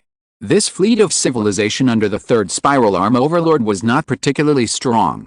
In fact, normally, if the Divine Kingdom faction and the Super Civilization Alliance hadn't been mutually weakened, they wouldn't have had a chance of winning. They would have been the ones reaping the benefits. Their fleet was roughly equivalent to modern humans, lacking even a single evolved human. They were utterly crushed. Those who resisted or tried to escape were the first to be annihilated. Only the central flagship remained. Even that flagship was no match for human warships. 3 human spaceships used tractor beams to pin it to the void. Lin Qun's power enveloped it, controlling all life and spaceships within. They couldn't even commit suicide. If they possessed such power, they could have spared the Super Civilization Alliance fleet as well. Lin Qun led the landing force, directly storming into their warships. This was like a dimensional attack for them. They had no power to resist. The entire warship was captured. They had just been cleaning up the battlefield. Now, it was the humans cleaning up. Suji said, "This civilization, though not powerful, didn't seem this weak before. It seems that passing through the Super Civilization Alliance's interception has taken a toll on the third helical arm overlord's side." The human civilization was rapidly settling in. Lin Qun led the charge, unstoppable, eliminating all forces on the warship. This civilization called themselves the Arrow, and they actually recognized the human civilization. It's you, humans, you're still alive. The Overlord hasn't even come looking for you, and you've come to us yourself. These words came from one of them, seemingly a commander, his face twisted, pointing at the leading human. Lin Qun raised his arm. An invisible force erupted from the air, directly pulling the man up from the ground. We haven't gone to bother the third helical arm Overlord yet. The last Overlord who tried to kill us is now a pariah. Lin Qun was naturally referring to Bacchus. This was both a deterrent and a way to gauge their reaction, to see if they knew about the third helical arm Overlord's interception of Bacchus, thus allowing Lin Qun to learn more information. However, this civilization was clearly not of a high enough level to be aware of this matter. Of course, it was also possible that the third helical arm Overlord himself had done it, and these civilizations themselves were unaware of it. The other party struggled desperately, roaring repeatedly, "When the Overlord finds you, it will be the end of your civilization." All of these people were quickly taken away. Interrogation was one aspect, but the main source of information was their warship system. The warship logs could provide humans with enough information they needed. Because the people arrived suddenly and quickly took control of their entire spaceship, they did not have the chance to clean up the system. From this, Lin Qun obtained a shocking piece of information.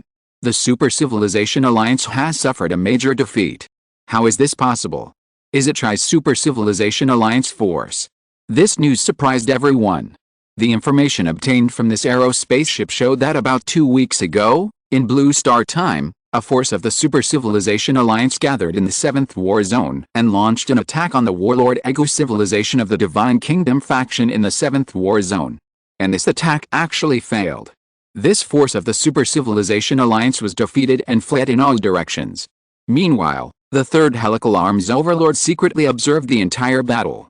The Aero civilization, acting on the third helical arm's orders, had, after the battle, brought along a remnant of the fleeing Super Civilization Alliance. This remnant was intercepted by the Divine Kingdom's forces en route, leading to the events witnessed by humanity at the previous scene. They then tracked them down here, but to no avail. The Super Civilization Alliance members, displaying remarkable courage, chose to self-destruct, destroying all clues when escape was impossible. They gained nothing. But humanity did. Suji said, "Mr. Lin, you'd better take a look at this. This is encrypted intelligence we deciphered from the Aero's spaceship. The detailed mission they received from the third helical arm's Overlord is, the third helical arm's Overlord suspects that this Super Civilization Alliance possesses information about the Star Road." Lin Qun looked at this, took a deep breath, and said, "They really are here for the Star Road." If you are listening to this novel on a channel other than Fanfic World, it means it was downloaded and re-uploaded without effort. We warmly invite you to visit our channel, Fanfic World. There you will find the original version of this story and many other novels of various genres. We look forward to seeing you dive into a world of incredible novels. Chapter 789 Find Them. This information was quickly confirmed by the captured Aero civilization prisoners of war. That's right. This is the mission the third helical arm Overlord gave us. We're looking for star paths. Pathetic civilization, pathetic humans, you don't understand it all, do you? You don't know what star paths are, do you? The Aero being, the fleet leader, was extremely arrogant, even mocking humanity. It knew very well that with their capture, all their information had been obtained by humans, and they had no need to hide anymore. Wang Qizheng, who was interrogating it, had a volatile temper and punched it directly. Its teeth-like organ was knocked away. But it still sneered, "Don't worry, our race isn't all here. Our Aero civilization will continue to thrive under the leadership of the third helical arm Overlord, while your human civilization, are enemies of the third helical arm Overlord, and you are doomed. Your civilization will soon come to an end. As long as you're here, you'll be discovered by the third helical arm Overlord sooner or later." Standing outside the interrogation room, Lin Qun watched this scene on the screen, his gaze cold. The arrogant boast of the Aero fleet leader was wrong. Humanity knows what star paths are. Chu Yaowei, standing to the side, said, "If it knew that we not only know what star paths are, but also possess maps of a portion of them that even the third helical arm's Overlord, whom it so highly regards, doesn't have, I wonder if it would stop laughing." Lin Qun added, "It confirmed the information for us. Chai wasn't lying to us. Furthermore, the star paths we consider important are indeed incredibly important. The more the third helical arm's Overlord tries to find them, the more important they become. Chu Yaowei looked at him. As far as I know, wasn't this third spiral arm overlord already searching for star paths back in the third spiral arm? It's still searching now. What's the difference? There's a difference. The methods are different. You weren't there then, so you naturally don't know. Back then, the third spiral arm overlord had no clue about star paths, and not all of its subordinates were doing it.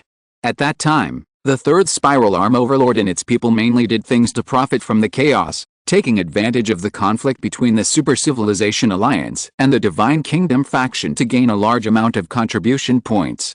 But now, it's different. Chu Yaowei was also a smart person. She immediately understood what Lin Qun meant. I see. It seems, the third spiral arm overlord is also eager to leave the 613 star system. This means it's even more dangerous here. Lin Qun stepped forward and entered the interrogation room ahead. He reached out, and an invisible force pulled the arrow man up. He coldly said, "Your fear is written all over your face. I know you're not that loyal to the third spiral arm overlord.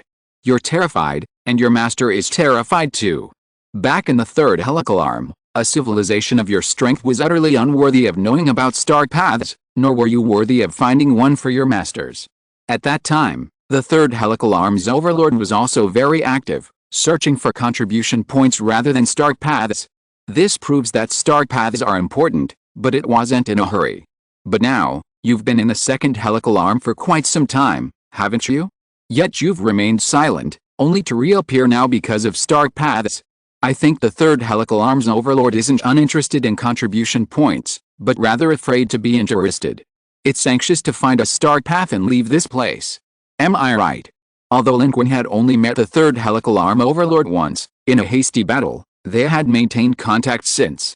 Lin Qun believed he had a relatively good understanding of the third helical arm overlord, even surpassing because knowledge. He trusted his judgment.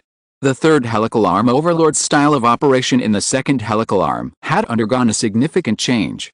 This couldn't be a gender reassignment, it could only be a practical issue. The arrow's expression changed drastically. Because Lin Qun was absolutely right. Even an outsider like Lin Qun could sense the difference. Despite being on the periphery of the third helical arm overlord's camp due to its own civilization's weakness, it could still perceive these changes. "No, how is this possible?" Lin Qun said, "You don't need to argue with me.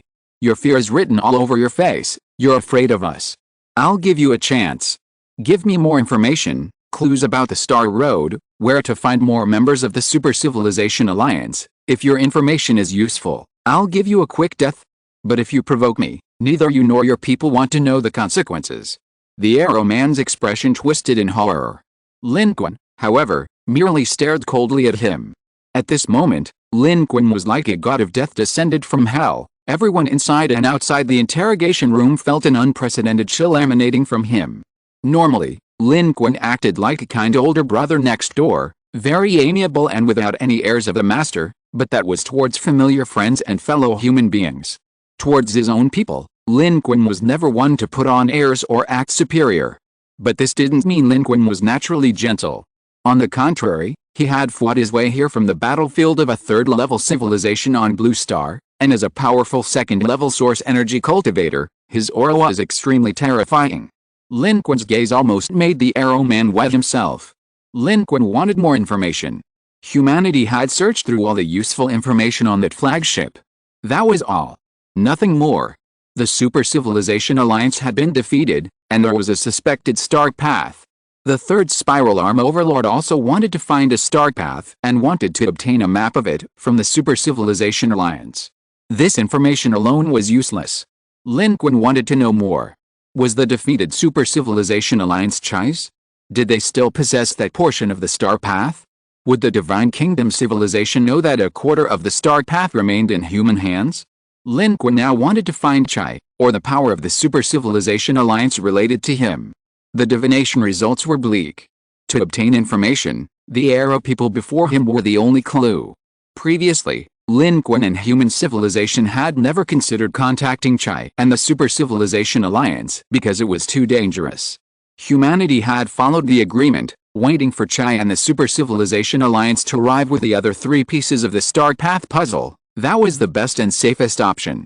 But now the situation seemed to have changed. If the Super Civilization Alliance couldn't complete the mission, humanity would have to obtain the star path map itself. This was a principle Lin Qun had long understood. They couldn't place their hopes on others. Although the Super Civilization Alliance was powerful, they didn't currently possess that much power in the second spiral arm. If Chai was truly in trouble, they needed to know as soon as possible and begin taking action. Especially the anxiety of the third spiral arm's overlord made Lin Qun feel that human civilization should accelerate its efforts. As the dominant life form, backed by a civilization like Kenis, a top-tier civilization even in the battlefield, their information and judgment undoubtedly surpass those of humans and Lin Qun. They are eager to find a star path to leave this place, and human civilization must also accelerate its efforts. Following the powerful is always a good idea. However, these matters are far too complex and advanced for Lin Qun to divination. The vague information would only be more misleading. Lin Qun trusted his rational judgment. Their course of action might need a change. Of course, Lin Qun wanted to first find the Super Civilization Alliance, find Chai, his ally, and understand the current situation. Lin Qun specifically came to interrogate the leader of the Aero Fleet, hoping to obtain more clues. This leader of the Aero Fleet indeed knew information beyond what was recorded in the warship system database. In interstellar space, although spaceships can carry a lot, there is a risk of capture and attack. Therefore, sometimes, important information is still stored point to point, and sometimes even primitive methods like paper are chosen for greater security. Civilizations with weaker technological capabilities are more likely to make such preparations. At this moment, the airwoman said, "Perhaps I can give you the coordinates of another defeated force from the Super Civilization Alliance." Lin Qun's eyes lit up. This airwoman fleet leader indeed knew some additional information. "You also know the location of another defeated force from the Super Civilization Alliance?" The airwoman fleet leader said, "To be precise, I don't know the location of the defeated force from the Super Civilization Alliance. I know the location of our other fleet." "What do you mean?" "In the second arm, the Overlord doesn't want to be a dog for the Divine Kingdom, so he's acting very cautiously. This time, we set up a rendezvous point in advance. We will rendezvous with another fleet led by the Overlord, and that fleet is far stronger than ours. It's a trusted fleet led by the Overlord's confidants. They should also be pursuing the people of the Super Civilization Alliance. Moreover, those pursued by this trusted fleet must be important targets. If you find them, you can find the other fleets of the Super Civilization Alliance. If you want information about the Star Path, you can definitely get it from them. However, this is only a possibility. Perhaps they have already been captured by us. Humans, do you also want the Star Path? I can help you find the coordinates. But I don't want to die. You have to let me go and give me a spaceship, then I'll cooperate with you. Of course, my demands aren't high. Just let me go, that's all I ask." Under Lin Qun's immense pressure, the leader of the Aero Fleet completely surrendered. His previous arrogance was merely a mask for his fear. Now, he was no longer pretending, his fear written all over his face. He wanted to exchange information for his life, and only his own. He no longer cared about anyone else. Lin Qun released his grip. The invisible force dissipated. The Aero Fleet leader collapsed to the ground with a thud. Lin Qun didn't immediately give him a reply. Alien civilizations were untrustworthy, humanity couldn't agree to its conditions, and Lin Qun couldn't be coerced by it. How could he be captured and coerced into exchanging conditions? Instead, he joined forces with a human fleet to thoroughly re-examine the captured warships, but still found nothing. Lin Qun then took out his crystal ball again. Previously, when Lin Qun took it out, everyone was both amused and exasperated, but now, they all felt a sense of awe. Because Lin Qun's divination was indeed very successful, accurately helping everyone locate this place and choose the right direction. Li Ji, who had previously complained, said, "Don't look at my complaints, but Brother Lin is Brother Lin. No matter how outrageous the methods and approaches seem, they are all completely feasible." Liu Wei and Luo Qin nodded repeatedly. Among the evolved beings, besides Wang Qizhang who was willing to drink with them, only Li Ji always gave them pointers. Chu Yaowei, on the side, inexplicably straightened her back at this moment. However, no one noticed her. Lin Qun's crystal ball divination was not done in secret, it had already become famous throughout the fleet last time, and now a crowd had gathered to watch. Even Papadu had come over from the corner, which was a very peculiar method for it. While watching, everyone was also boasting, trying to make up for the doubts and distrust they had shown towards Lin Qun last time. And the direction of Lin Qun's crystal ball divination this time was naturally based on the direction given by the arrow man.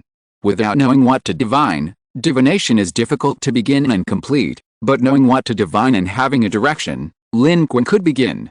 He was divining the location of the trusted fleet of the third cantilever overlord that it mentioned and the target they were chasing. However, Lin Qun was somewhat disappointed this time.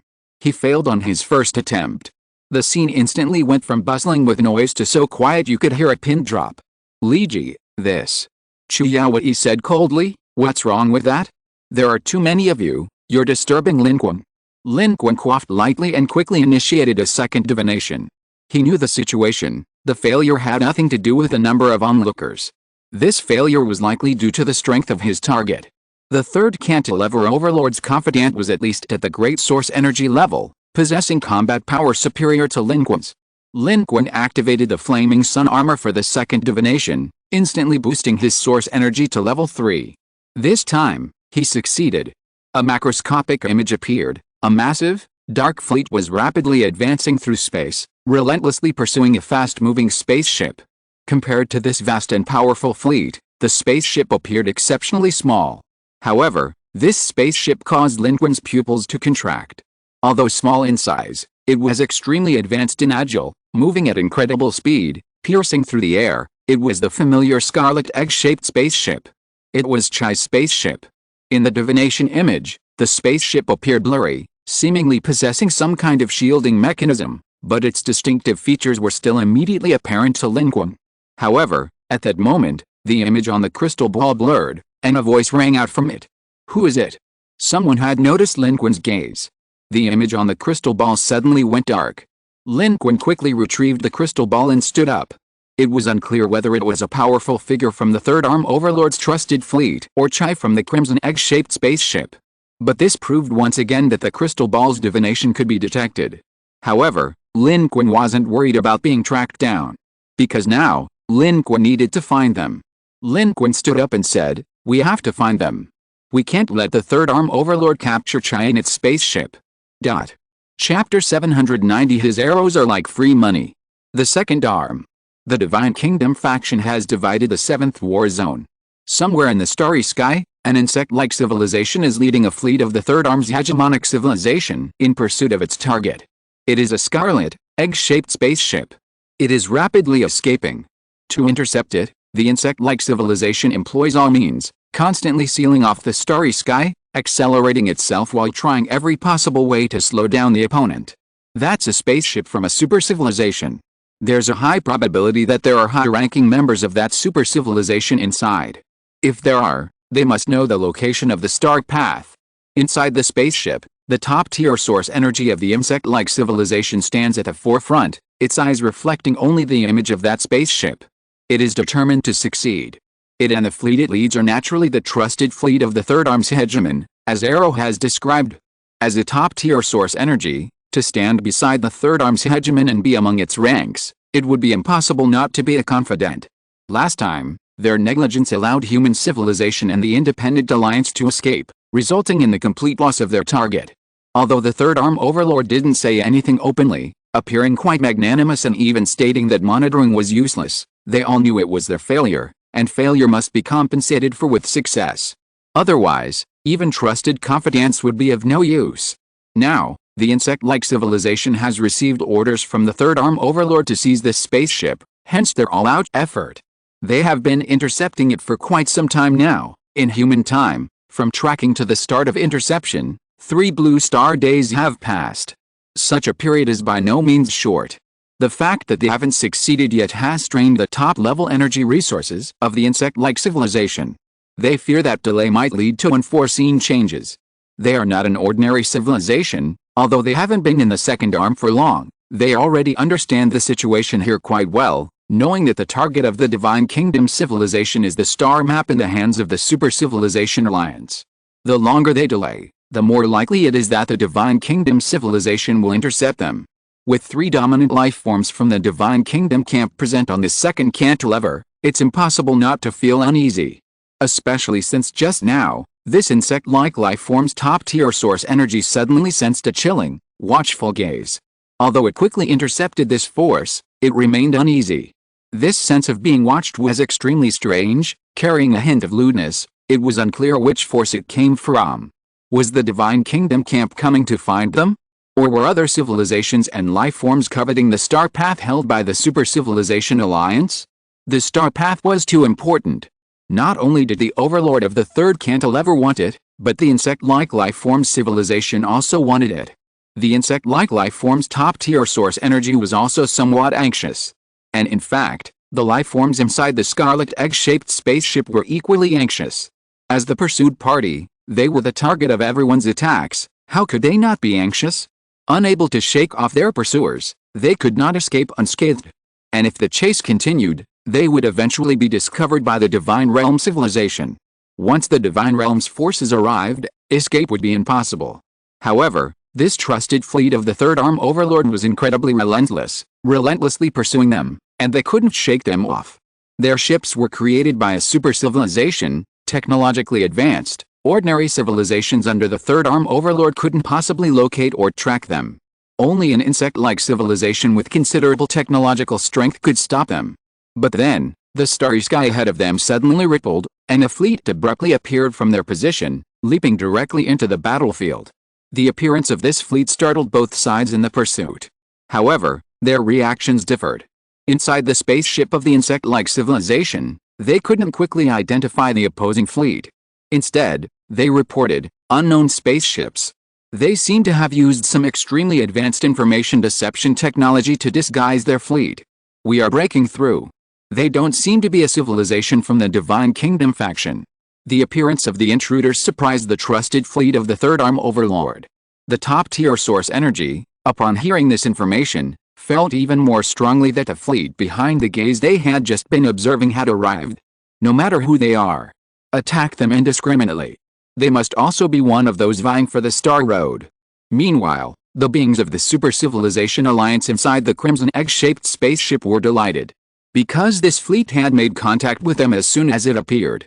We are human civilization, we have come to support you. This intruding fleet that appeared at this moment was undoubtedly the fleet of human civilization that had rushed from millions of miles away. Lin Qun's goal was clear, to help Chinese crimson egg-shaped spaceship escape the pursuit of the Third Arm Overlord's trusted fleet, and then to find out from Chai what the current situation was. Lin Qun, arriving aboard the human fleet, immediately sensed the astonishing aura of the top-tier source energy from the insect-like civilization surging towards them from space like a tidal wave. However, for some reason, Lin Qun felt this aura was somewhat familiar. It seemed he had seen it somewhere before. But Lin Qun had never dealt with, or even encountered, the top-tier source energy of the Third Arm Overlord's side, so why did it feel familiar? At this moment, however, there was no time to ponder such matters. The information from the previous location was quickly relayed to the crimson egg-shaped spaceship. Greetings, human civilization. Your arrival is both unexpected and appreciated. I am Xin. Chai is not here, we have lost track of Chai's location. The fleet chasing our third cantilever overlord, you should know their power. They now possess a top-tier source energy source here. Chai is not here. Unless you possess top-tier source energy or equivalent combat power and methods, I advise you to immediately turn back and flee in the opposite direction from us. Otherwise, we'll all be in trouble. Having been pursued relentlessly, the beings within the crimson egg-shaped spaceship had gained some understanding of the pursuer's strength. Seeing reinforcements arriving, they immediately issued this warning. Chai was absent, only Xin remained. Xin was the weaker of the two powerful beings in the crimson egg-shaped spaceship, with combat power around source energy level 7 or 8, only at the high source energy level, far from top tier. With top tier source energy but no equally powerful companion, retreat immediately. The crimson egg-shaped spaceship's technology and performance were extremely advanced. Even with top tier source energy, the enemy couldn't harm them for the time being. However, the human civilization fleet's technological strength was clearly insufficient, and they were likely to be drawn into the battle immediately. Lin Qun, however, said, answer them, and we'll cover their retreat.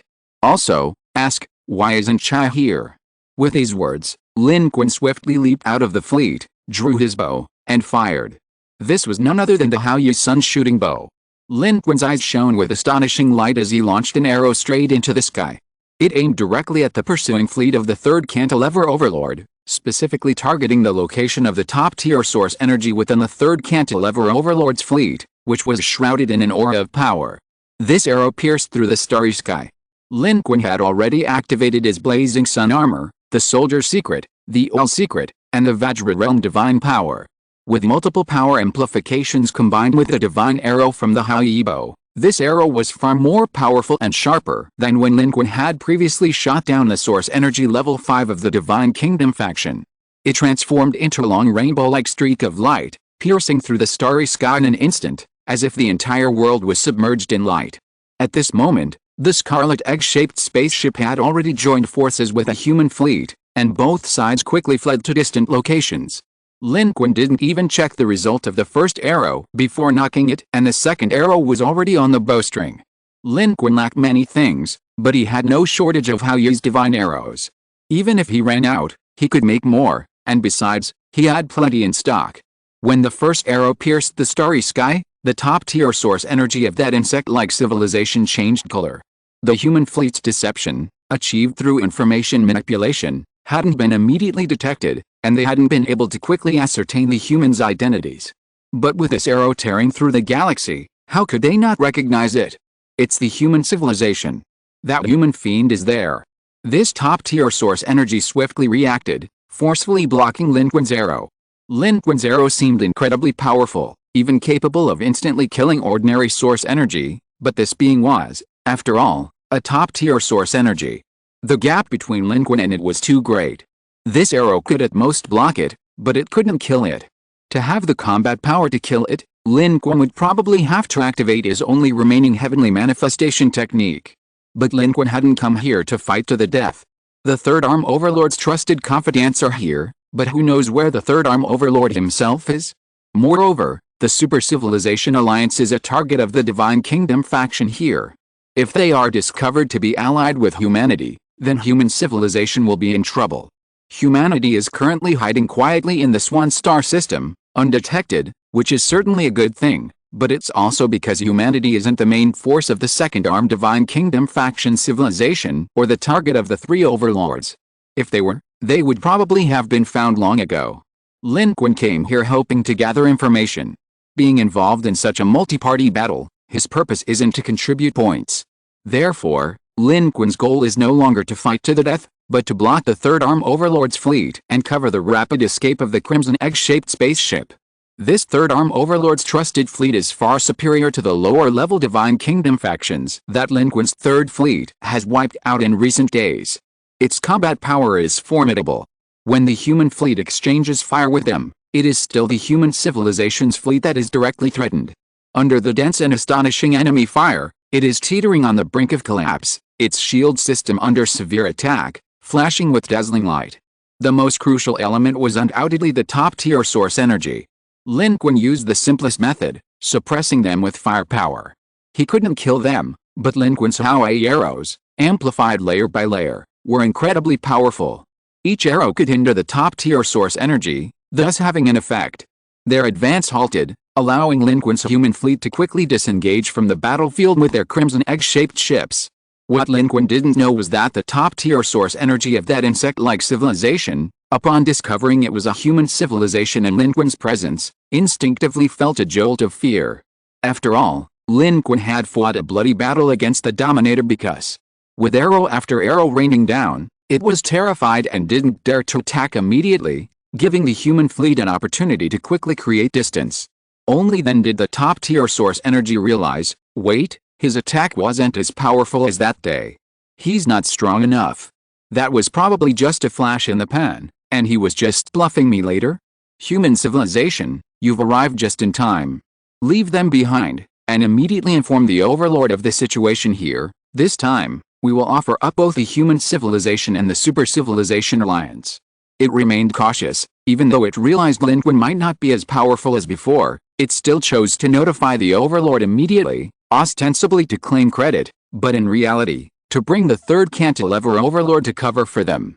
At this moment, this top-tier source energy immediately abandoned some of its caution and launched a full-scale attack. Its aura and power swept across the starry sky, attempting to intercept them with all its might, How many arrows like these do you have left? How many can you stop me from? It was full of confidence. Even if it attacked later, it could still subdue them. The Super Civilization Alliance's spaceship, due to the arrival of the human civilization, had lost its escape rhythm. It might be able to wipe them all out. However, a scene that surprised it immediately occurred. Each of Lin Qun's attacks consumed a very extraordinary arrow. Ordinary strong individuals wouldn't notice, but as a top-tier source energy, it could clearly see the power of an amazing treasure within. It had rarely seen such a good thing, and it didn't believe this human could use it to stop it indefinitely. But it was clearly wrong. Lin Qun could keep firing. With the help of the god of craftsmen, he had an endless supply of arrows. Even this top-tier source energy considered these divine arrows formidable, but Lin Qun was simply firing them indiscriminately, as if they were free. Not only could he shoot at it, but he could also shoot at the fleet behind it. Those fleets didn't have its capabilities. A single arrow would obliterate an entire spaceship. A raging inferno filled the starry sky. How is this possible? Such divine weapons, and consumable ones at that, how can he just fire them around like they were free? This top-tier source energy was dumbfounded, even a little envious at this moment. Where did this human get so many divine arrows? Could he possibly forge them himself? If Lin Qun knew its current thoughts, he would surely thump his chest proudly and say, "That's right, I make my own guns and cannons, so naturally I use them extravagantly." Having stockpiled supplies for so long, Lin Qun naturally had the resources to use them. He unleashed a barrage of arrows, shooting them across the starry sky, forcefully halting the advance of this top-tier source energy being. Not only was the top-tier source energy being dumbfounded, but even Xin, inside the crimson egg-shaped spaceship that had just issued the warning, was utterly shocked. It had initially thought humanity had made a terrible mistake, delivering themselves into its own hands. Were they actually a match for a top-tier source energy being? But the outcome was completely unexpected. That human was firing divine arrows like they were free, forcefully blocking the top-tier source energy being, a confidant of the third cantilever overlord. Strength played a part in this. But more importantly, it was the sheer audacity that made even Xin, a great source energy level being from an extraordinary civilization, tremble with fear. No wonder this human had once fought against because. Indeed, they had many trump cards up their sleeves and were quite skilled. Chapter 791. A major problem has arisen in our alliance. Lin Qun covered the rear, successfully cutting off the pursuit of the third cantilever overlord's trusted fleet. During this process, Lin Qun considered recording the opponent's power of rules, but ultimately decided against it. Although the opponent possessed top-tier source energy, the characteristics of their power of rules weren't particularly strong, making recording unnecessary. Even if he recorded the top-tier source energy's abilities, Lin Qun would only be using them at his own combat level. What he recorded was only the opponent's power of rules, not their combat strength. The extent to which the recorded abilities could be utilized depended solely on Lin Qun's own strength. Then, his body took a final step in the void. The abilities of the apprentice and the teleportation gate activated simultaneously. Lin Qun's figure vanished from the starry sky in the next instant, reappearing on the bridge of the Spear-class Star Destroyer. At this time, the human fleet had already distanced itself from the crimson egg-shaped ship. The instant Lin Qun returned, they all entered warp and disappeared from the starry sky. Only the remaining fleet of the third cantilever overlord remained in the starry sky, facing a cold, empty void. The top-tier source energy of the insect-like civilization quickly withdrew. Damn it, they escaped. Track them. Find them. Despite these words, it knew it would be difficult to find them. With the super civilization's crimson egg-shaped spaceship present, they couldn't track them. The super civilization would erase all traces of humanity. Just moments later, in their location in space, a V-shaped warship rapidly jumped out and warped closer. This was a spaceship of the Third Canyon's overlord civilization, the Kenna civilization. Is the overlord here? An ordinary source energy user in the insect-like civilization's fleet couldn't help but ask. The top-tier source energy user standing before it replied, "No. It won't come. The overlord has become increasingly cautious here. Unless it's 100% certain or has a sufficiently important benefit, it will never show itself." The Third Canyon's overlord had dispersed its forces to attack in all directions, but it itself wasn't actually doing anything. All it wanted to do was ensure its own safety. Not showing itself meant safety. Even the insect-like civilization, Its commandant didn't know its whereabouts. This spaceship didn't have the ruler itself, it was merely a representative sent to understand the situation and convey its message. The news from here was thus transmitted to the depths of the second spiral arm, to the depths of a cold, desolate planet. The overlord of the third spiral arm was hiding there, seemingly connected to the planet's core, drawing power from it. Therefore, the planet's core was cooling, and the entire planet was rapidly cooling. Upon receiving the information, it coldly remarked, "Human civilization, they're actually still alive. Are they also searching for a star path? Interesting, very interesting." Even it hadn't expected that human civilization could emerge from a level 3 civilization battlefield and reach this point, even this stage. Meanwhile, the human fleet and the crimson egg-shaped spaceship had completely departed, reaching a safe haven. The crimson egg-shaped spaceship had erased the traces of their jump, leaving no trace for later pursuers. Once safe, Lin Qun immediately asked, "Where is Chai? What happened? I heard you were defeated." Lin Qun didn't care about the fate of the Super Civilization Alliance, he was concerned about the star path. Inside the crimson, egg-shaped spaceship, Xin directly confronted Lin Qun in the starry sky. Surprisingly, it wasn't a member of Chai's race, its life form was completely different, belonging to a different civilization and life form. It said, "In the battle of the third arm quadruple star, you single-handedly held off because human, you are indeed very powerful." Its voice wasn't flattery, but a deep sigh, even tinged with envy and jealousy.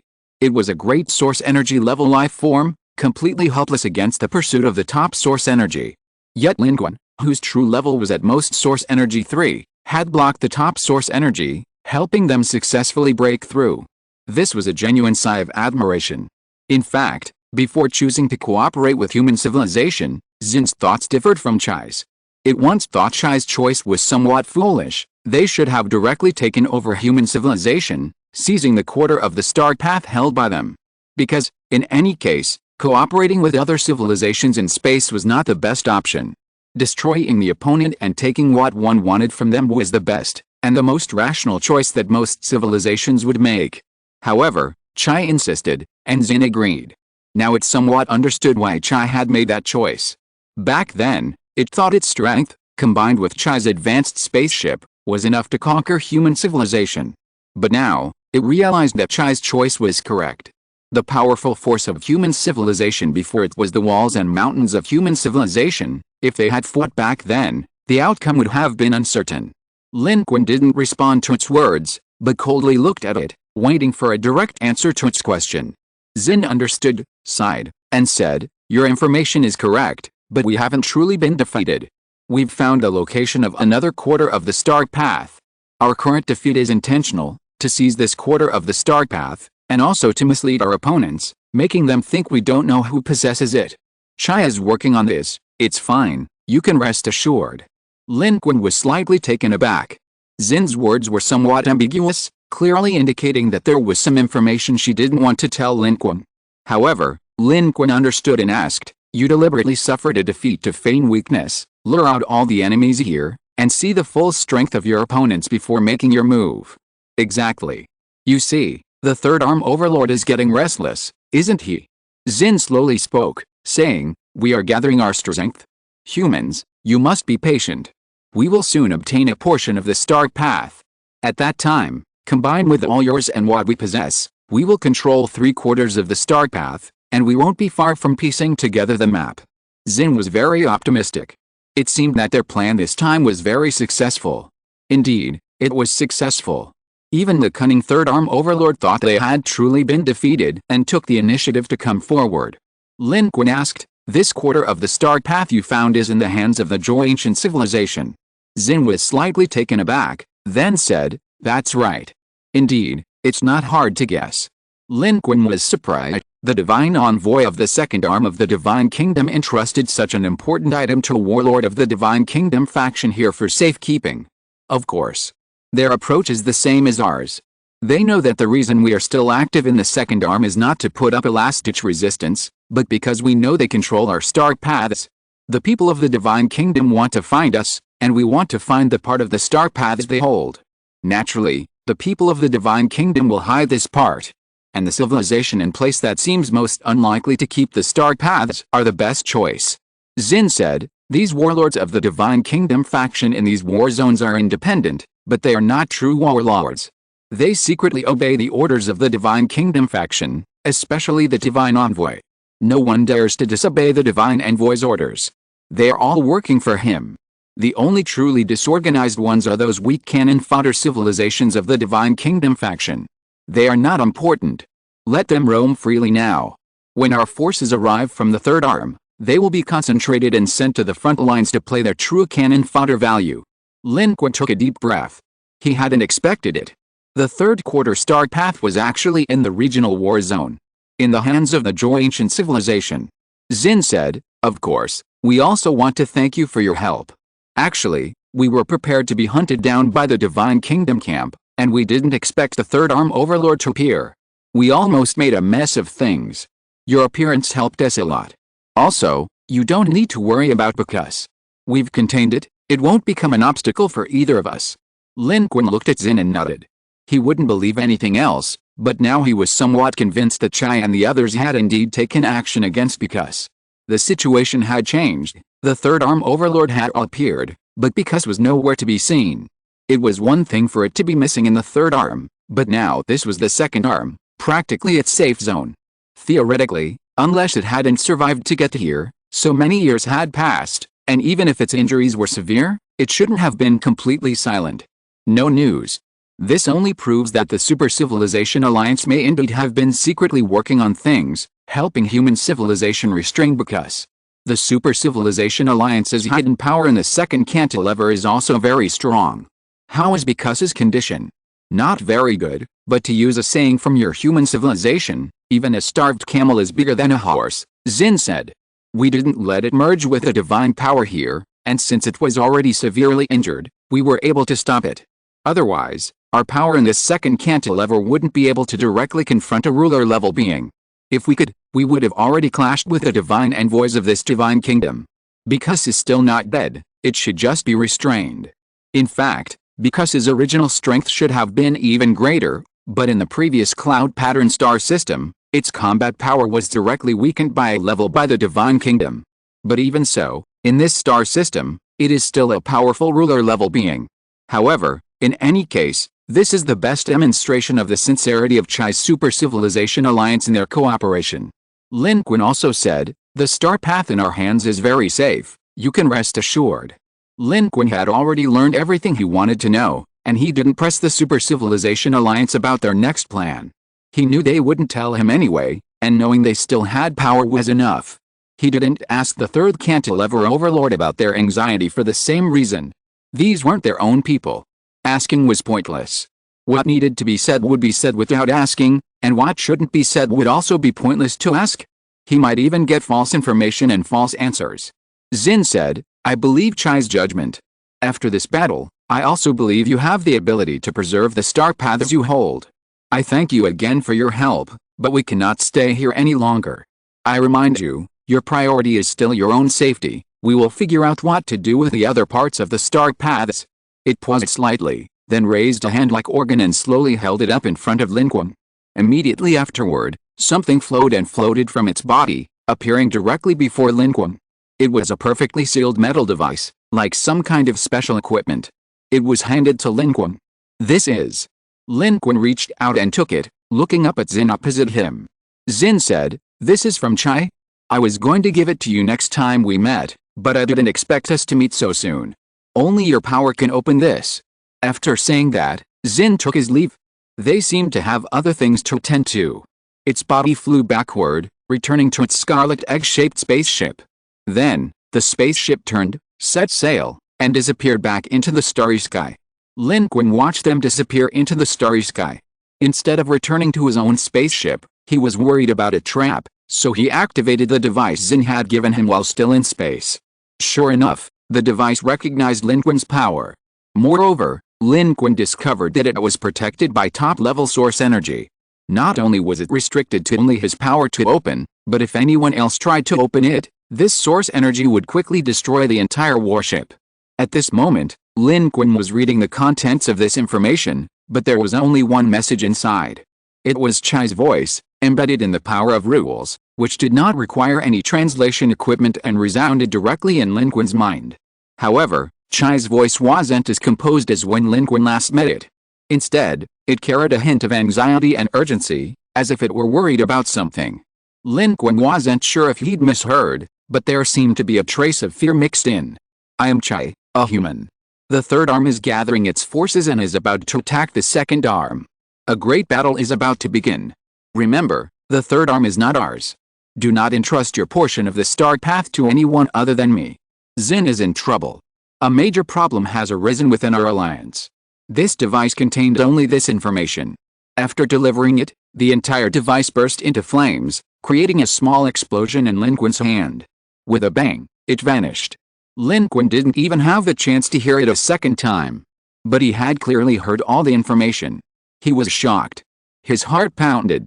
Chai, this top-tier source energy, was secretly transmitting information to someone he was carefully passing on to. Xin? What did this mean? What problem had arisen within the Super Civilization Alliance? Chapter 792. We can't wait any longer. Chai's message caused Lin Qun to frown deeply. Of the many pieces of information, only the prediction that the third arm would launch a war against the second arm was accurate. The rest, Chai hadn't mentioned, perhaps because it wasn't on Lin Qun's side and didn't want to, or perhaps for some reason, couldn't say. But it seemed it truly didn't trust Xin. The information given to Lin Qun was also inaccessible to Xin. It even specifically reminded Lin Qun not to hand over this portion of the star path in human hands to anyone other than itself. Yet Xin hadn't shown any of this just now. Lin Qun suppressed his thoughts and immediately retreated back to the human fleet. The crimson egg-shaped spaceship had already left, and there was no reason for human civilization to remain here. After Lin Qun returned, Suji immediately ordered a return flight, taking off into the depths of space. Lin Qun, however, was still pondering Chai's message. Xin hadn't mentioned a single word about any of the major problems the Super Civilization Alliance had discussed, and Xin even said Chai had gone to do other things, seemingly still trusting Chai. So, it was Chai who no longer trusted it. It was Chai himself who had caused the problem. Lin Qun had no conclusion, so he instructed Suji to contact the human command center in the Swan Galaxy and relay the information they had obtained to the Supreme Commander, an elderly man, to see their analysis and situation. In this message, Lin Qun also included his own judgment and thoughts. He felt that perhaps they couldn't simply rely on the Super Civilization Alliance to bring back the remaining star paths as before. Perhaps they should find their own way. If the Super Civilization Alliance truly encountered problems, humanity might not even obtain a complete star path map in the end. And the star path map would be humanity's last resort for leaving the 613 star system. Both Lin Qun and the Supreme Commander hoped to hold on to it. Now, they needed to take action.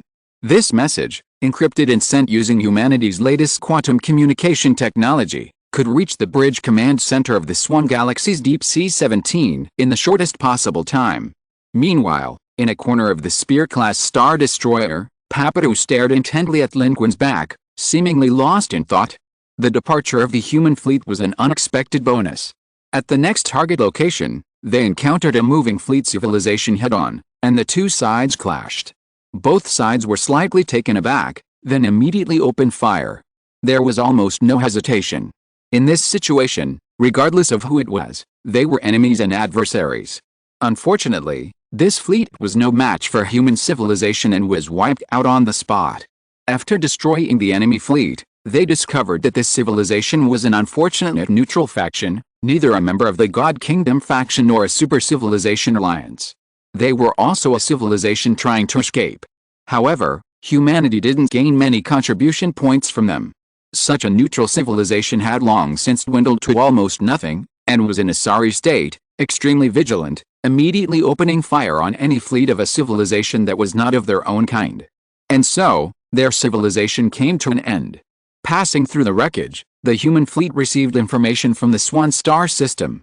They didn't answer Lin Qun's questions this time, but instead sent back information about the movements of the God Kingdom faction civilization in the 7th war zone that Lin Qun and the others had inquired about last time. The explorer team sent by the Supreme Commander had made discoveries in space.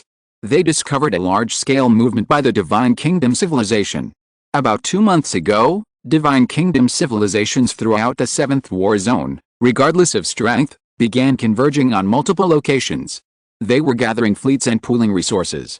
Some, after completing these tasks and reaching a certain size, simply left the 7th War Zone, disappearing into the vast expanse of space, clearly under orders. They're preparing for war, Suji said. Lin Qun added, the third arm is likely about to attack, and the second arm is fighting to counter them. Chai's information provided the answer to the unusual behavior of the Divine Kingdom civilization. No wonder they hadn't had any targets or trouble these past few days. It was because even bigger trouble was on the horizon. Humanity was recuperating in the Swan star system, but the situation in Star System 613 was constantly changing. The Super Civilization Alliance and the Divine Kingdom civilization were still waging war everywhere, the situation only worsening, and there was no clear resolution yet. Of course, a decade or so isn't a short time for humanity hiding in a corner, but in the face of a space-level war, it can only have evolved to the stage where the Super Civilization Alliance of the Third Arm is preparing to attack the Second Arm. The Third Arm is in the hands of the Super Civilization Alliance, while the Second Arm is in the hands of the Divine Kingdom faction civilization. Once the war breaks out, it will be a bloody clash between the two arms. Therefore, the Divine Kingdom faction civilization has begun to gather its members in various war zones. The current situation of being scattered and fighting independently is about to end. In the short term, the neutral faction civilizations that have been bullied by the Divine Kingdom faction civilizations in the Second Arm can breathe a sigh of relief, but this is only temporary. Once the two sides go to war in full force, if the Divine Kingdom faction civilization cannot withstand the overwhelming offensive of the Super Civilization Alliance, the Second Arm will soon be engulfed in the flames of war. The Divine Kingdom faction civilization is also operating on multiple fronts. On one hand, it is hunting down the Super Civilization Alliance forces of the Chai faction in the Second Arm, and on the other hand, it is preparing for war. These Divine Kingdom civilizations fought independently, but ultimately, they couldn't truly fight independently. Bound by the rules of the civilization battlefield, when orders were issued by the high-ranking officials and divine envoys of the Divine Kingdom civilizations, everyone had to obey. This was the case now.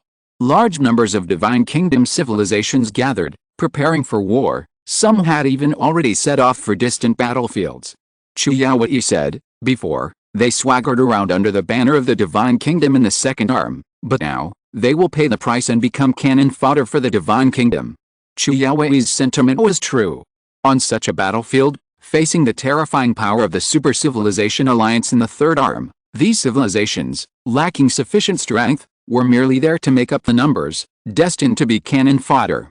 At this moment, Papadu stepped forward and said, "This is an opportunity. Great and sacred child of civilization, I think we must take action and find the star path ourselves." These past few days, Papadu hadn't spoken much, essentially being invisible within the fleet, but unexpectedly, it suddenly spoke up. All eyes turned to it. Papadu rubbed its hands together, its face beaming. It only acted this way in front of Lin Qun, aboard the Spear-class Star Destroyer. It was arrogant and condescending to everyone else, so few people bothered with it. Lin Qun's gaze also fell on it. This weasel-like werewolf was cunning. Its sudden outburst likely meant more than just offering its opinion. What it said aligned with the ideas of Chai's Super Civilization Alliance, to use the opportunity of the Third Arm's Super Civilization attacking the Second Arm as a pretext for their own attack. To counter the Third Arm's Super Civilization, they would inevitably have to mobilize a large number of troops to the edge of the Arm, making the 7th War Zone vulnerable and the perfect time to strike. Papadu's words reflected this idea. It advised humanity to act independently, not to place all their hopes on Chai and the Super Civilization Alliance. Papadu didn't care about other people's gazes, but when Lin Qun glanced at him, Papadu's weasel-like eyes almost curved into crescents. I just have a suggestion. I just think, what if something goes wrong within the Super Civilization Alliance, or what if the Divine Kingdom is more skilled? In that case, the Super Civilization Alliance will be finished, and the Star Road will fall completely into their hands. Not to mention whether we can get the complete Star Road. If the Super Civilization Alliance recruits us again, then we're finished.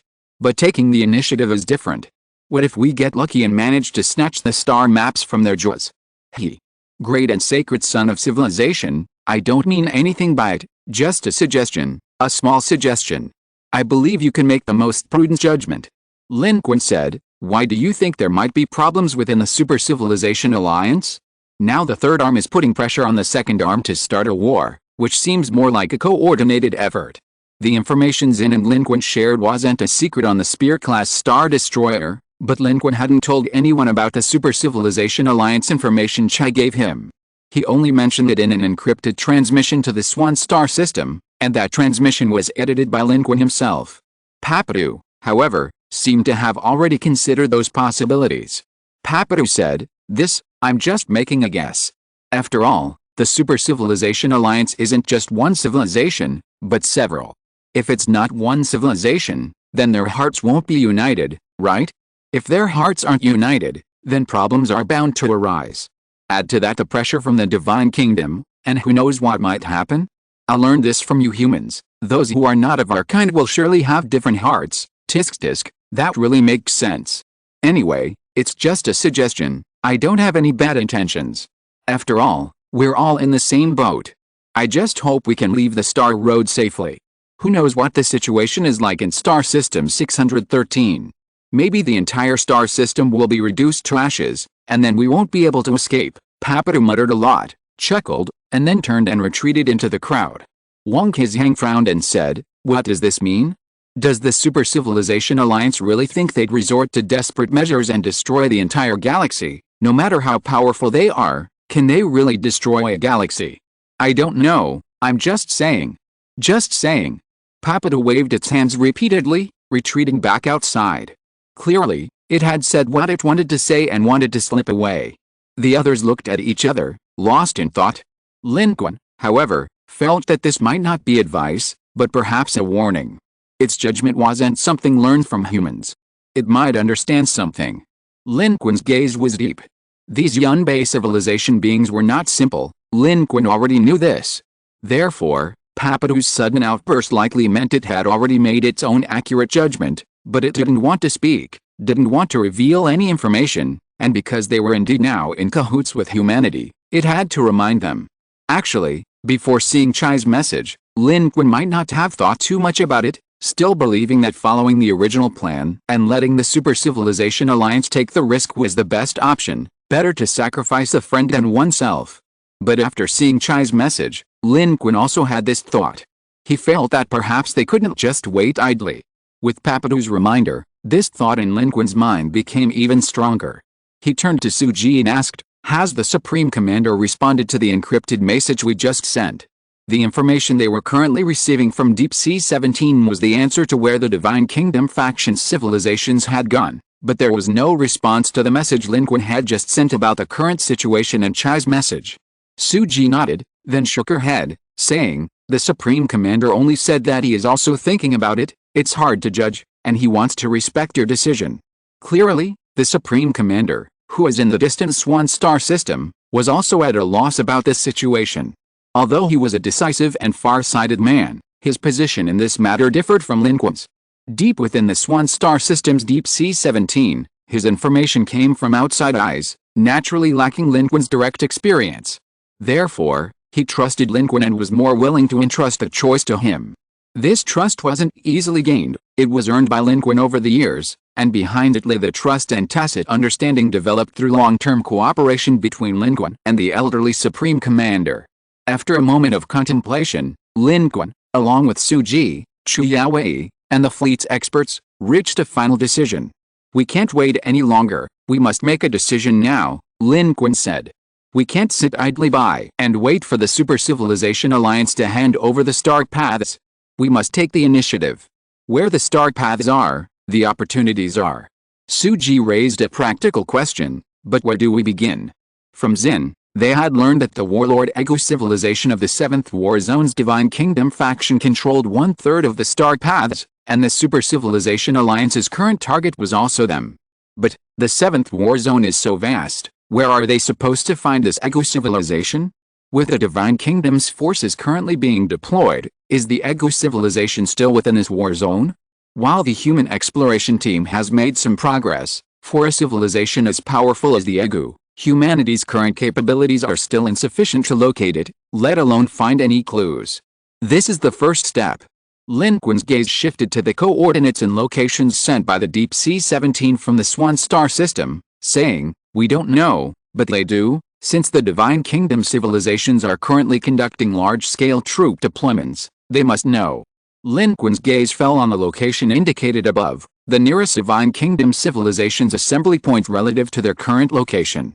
Lin Qun raised his head, his killing intent palpable, and said, "This time, we won't play along. We'll go straight for them." The target has been confirmed. At this moment, the entire Third Fleet is preparing for battle. Chapter 793 Amassing Contribution Points. Lin Qun's thinking was very clear. Now that his strategy had changed, there was no need to act as before, to strike directly.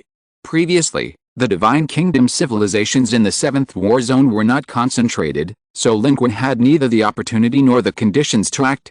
But now, under the call of the Divine Kingdom civilizations, these civilizations in the 7th War Zone were concentrating and preparing for war. Many civilizations were emerging, fleets were gathering, resources were flowing, and a battlefield was brewing. As a result, the power of the Divine Kingdom civilizations within the 7th War Zone was concentrated. Regardless of strength, their collective action undoubtedly made them more dangerous. Under such circumstances, ordinary neutral civilizations would naturally avoid them, fearing being discovered and eliminated first. But Lin Qun was prepared to strike directly. He would attack them directly and obtain the location of the Ego civilization in the 7th War Zone. There was no simpler and more direct method. Most importantly, this method was extremely time efficient. Currently, the Ego civilization might respond to the call to leave at any time, and the civilizations of the Chai and other super civilization alliance might also take action. Lin Qun naturally needed to act quickly, otherwise, by the time they found the Ego civilization, the situation might have already changed again. Therefore, under Lin Qun's orders, the Third Fleet quickly set sail again and leaped into deep space. At the same time, Lin Qun's decision was being transmitted from the Spear-class Star Destroyer to the Human Command Center in the Swan Galaxy via a quantum communication device. With quantum communication technology, information could be transmitted back almost in real time, not only accurately but also very securely. Just as Lin Qun led the human fleet, led by the Spear-class Star Destroyer, into the warp, in the Swan Galaxy, on Deep Sea 17, the Supreme Commander, the Elder, also received this information simultaneously. Chen Weiying was also there, and they were actually discussing what to do now. The situation in Galaxy 613 was drastically changing. They could all feel the dark starry sky becoming increasingly dangerous, but humanity's power was limited. Faced with the vastness of space, they could only see a corner like frogs at the bottom of a well, unaware of what was happening elsewhere, whether there were great dangers, or what the right choice was. Mr. Lin has made his decision. After reading the information, the elderly Supreme Commander breathed a sigh of relief, his expression a mixture of relief and complexity, and handed the information to Chen Weiying. Chen Weiying glanced at it and said, "The general is in the field. I trust Mr. Lin's judgment." From Daxing to today, it has always been the same. The elderly Supreme Commander nodded, his thoughts aligned with Chen Weiying's.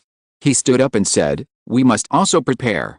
If we really want to participate in the struggle for the Star Road, we must be prepared to mobilize the entire army to support Mr. Lin and the Third Fleet." The Super Civilization Alliance of the Third Arm was about to clash unprecedentedly with the Divine Kingdom faction of the Second Arm.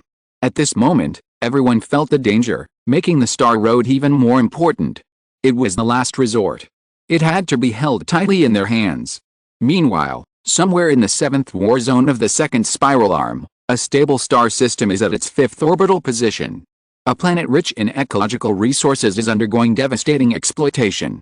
The developers here are the civilizations of the Divine Kingdom faction. Within the Divine Kingdom faction, this is designated as Preparation Planet 311. 9 civilizations from within a 15 light-year radius of the Divine Kingdom faction have gathered here, totaling nearly 1.3 million participants. This is a considerable number for an interstellar war fleet, primarily composed of ships. After all, this represents their fleet strength, not the entirety of their civilizations. A single warship typically carries only tens of thousands of people, with some civilizations having even fewer due to low birth rates. 9 civilizations forming such a scale is indeed substantial. However, This also indicates that these 9 civilizations are not particularly powerful. The more powerful a civilization, the lower its birth rate tends to be, and the rarer its individual elites. Their orders are to prepare resources here before heading to the edge of the second spiral arm, ready to face attacks from the super civilization alliance of the third spiral arm. To this end, they have undertaken devastating exploitation of this planet. This ecological planet was home to a nascent intelligent civilization, roughly equivalent to the Qin and Han dynasties when human civilization first emerged. It didn't meet the standards for participants in the civilization battlefield, but simply because it was born on this chosen, auspicious planet, it was wiped out. It became part of the resources. 9 Divine Kingdom civilizations, with 1.3 million participants, slaughtered over 500 million individuals on this planet. Because the other side wasn't a participant, they didn't gain contribution points, but they completely conquered the planet and destroyed its entire ecosystem. This was extermination-style exploitation. However, these 9 Divine Kingdom civilizations weren't particularly proactive in their subsequent preparations. During this time, a storm was brewing, and the Divine Kingdom civilizations were also extremely tense. Who hadn't heard about the situation on the third helical arm? That terrifying civilization Trojan virus would be devastating for civilizations like theirs, which weren't very strong. They were utterly powerless to resist. No civilization was a fool. They were fully aware that they were about to become cannon fodder for the Divine Kingdoms in resisting the power of the Third Helical Arm's Super Civilization Alliance. However, the rules of the civilization battlefield apply. Having joined the Divine Kingdoms faction, refusing to comply would have dire consequences. This is the duality of the situation. They had previously enjoyed the benefits of being part of the Divine Kingdoms faction, and now it was time for them to pay the price. Therefore, they were procrastinating, delaying their departure as much as possible. In particular, the 3 stronger civilizations among the 9 here were leading the way in slacking off, unwilling to head towards the edge of the cantilever. It's said that the Super Civilization Alliance's army has already pressed in on the borderlands. At several key gravitational pull zones, the Trojan Horse civilization numbers in the tens of thousands. While large-scale battles haven't erupted yet, there have been numerous minor skirmishes. Most importantly, we haven't won a single one of these skirmishes.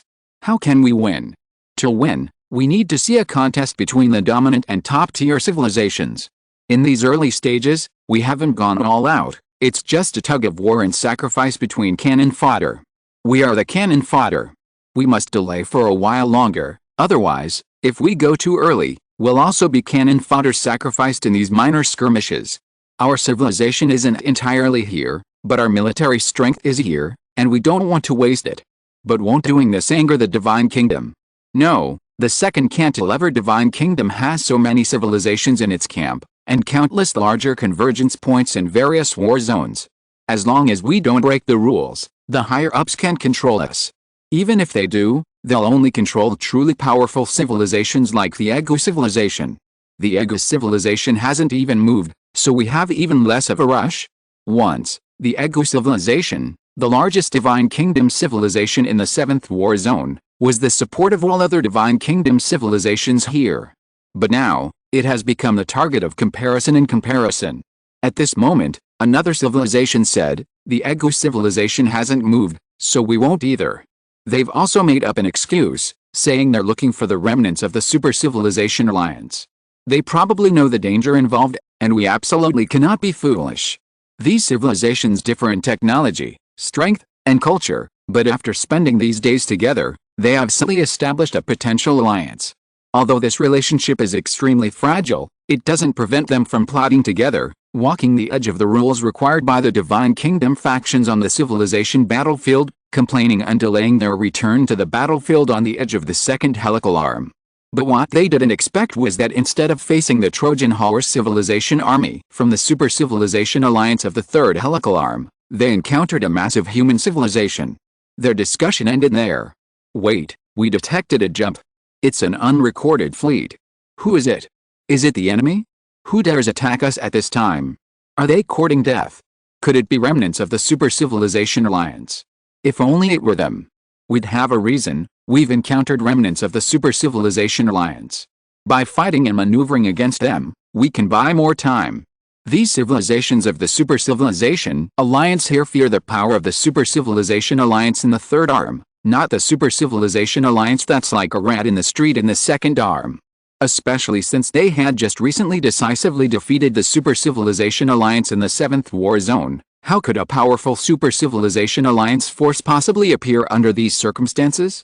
If it were a neutral civilization, that would be even more impossible. How many neutral civilizations would dare offend these proto-civilizations? Would that be courting death? During this period, they've been dominating the 7th war zone, invincible, with no one daring to oppose these proto-civilizations. They've become blindly confident. Until the massive fleet emerged from space. The axial laser cannons of the Lance-class Star Destroyers fired directly. Their fleets from 9 civilizations simultaneously sounded frantic alarms.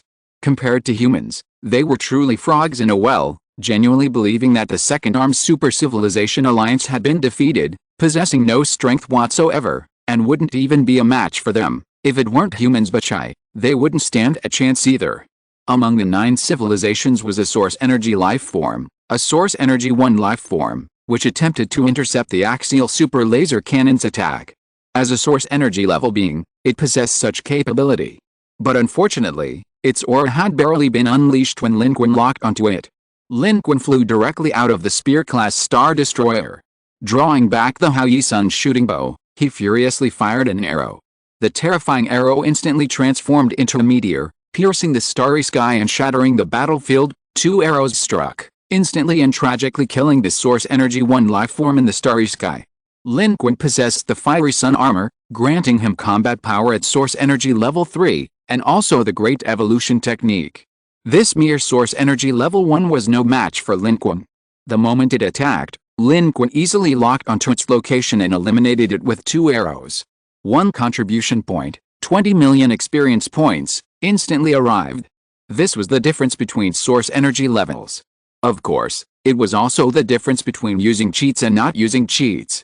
A source energy level 1 was instantly killed. Lin Qun increasingly felt that the Hao-Yi-Sun shooting bow was truly useful, a divine weapon for point-to-point killing. Most importantly, it had no side effects.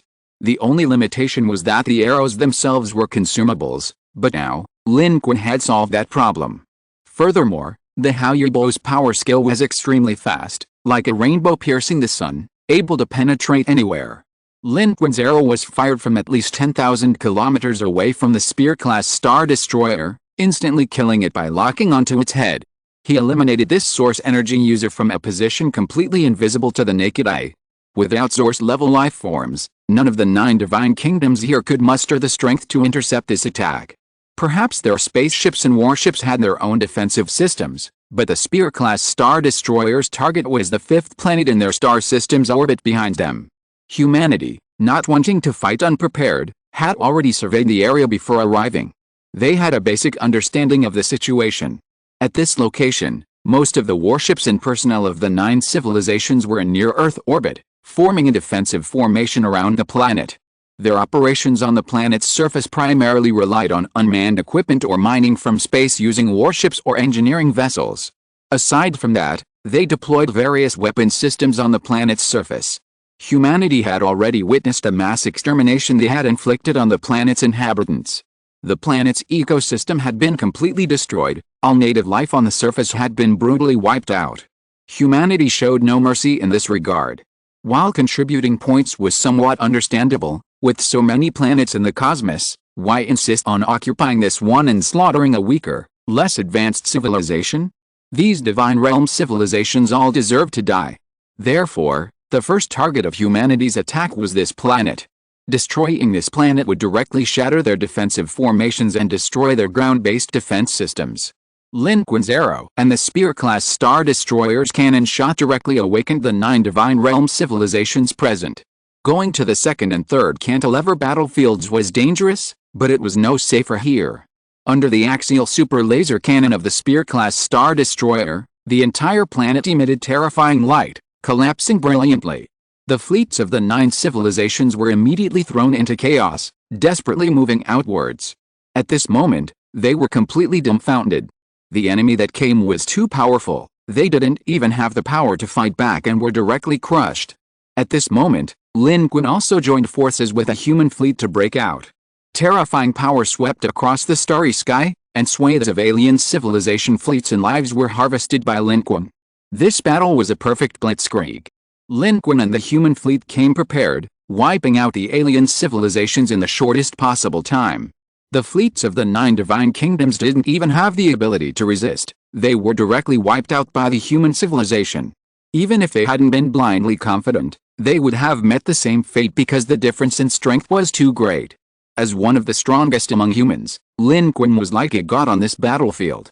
His powerful source energy swept across the battlefield, destroying warship after warship in space, and annihilating swathes of alien civilizations.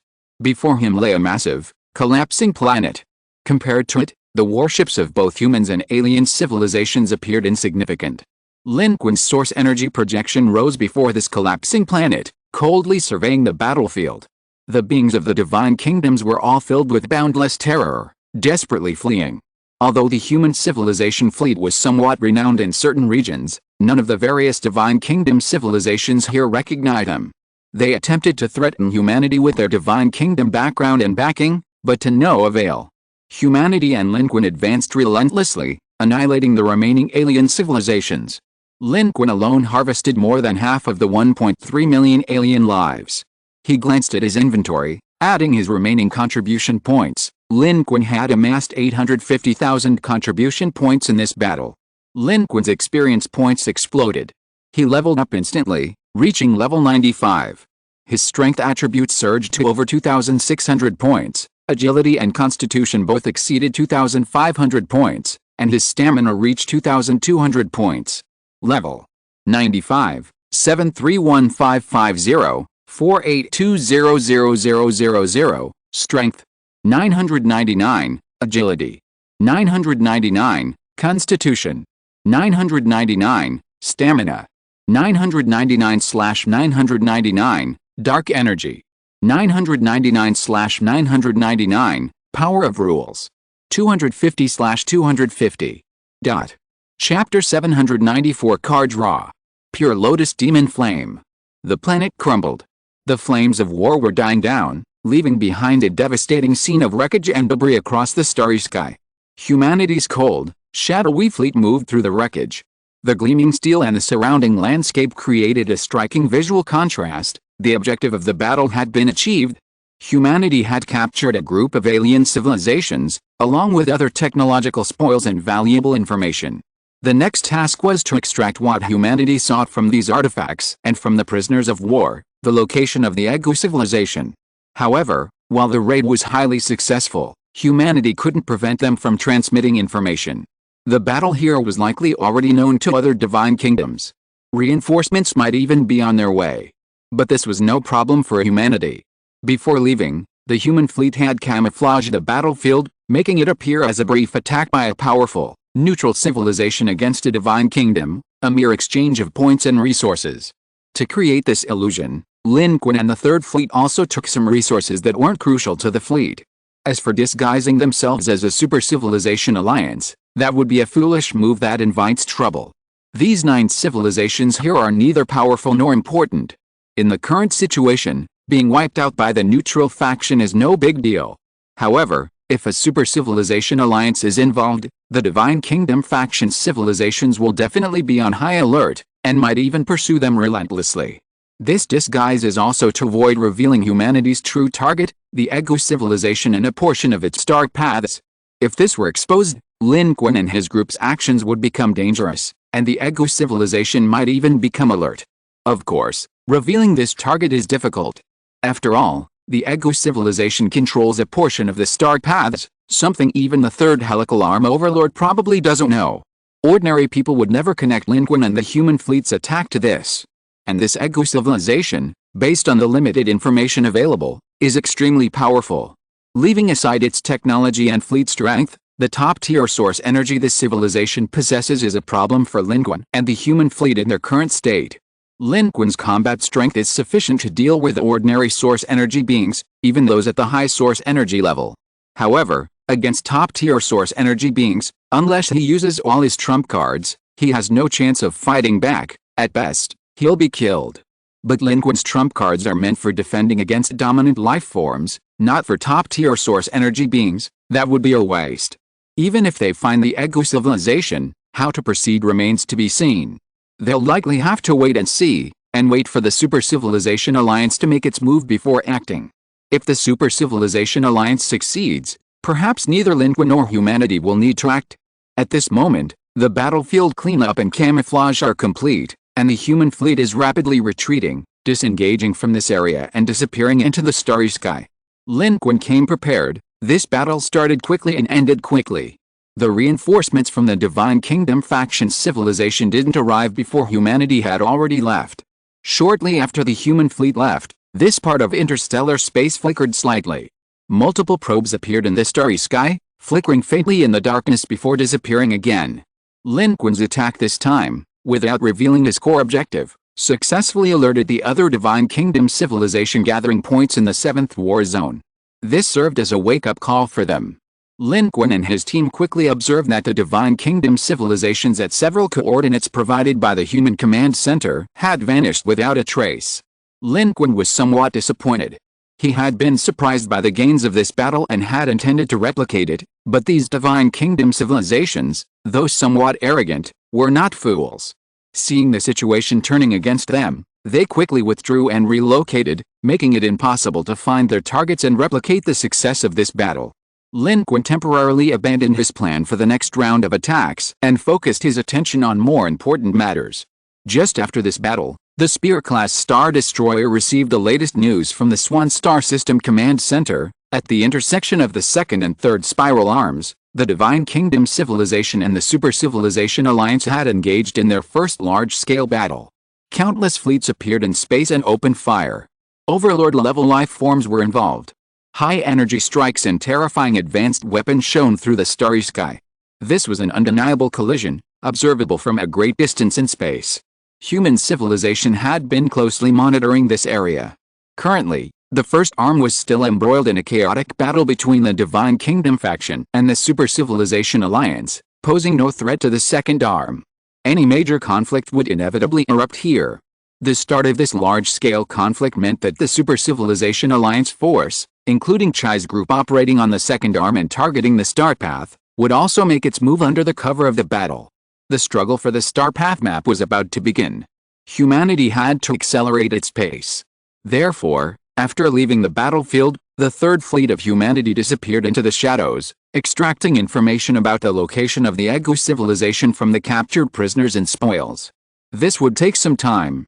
Lin Qun used this time to digest the gains of this battle. With 900,000 contribution points, Lin Qun didn't hesitate to draw 3 cards. He then spent 600,000 contribution points. The remaining 300,000 were used to upgrade his skills. Lin Qun had already reached the level to upgrade his Vajra Realm Divine Power, but he hadn't been willing to spend contribution points. Now, he simply spent them to upgrade. He poured in 100,000 contribution points, instantly achieving the 3rd level of Vajra Realm Divine Power. Now, with the 3 levels of Vajra Realm Divine Power, Lin Qun could achieve a 45% increase in combat power. Combined with the all-encompassing secret technique, the increase was far more than just 45%. Moreover, the 3 levels of Vajra Realm Divine Power itself were maxed out, with extremely strong defense and combat power. With the remaining 200,000, Lin Qun directly spent 150,000 to upgrade the Heaven-Splitting Palm, achieving the 4th form. He was only one step away from the maxed-out Heaven-Splitting Palm, but upgrading another level would require a full 900,000. However, the 5th form of the Heaven-Splitting Palm was the truly transformative and invincible move. If used by a sufficiently powerful being, the power of this move was comparable to a great divine power of the heaven and earth level. However, while the heavenly manifestation technique enhances his own power, the Heaven-Splitting Palm is a thunderous attack. This Heaven-Splitting Palm even boasts a formidable history of fighting against the great sage equaling heaven. Lin Qun currently possesses few techniques of such high-level and immense power, and he eagerly anticipates mastering it. If he obtains this many contribution points next time, Lin Qun plans to directly upgrade and max out the Heaven-Splitting Palm. The 3rd level of the Vajra Realm Divine Power and the 4th form of the Heaven-Splitting Palm rely entirely on self-cultivation. Even with Peaches of Immortality, the time required is far too long. It's better to upgrade directly and quickly build up combat power.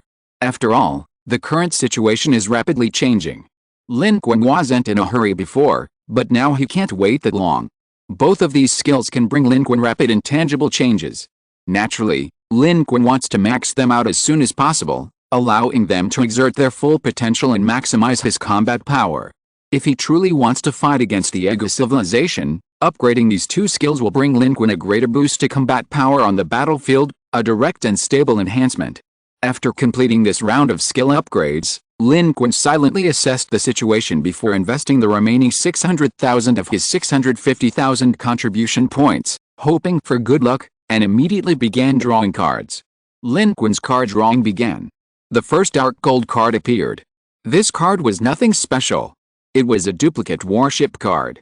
The image drawn on it was the Lance-class Star Destroyer. Lin Qun was somewhat surprised. He had drawn another one. Although it was a duplicate card, the combat power of the Lance-class Star Destroyer was undeniable. Even in the current Human Federation, the Lance-class Star Destroyer, in terms of size, combat power, and performance, remained the Federation's top-tier combat force. For example, the Lance-class Star Destroyer that Lin Qun drew first, currently in service, was still the flagship of the Third Fleet, the main human fleet. The weaknesses of the warships in Star Wars had been improved by the Federation's continuously developing technology, allowing their warships to demonstrate capabilities far superior to those in the original Star Wars. The perfection inherent in the warships of Star Wars was precisely what the rapidly developing, yet not yet firmly established, Federation needed. This Lance-class Star Destroyer is still very valuable. However, with everyone currently out in the open, even if the second Lance-class Star Destroyer were deployed, it wouldn't be able to be organized into a fleet. Therefore, Lin Qun didn't intend to deploy this Lance-class Star Destroyer, but instead carefully stored the dark gold card. Then, he looked at the second card that appeared. The second dark gold card was also an item card. On the card was drawn a milky white fire lotus exuding an extraordinary aura, yet simultaneously giving off an exceptionally scorching feeling. That heat, as if felt even from the image, wasn't a heat of flesh and blood, but a heat that seemed to burn even the soul. This is name, Purifying Lotus Demon Flame, type, item card rank, S, description, using this card will grant you the strange fire Purifying Lotus Demon Flame. The Purifying Lotus Demon Flame is a mysterious flame capable of purifying all things. Once a target comes into contact with it, they will be incinerated by its terrifying power. Those unable to resist will be directly burned to charcoal. The Purifying Lotus Demon Flame can use a living being's emotions as a catalyst to enter the target's body, burning their physical body, energy, and all their strength until they are completely reduced to ashes. Special note, to use the Purifying Lotus Demon Flame, one needs to have over 1,500 points in energy, dark energy, and constitution attributes, otherwise, the user will suffer a backlash from the Purifying Lotus Demon Flame's effects, affecting themselves. The Purifying Lotus Demon Flame. This is the third rank strange fire. Lin Qun had a suspicion upon seeing this card, and upon closer inspection, it was indeed true. This card is indeed this thing. A terrifyingly scorching death lotus fire. Like the three lights divine water, it is a deadly weapon. And this Purifying Lotus Demon Flame even requires specific attribute requirements. Without meeting these requirements, it is impossible to control and may even backfire. At this moment, the third dark gold card also appeared. This was the last card Lin Qun drew in this round, a consumable skill card he hadn't drawn in a long time. Name, Magic Interference Launcher type, consumable skill card description, by paying 100 points of rule power, 500 points of energy, and 1,000 points of dark energy, a magic interference launcher can be created. This launcher can be generated anywhere according to instructions. Once generated, it requires 10 points of dark energy per minute to maintain its existence, lasting a maximum of 10 minutes. The effect of this consumable skill card must be manually ended before the expiration of its lifespan. While the magic interference launcher is on the field, any card can be discarded to nullify any targeted, area of effect, or other non-physical attack launched by an enemy target, and inflict a certain degree of backlash on the opponent. The backlash effect is determined by the opponent's strength. This card is automatically destroyed after one use. Special note, this interference launcher can influence and nullify attacks regardless of the target's strength level. Lin Qun glanced at it. Just by looking at the card's design, he knew it was from the Yu-Gi-Oh! World. This is a classic trap card, but its effect has changed in reality since Lin Qun drew it. And its effect is quite powerful. It's like a small barrier, and most importantly, this card ignores any level of power. Upwards, no matter how strong the opponent, as long as their non-physical attack is used, this card can directly nullify it. It will instantly reduce them to their original state. Lin Qun immediately thought. Last time, when Because leaped into the air in 5 days, if he had this card, he might have been able to instantly neutralize the opponent's attack. That ability, 5 stars flying in, looks like a physical attack, but it can shift stars and change positions. This is absolutely superpower. With this, if it dared to attack, Lin Qun could directly counter it without having to use all his trump cards or risk a dangerous resistance. This is an absolute divine skill.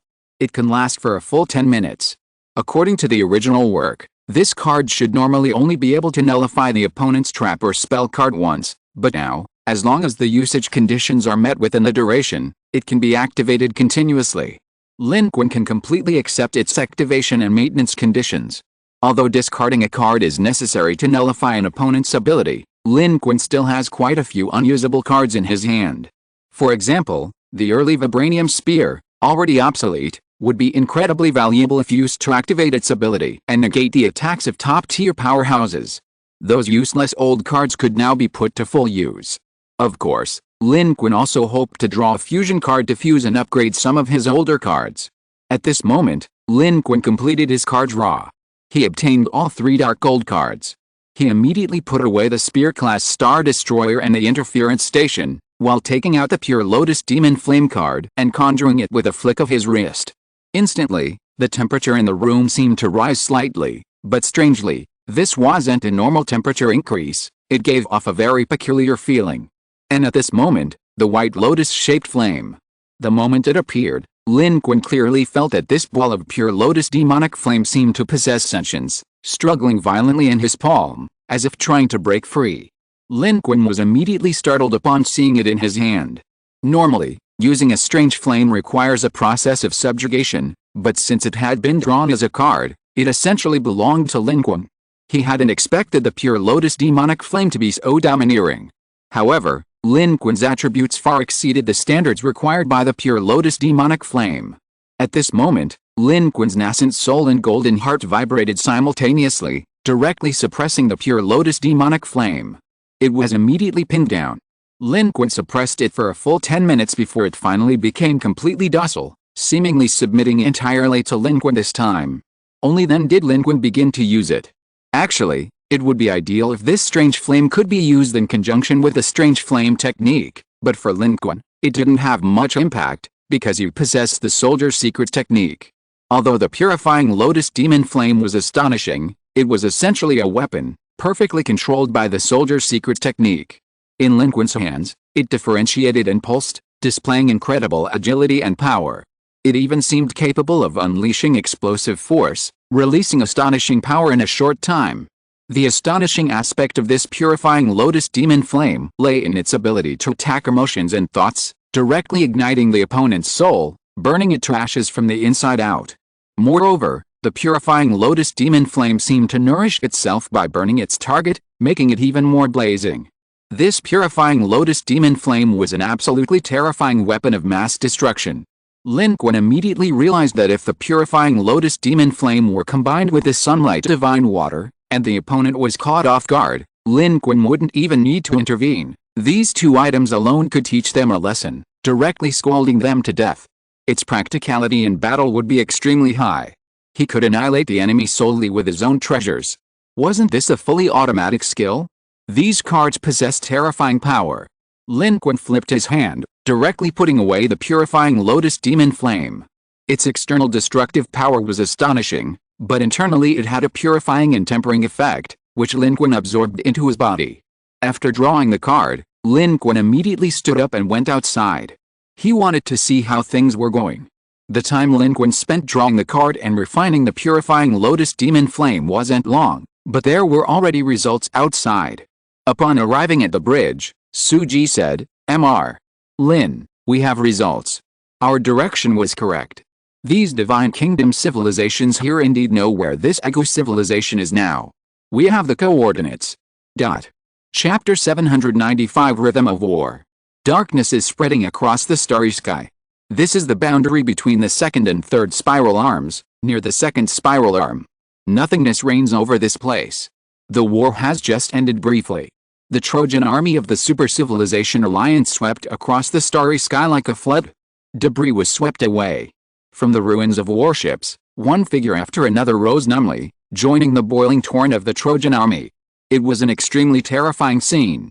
They were no longer the civilization of the past, having lost their self-awareness, becoming puppets controlled by the Trojan virus of the Super-Civilization Alliance.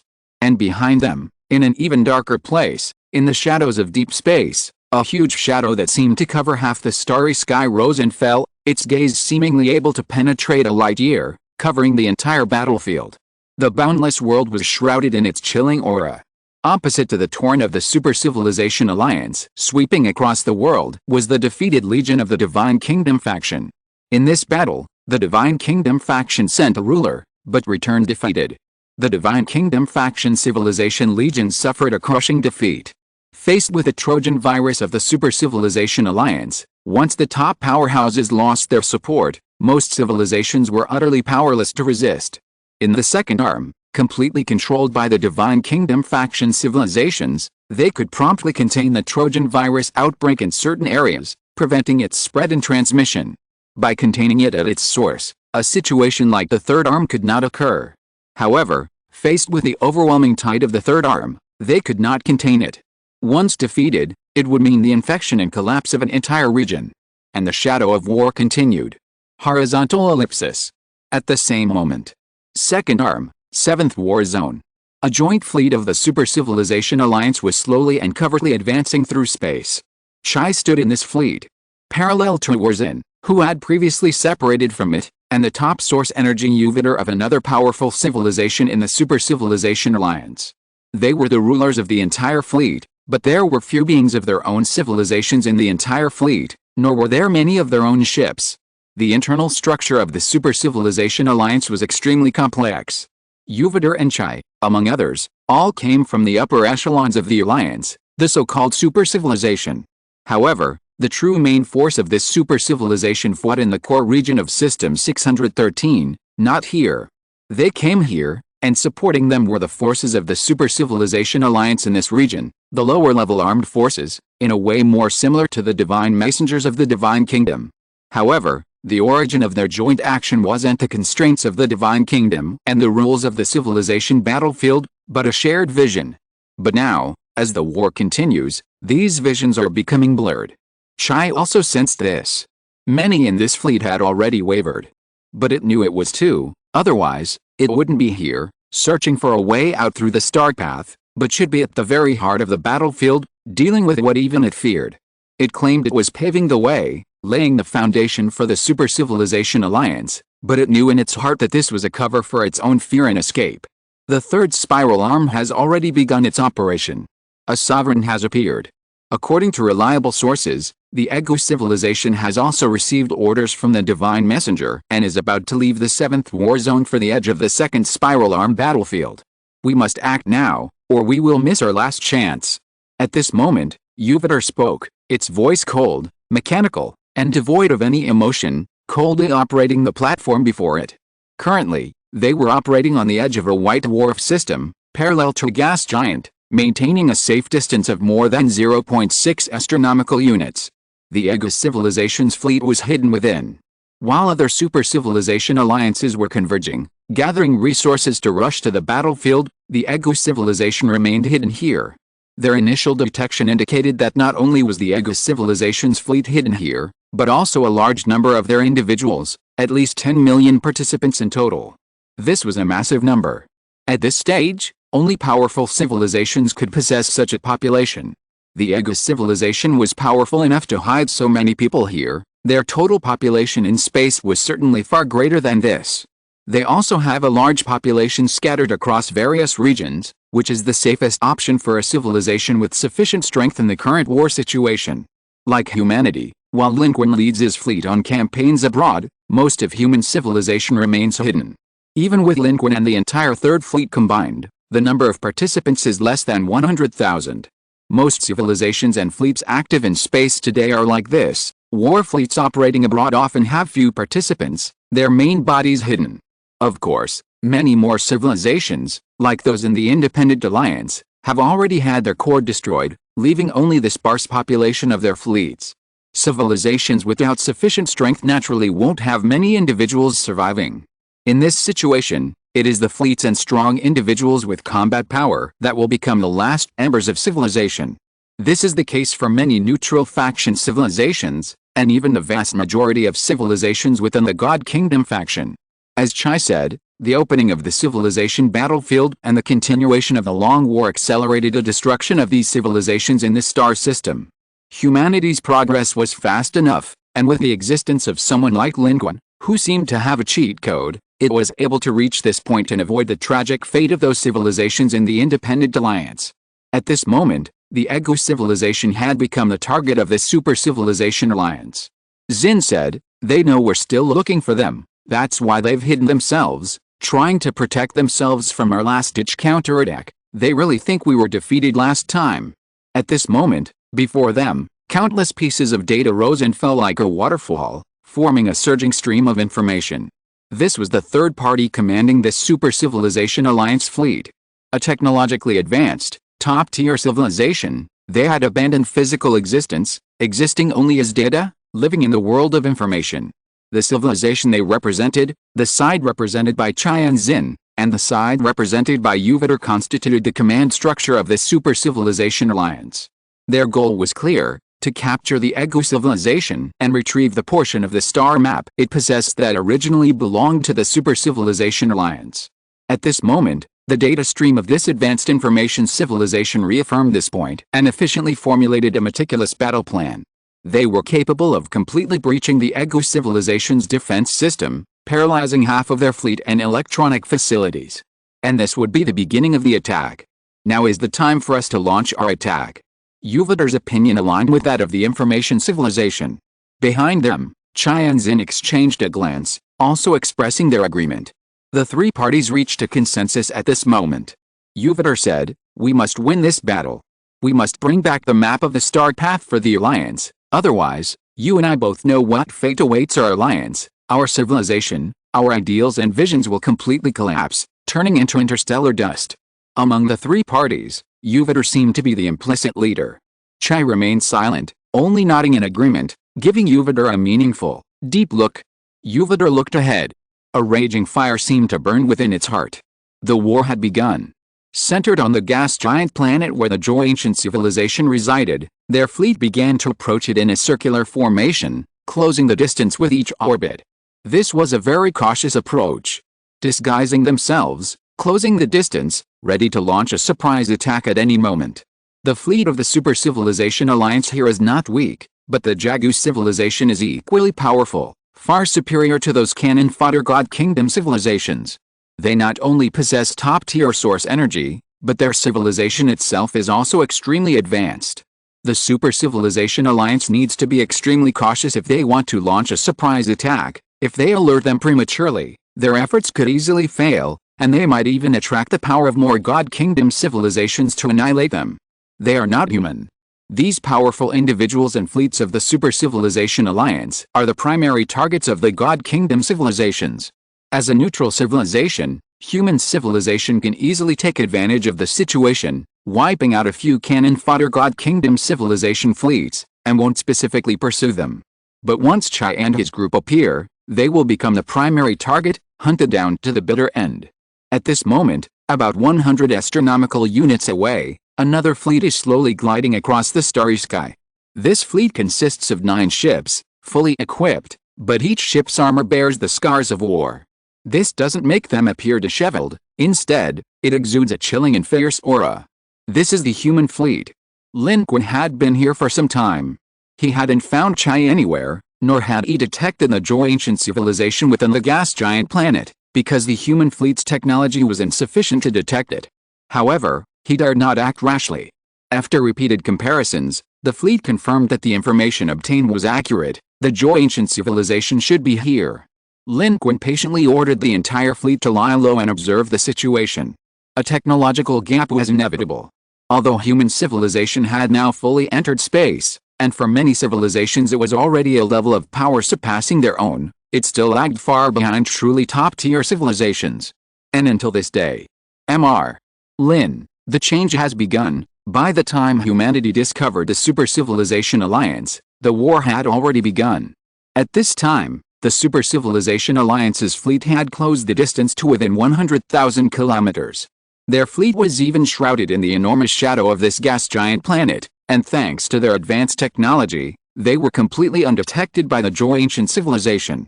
Therefore, according to their war plan, their fleet dispersed outwards, secretly surrounding the entire gas giant planet, while simultaneously, their information civilization made its move. The silent battle erupted first. By the time the Jagu civilization realized it had been invaded, it was already over. To humans, the Jagu civilization was advanced. They hid deep within a gas giant, using their technology and the gas giant itself to conceal their presence, making them undetectable. However, the technological strength of the Super Civilization Alliance far surpassed theirs. Not only had they thoroughly investigated them, but their attack came without the Jagu civilization's knowledge.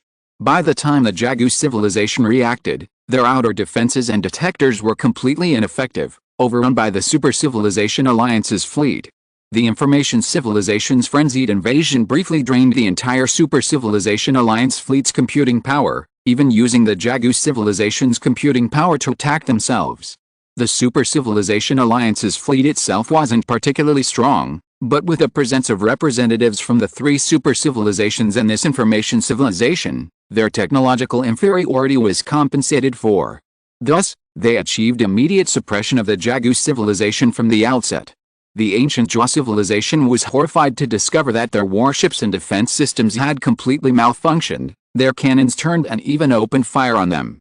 Meanwhile, with the Information Civilization's first victory, the Super Civilization Alliance launched its full-scale attack. The auras of two top-tier energy sources surged forth, sweeping across the cosmos, but instead of immediately penetrating the gas giant's interior, their warships deployed around the planet simultaneously activated advanced devices, sending ultra-high-power electromagnetic pulses across multiple units. It was only at this moment that the human fleet, hidden hundreds of astronomical units away, finally realized the battle had begun. Under the terrifying pulses of war, the entire gas giant was being shaken by these warships, which were small to it.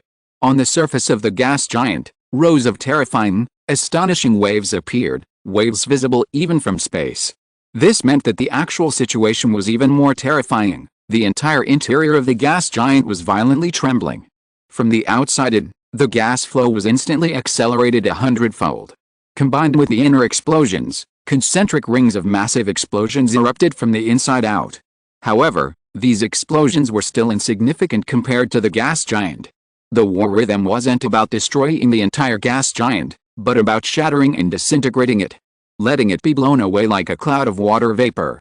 Not only would it be blown away, but in the process, all life and traces of the ancient civilization within the entire gas giant would be fragmented and scattered into space, including that top-tier energy source. This was an extremely terrifying killing move. The human fleet in the distance was almost dumbfounded. Such war capabilities and technology were still in the conceptual stage of current human civilization. The Super Civilization Alliance intended to directly destroy the entire gas giant and annihilate all life within it. Their warlike rhythms emitted high-frequency electromagnetic pulses, not only destroying the entire giant planet but also killing everything within it. Even top-tier energy sources couldn't escape. Their only option was to fight their way out, but that meant facing the already prepared Super Civilization Alliance fleet and the attacks of two top-tier energy sources. That would be like walking right into a trap. This was precisely Chai and his group's plan. Rushing into the gas giant planet was too dangerous and unnecessary. They wanted to trap them like turtles in a jar, forcing them out. That way, the danger would fall on the ancient civilization. If you are listening to this novel on a channel other than Fanfic World, it means it was downloaded and re-uploaded without effort. We warmly invite you to visit our channel, Fanfic World. There you will find the original version of this story and many other novels of various genres. We look forward to seeing you dive into a world of incredible novels. Chapter 796 Divine Envoy Corette. Should we make a move? Inside the Spear-class Star Destroyer, Suji watched with trepidation. The Super Civilization Alliance's attack was swift, precise, and ruthless. This ancient civilization, the largest warlord of the 7th War Zone's Divine Kingdom faction and the most powerful civilization within it, was now trapped here, destined for defeat from the outset. Even humanity could see it. One of those two top-tier energy sources from the Super Civilization Alliance is Chai. Lin Qun recognized Chai immediately, familiar with his aura. We'll remain still. If the Super Civilization Alliance succeeds, we won't need to intervene. If they fail, or other variables arise, and the Super Civilization Alliance fails to obtain the Star Roadmap, then we'll act ourselves. With Chai here, the cooperative relationship between humanity and the Super Civilization Alliance remained intact. Lin Qun believed that if Chai succeeded and obtained this portion of the Star Road, humanity would have achieved half the goal, and Lin Qun wouldn't need to step forward now. This was the best-case scenario. Humanity wouldn't even need to reveal itself. Moreover, Lin Qun realized another advantage of finding this place. They could also find out whether Chai and the Super Civilization Alliance had actually succeeded. Although Chai appeared reliable, Lin Qun had never fully trusted him. Before the 4 pieces of the Star Path puzzle were complete, the cooperative relationship might be stable, but once they had all 4 Star Path maps, things would be different. Therefore, knowing whether Chai had succeeded or not would give them more confidence in future conversations, and they would know whether Chai was lying to them. At this moment, in Lin Qun's view, the Super Civilization Alliance's fleet was in a very optimistic situation. Their previous tactic of feigning defeat seemed to have worked.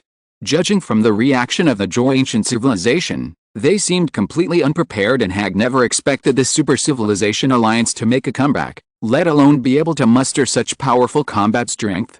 At this moment, the gas giant was disintegrating. Individual life forms were dying in droves. They had no other choice. A terrifyingly huge crack had appeared on the front of the gas giant. It was visible in the starry sky. This crack was tens of thousands of kilometers long and tens of thousands of kilometers wide, from which a large amount of matter gushed out. Simultaneously erupting from the Jagu civilization was the fleet of the Jagu civilization. Their top-tier source energy burst forth instantly, accompanying their fleet as it fiercely rammed into the Super Civilization Alliance's warships, especially targeting the ships and facilities deployed at various points, attempting to tear apart the entire gas giant planet. But this was utterly impossible. The Super Civilization Alliance was waiting for them to emerge. The instant the Jagu civilization's top-tier source energy appeared, Chai and Jupiter immediately acted in unison, their 2 auras and powers crashing down like thunder, directly deflecting its force. At the same time, the Super Civilization Alliance's fleet also set its sights on them, opening fire across the board. The Jagu civilization's ships, emerging from the gas giant planet, were scattered and broken. Caught off guard, many warships went out of control. At this point, only a few decent ships remained, and they had no formation whatsoever. How could they possibly be a match for the Super Civilization Alliance's fleet? Under the onslaught, like their top-tier source energy, they plummeted downwards, like whack-a-mole, being relentlessly driven back. The once powerful Jagu civilization, which had dominated the 7th War Zone, was now utterly pathetic, less impressive than a weak, ordinary civilization. A crushing defeat seemed to perfectly describe their current state. Meanwhile, Chai and Jupiter's forces descended along the massive fissure in the fallen Jagu fleet. Jupiter's power was at the forefront. Its rule-based power was unique, possessing a kind of omniscient vision. Its rule-based power could reveal secrets and explore every detail. They were searching for the quarter of the star path held by the Jagu civilization. Suddenly, from within the fallen Jagu fleet, a warship burst forth, launching a suicidal attack. Facing the auras of 2 source energies, it went against the current, and incredibly, it successfully broke through. Chai and Jupiter sensed something at that moment, their forces abruptly retreating. However, immediately afterward, the ship exploded, creating a massive shockwave in space. It seemed to be some kind of source energy weapon. This explosion completely drained the dark energy from that area, creating a dark energy vacuum. The power of the top-tier source energy from the 2 super civilization alliances was swept away as if by an invisible hand. The temporal bone civilization, worthy of its status as a first-level civilization, even possessed weapons to counter top-tier source energy. Taking advantage of this opportunity, the top-tier source energy of the ancient civilization, which had just been driven back, suddenly surged upwards, transforming into a streak of light that swept through the vacuum region.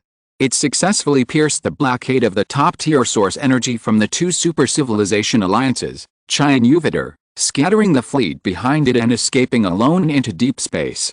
Found it. That quarter of the star map is on it.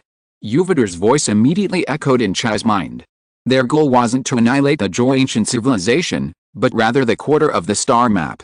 The Joy Ancient Civilization's top-tier source energy understood this perfectly and simply took the portion of the star map with them and fled. Chi and Jupiter immediately abandoned their fleet target on the gas giant planet. Their powers surged simultaneously, one after the other, pursuing the fleeing top-tier source energy of the Jagu civilization. 3 top-tier source energy beings shining brightly in the starry sky were a rare sight anywhere, an extremely impressive lineup. However, there were differences in strength among top-tier source energy beings. Lin Qun was surprised to find that the Jagu civilization's top-tier source energy, being roughly the same level as Chi's, was the most powerful. Lin Qun couldn't discern its exact level, but its aura and combat strength were clearly far superior to the other two.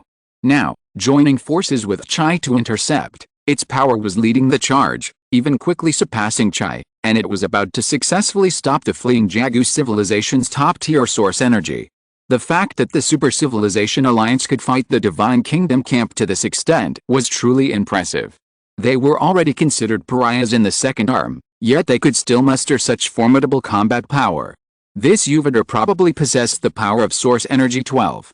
This was the most powerful top-tier source energy Lin Qun had ever seen.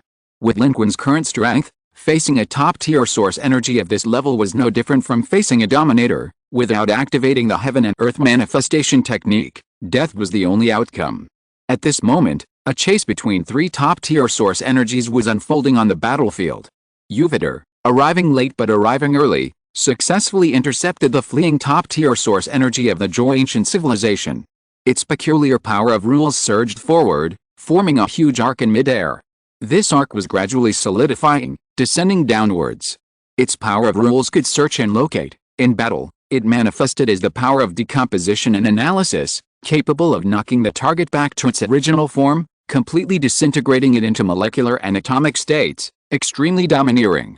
Lin Qun was deeply moved by this power of rules. He quietly activated his gate recording ability from afar, carefully recording this power of rules of the top-tier source energy of this Super Civilization Alliance. Jupiter's combat power was top-tier source energy, far surpassing Lin Qun's. Recording its abilities carried a high probability of failure. Each failure required a 6-hour cooldown period before recording could begin again. Naturally, Lin Qun had to be extremely cautious, hoping for a successful attempt on the first try. And now, it seemed the conditions were favorable. They were engaged in a fierce battle, and no one noticed Lin Qun. However, the distance made it inherently difficult. Lin Qun stood rooted to the spot, his entire body focused on recording the opponent's abilities, but he struggled greatly. He realized he had underestimated the situation. He had even attempted to record the power of a dominator. Recording the power of a dominator would inevitably fail. Success was impossible. Top-tier source energy was the limit of his recording ability. Meanwhile, on the battlefield ahead, with Jupiter successfully intercepting the top-tier source energy of the Joy Ancient Civilization, the opponent's escape was abruptly halted, and Chi followed closely behind. Neither side uttered a word. The Super Civilization Alliance and the Divine Kingdom faction were absolute enemies, especially since they had just fought a major battle. They attacked immediately upon meeting, the auras of the 3 top-tier source energies sweeping across the starry sky. The dark energy of that region boiled over at that moment. Under the crisscrossing power of rules, 3 completely different and terrifying rule worlds materialized, but each was indistinct because their powers were intertwined. The worlds depicted by their rule powers were thus completely entangled, constantly shifting and changing in a terrifying way. This battlefield was infinitely dangerous at this moment. Any ordinary life form or warship that approached would face certain death. Chi and Jupiter attacked simultaneously, their goal clear: to kill the top-tier source energy of this ancient Joy civilization and seize the star map that belonged to the Super Civilization Alliance. This gave Lin Qun ample opportunity to record. He remained silent for a long time, finally swaying slightly and letting out a long breath. In his eyes, the record book, visible only to himself, had changed from blank to filled with text. The text on it read, Analysis. This was the name of the power of the Jupiter rule. The power of analysis. Lin Qun succeeded. This time, his recording was drenched in sweat, and his energy dropped by 1,000 points. He was only at the second level of source energy, and recording the power of the top-tier source energy rule with all his might was extremely taxing for him. Moreover, Lin Qun also realized that if this were during a battle, he would not be able to record it at all. Only in situations like this, where the opponent's target was not him and he was detached from the situation, could he successfully record it. However, the result was good.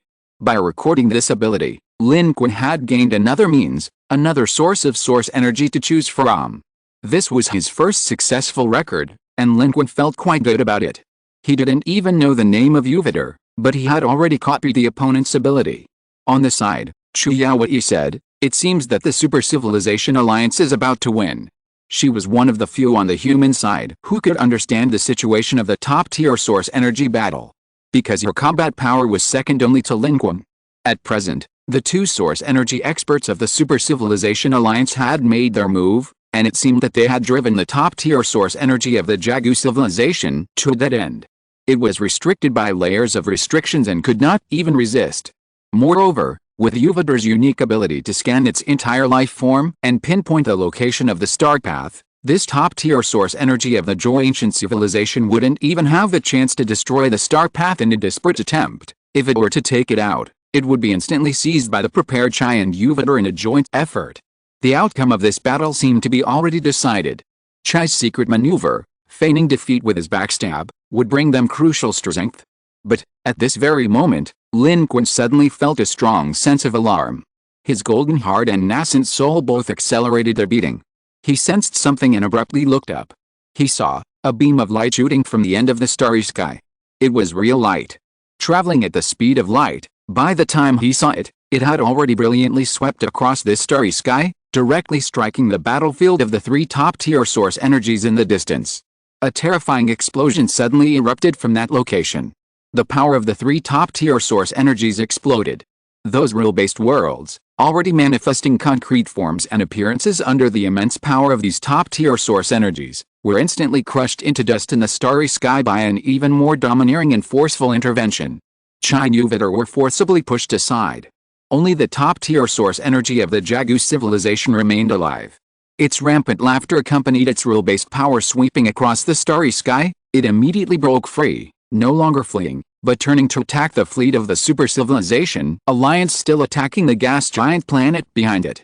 Divine Envoy, you have finally arrived. These bastards of the Super Civilization Alliance, in their self-righteousness, thought their feigned defeat had succeeded and that your attention had been drawn to the Third Arm battlefield. Little did they know, all their actions were already under your control. Our Jagu civilization is willing to be your vanguard, helping you to annihilate these bastard Super Civilization Alliance lives. At the edge of the starry sky, an unparalleled and magnificent aura was rising astonishingly. Its power swept across the battlefield like a tidal wave, moving at the speed of light, instantly traversing the cosmos. In the battlefield, Jupiter was instantly severely injured.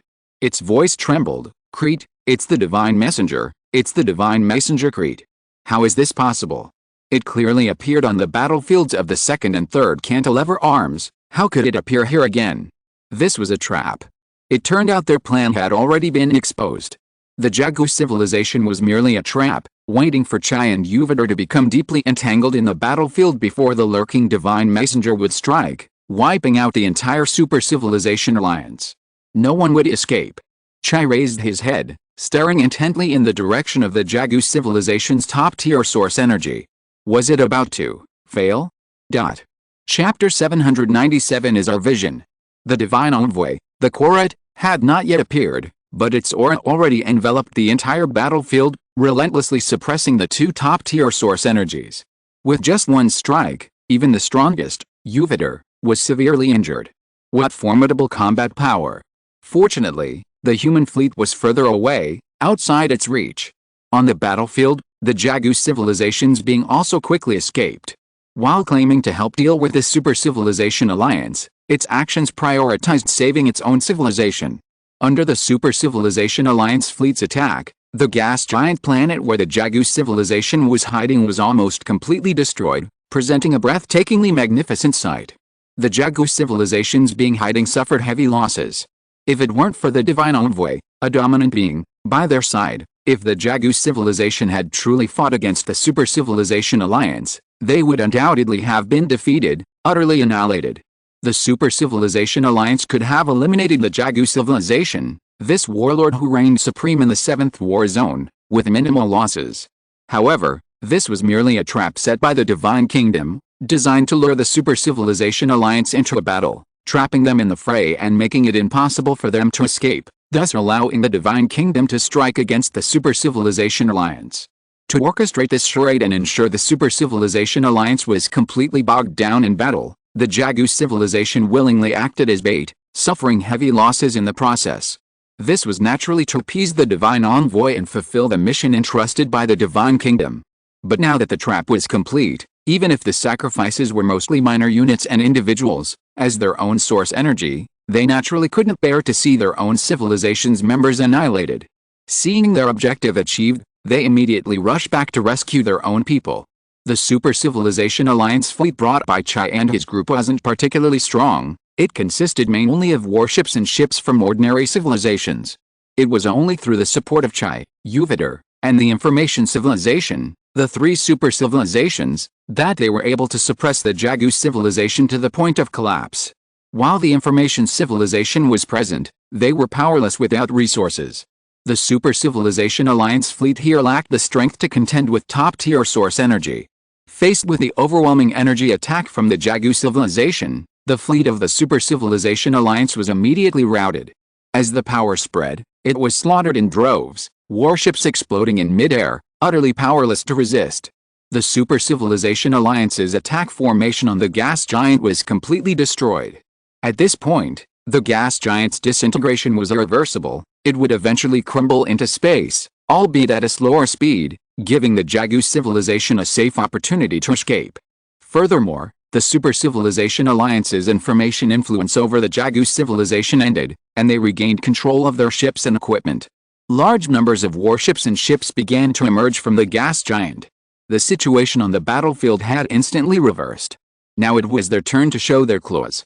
Just then, from the overwhelmingly defeated fleet of the Super Civilization Alliance, a scarlet egg-shaped spaceship suddenly shot out. Ignoring the power of the Jagu civilization's top-tier source energy, it moved through it unimpeded, breaking through at an astonishing speed and rapidly escaping into the distance of space. Inside was Xin. Without hesitation, it chose to abandon Jupiter and Chai, taking the information entity of the Information Civilization with it, and boarded the only scarlet egg-shaped spaceship capable of withstanding the power of top-tier source energy, quickly escaping the battlefield. How could the Jagu civilization's top-tier source energy let them go? It immediately condensed a boundless hand composed of the power of rules and dark energy, attempting to seize the scarlet egg-shaped spaceship by physical means. The Jagu civilization had suffered considerable losses as bait, barely managing to retain this group of high-ranking members of the Super Civilization Alliance, so naturally, it wanted to leave no one alive. A clean sweep. However, just as it made its move, a huge rift suddenly tore open in the space beside it. A dark spatial rift abruptly appeared.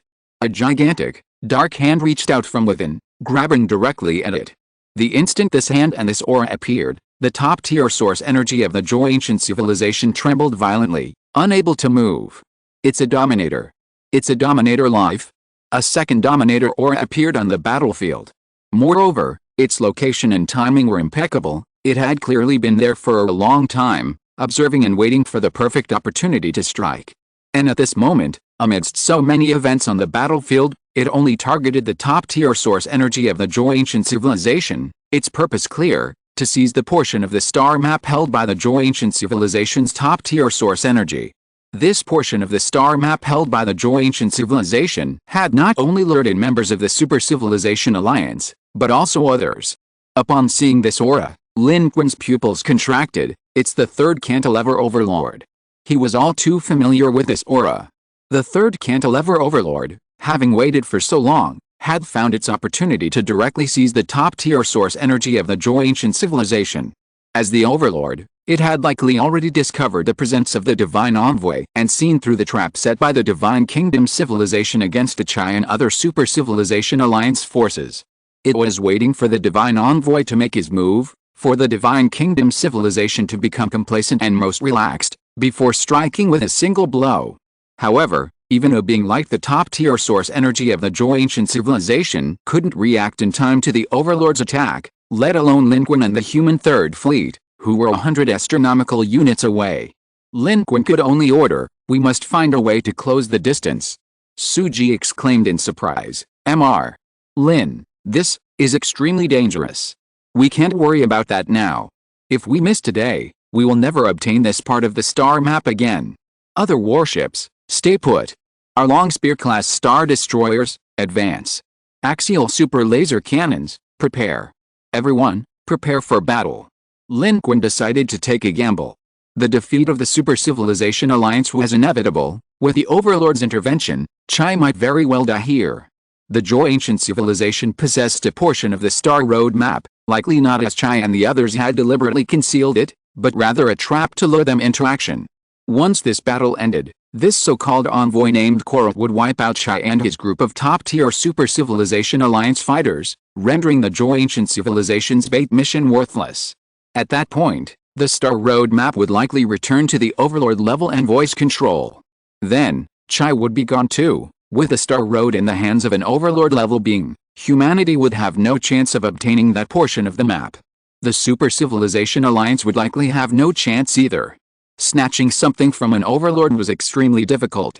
However, although the envoy Korra had conspired with the ancient civilization to trap and kill the Super Civilization Alliance, the Super Civilization Alliance was not easily fooled. Therefore, the ancient civilization truly possessed the Star Road. Lin Qun didn't care about the lives of Chai and the other members of the Super Civilization Alliance. Their so-called cooperation was merely a matter of mutual benefit. He only wanted this portion of the star map. If they missed today, they would have no other chance. Now, with the Third Arm Overlord, the Super Civilization Alliance, and the power of the Divine Kingdom all present, this was their only opportunity to act. Lin Qun's order shocked everyone else. But no one questioned Lin Qun's decision at this moment. Suji took a deep breath and immediately began preparations. The Spear-class Star Destroyer no longer concealed itself, charging forward and leaping into warp. Speed was of the essence in war. The battlefield was ever-changing, and there was no time for words. At this moment, Lin Qun's order was the direction of all human forces on the battlefield. And just as humanity began to move, a new round of changes occurred on the battlefield. The Third Arm Overlord's timing was excellent this time, but it still failed.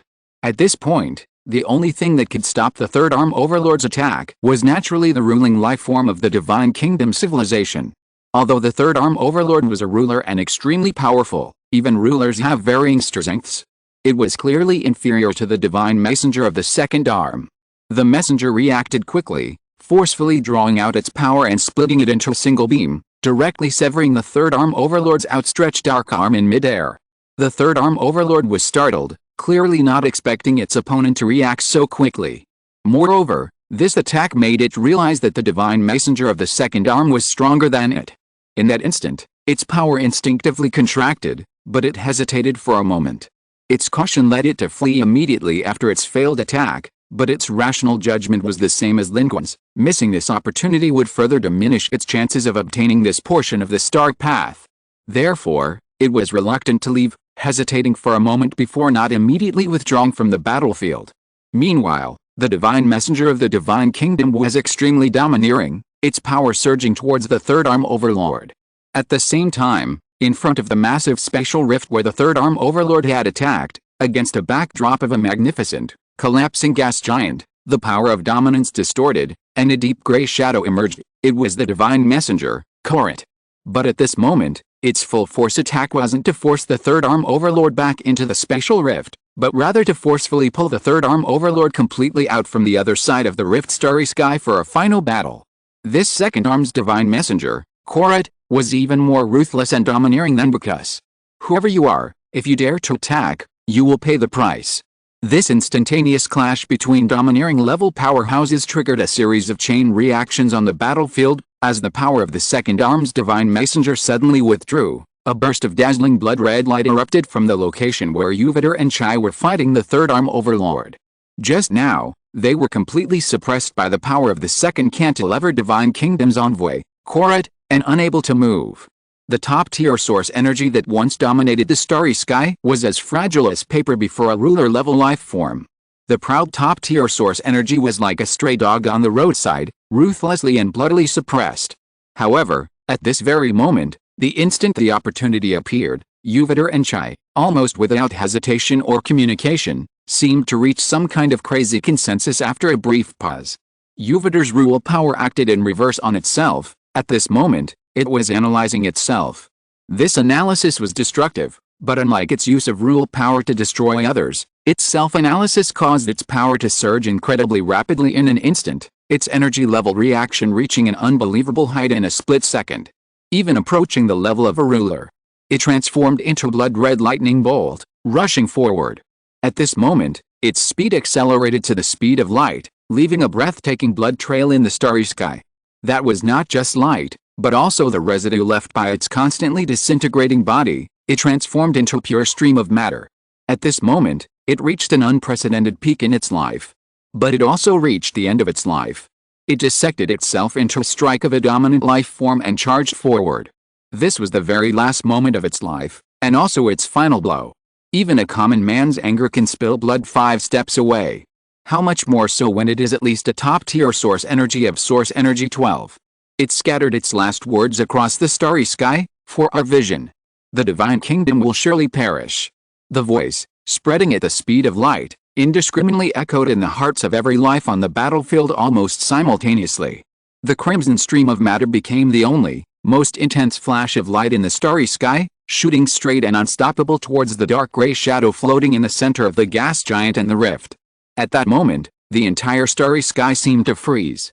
On the battlefield, the divine envoy of the Divine Kingdom, the dark gray shadow standing before the enormous dark rift, suddenly turned around. But it was too late.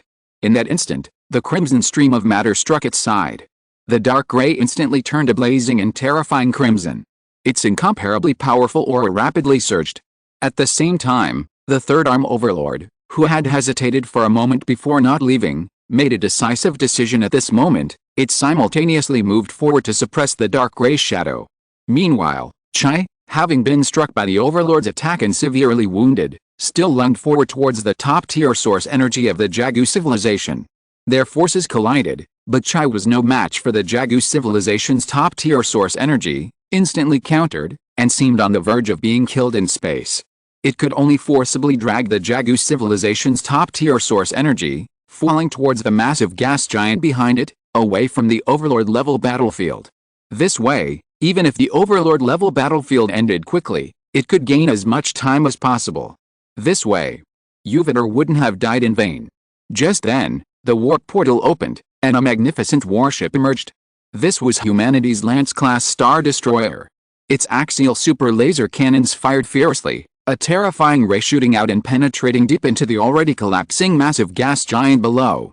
In an instant, a massive, even more intense, visible fireball ignited within the planet.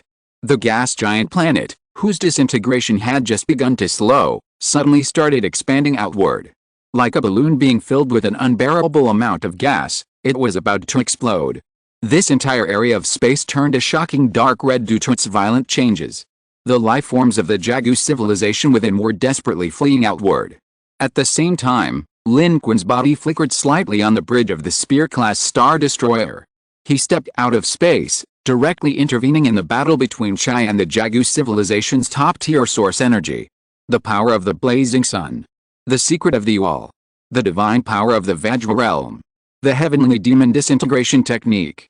Lin Qun's aura surged rapidly. He clenched his fist and appeared behind the Jagu civilization's top-tier source energy. Dark energy burned, the power of rules burned. At this moment, a roaring azure dragon appeared on Lin Qun's iron fist, multiple layers of rule power superimposed, and the iron fist struck out fiercely. Chapter 798 The Spaceship of Papa Degree. Jupiter's attack severely damaged the dark gray shadow. The third arm overlord, who had initially intended to retreat, seized the opportunity and launched a fierce counterattack. The two overlords clashed in space, fighting around the spatial rift, from the inside out and back again. For a time, they were locked in a stalemate, But it was clear that the dark gray shadow was indeed powerful, its strength diminished. The third arm overlord seized the opportunity to strike, but still couldn't immediately subdue it. However, the two overlords' close engagement gave others a chance. The battlefield changed rapidly. The crimson egg-shaped spaceship never looked back. Without the top-tier source energy of the ancient civilization and the divine envoy overlord of the Divine Kingdom faction, it continued forward without looking back, completely disappearing into space. It was as if the battle here had nothing to do with this crimson egg-shaped spaceship or the life within it. Lin Qun's lush and rising dragon strike struck fiercely, and Chai joined the attack. The two of them withstood the Jagu civilization's top-tier energy source, knocking it from mid-air onto the gas giant planet. All three figures fell into the high-speed airflow of the gas giant planet below. Above the gas giant planet, a large number of Jagu civilization ships flew out from the disintegrating gas giant planet. The scene was like countless steel whales leaping out of the sea. It was breathtaking and beautiful, and against a backdrop of the magnificent scene of the gas giant planet's collapse, it possessed a breathtaking beauty. They leaped out, their first target being the human Spear-class star destroyers in space. At this moment, the fleet of the Super Civilization Alliance outside had almost been decimated by the Jagu civilization's top-tier energy source that had just returned. Now, their combat power was greatly reduced, and the human warships that had just fired another fatal shot at the gas giant planet immediately became the primary targets. The ships shook, and countless turrets on the Spear-class star destroyers opened fire fiercely. But in an instant, they were surrounded. The ancient civilization was far superior to those weak, God Kingdom civilizations. They were far more advanced than human civilization.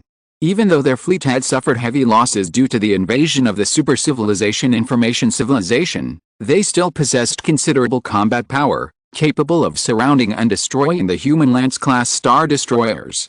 The Lance-class star destroyers launched a large number of drones, and at the same time, Li Ji, Wang Qixian, Chu Yaowei, and others all charged out, coordinating with the drones to attack the enemy warships.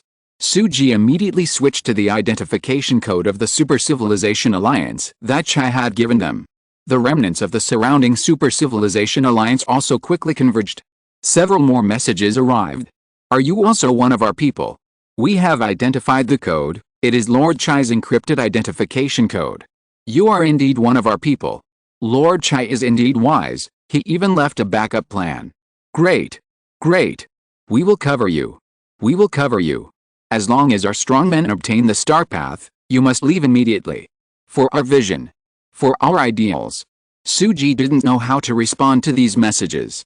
Because this situation was completely different from what she had imagined. The members of the Super Civilization Alliance seemed utterly indifferent to whether they were from the same civilization. At this moment, they appeared to have only one goal, their mission for today, to retrieve a quarter of the star path from the Jagu civilization. At this moment, humanity's Lance-class star destroyers were the only large warship still capable of fighting on the battlefield, becoming the last hope for the remaining Super Civilization Alliance ships. High-energy life forms have their wars. Here, these ordinary life forms, ships, and soldiers also had their wars and efforts. They all began to converge, doing their utmost to protect the human fleet. Their aim was to clear a path for the Lance-class star destroyers, so that if their strongest could obtain the star path map from the Jagu civilization's top energy source, they could immediately escape in their ships, the best option. But this scene was something humanity hadn't anticipated. The Super Civilization Alliance's civilization was willing to sacrifice itself so recklessly. The remaining members of the Super Civilization Alliance here consisted entirely of damaged ships or small to medium-sized vessels. Their main warships were all destroyed, leaving them with hardly any decent ships. Moreover, their own strength was weak. They could only contend with the Jagu civilization thanks to the support of a powerful civilization. Now, with Yuvador dead, the heavily wounded Chai and Lin Qun joining forces to fight against the Jagu civilization's top-tier energy source, and Xin escaping with the information civilization in a scarlet egg-shaped ship, they were left to fend for themselves, their disadvantages fully exposed. But they were fearless. Lacking advantages, they used their own ships to shield the Spear-class star destroyers from fire. Even if the Spear-class star destroyers' shields hadn't been breached, they were willing to use their own ships and lives to build an extra iron wall, just to help the Spear-class star destroyers reduce energy consumption. Lacking sufficient firepower, they directly rammed into enemy warships, detonating their own ship's propulsion systems, becoming the last shell, even if it only damaged a small part of the enemy's shields. Chiaowei flew into space, engaging in combat with the Jagu civilization's top evolved beings. But then they saw an evolved being from a super civilization alliance fly out from behind, risking their own life to desperately trap the opponent's top evolved being, ending what should have been a fierce battle in the shortest possible time. The price paid was the life of that evolved being from the super civilization alliance. God, I've seen civilizations fight for their own civilization, one after another, selflessly, but I've never seen so many different civilizations fighting for the same goal, fighting for another civilization. Why are they allied? What are they fighting for? On the bridge of the warship, people were shocked and bewildered by what they were witnessing. But Suji remained calm and rational. The Zhou ancient civilization possessed overwhelming firepower, and humanity was only a single warship deep in enemy territory. They needed the help of the Super Civilization Alliance. Because they truly needed to leave. The dominator of life was here. Once Mr. Lin succeeded, they had to leave as soon as possible. Who knew when the third cantilever overlord and that divine kingdom envoy would end their battle? They had to be prepared to evacuate at any time, possessing the capability to do so immediately, otherwise, it would be too late to break out later. Only by timely jumps, instantly creating a distance of at least astronomical units, could they escape the attacks of the dominant life form. Therefore, at this moment, Suji led the fleet to quickly break out with the help of the Super Civilization Alliance, moving towards a safe and stable location. At this moment, the fleet ships left by humanity 100 astronomical units away also sent messages, wanting to come and help, but Suji refused them all. She understood Lin Qun's meaning and knew that the current situation could not be solved by having more people. If everyone came, it would only be a pointless loss. Here, with the help of the Super Civilization Alliance, that was already enough. Meanwhile, inside the Spear-class Star Destroyer, chaos reigned, with everyone busy at work. In a corner, Papadu had disappeared at some point. It had arrived at the Spear-class Star Destroyer's warehouse. It moved quickly, activating the automated machinery, and an incredible scene unfolded. The automated machinery executed a program neither set by humans nor known to them. A massive robotic arm pulled 3 enormous, scrap metal structures from a corner of the warehouse and pieced them together. Before assembly, they were all inconspicuous, abandoned structures, never noticed by anyone. But now, after assembly, they were directly pieced together into a circular spaceship. It was dilapidated, as if pulled from a junkyard, but this very dilapidation made it resemble the spaceship the Yunbei civilization had used when they arrived on Blue Star, only much smaller, capable of carrying at most 7 or 8 people. Papadu stared at the spaceship, its eyes revealing an unprecedented sharpness. This was a spaceship it had secretly built, unnoticed by anyone. With its capabilities, humans couldn't possibly discover it either.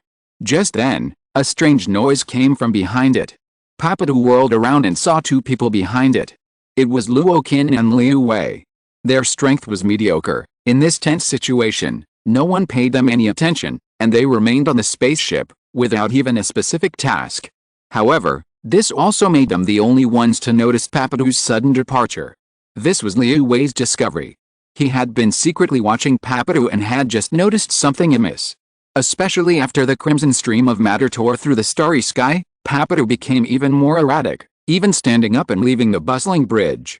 As a human advisor, Papadu shouldn't have left even if he had no work to do, and the bridge was the central hub. There was no reason for him to leave. Seeing this, Liu Wei felt uneasy and immediately contacted Luo Qin. The 2 followed, and sure enough, they noticed something was wrong, staring in astonishment at the scene before them. Luo Qin said, "Papadu, what are you doing? You've hidden a spaceship here without telling anyone." Liu Wei was also surprised, asking, "What do you want to do? Are you trying to escape in the chaos?" At this point, both Liu Wei and Luo Qin showed a degree of vigilance. Upon seeing the 2 of them, Papadu's sharp gaze quickly faded, replaced by arrogance. "Fool," it said, "how can I escape? Leaving you humans on this battlefield, escaping would be tantamount to running straight into the hands of the Divine Kingdom civilization. Then what do you intend to do?" Liu Wei frowned. Papadu's arrogance wasn't surprising. It was always like this, Except towards Mr. Lin Qun, it treated everyone else the same way, which seemed quite normal. Papadu sneered. Judging from its demeanor, it didn't seem like its secret spaceship had been discovered. Rather, it seemed to have seized some leverage over Liu Wei and Luo Qin. What do I want to do? Flying out now, naturally, is to help. With your spaceship, who are you going to help? Of course, I'm helping Lin Qun, Papadu said. Chai is untrustworthy, and the top-tier source energy of that Jagu civilization is even more uncertain.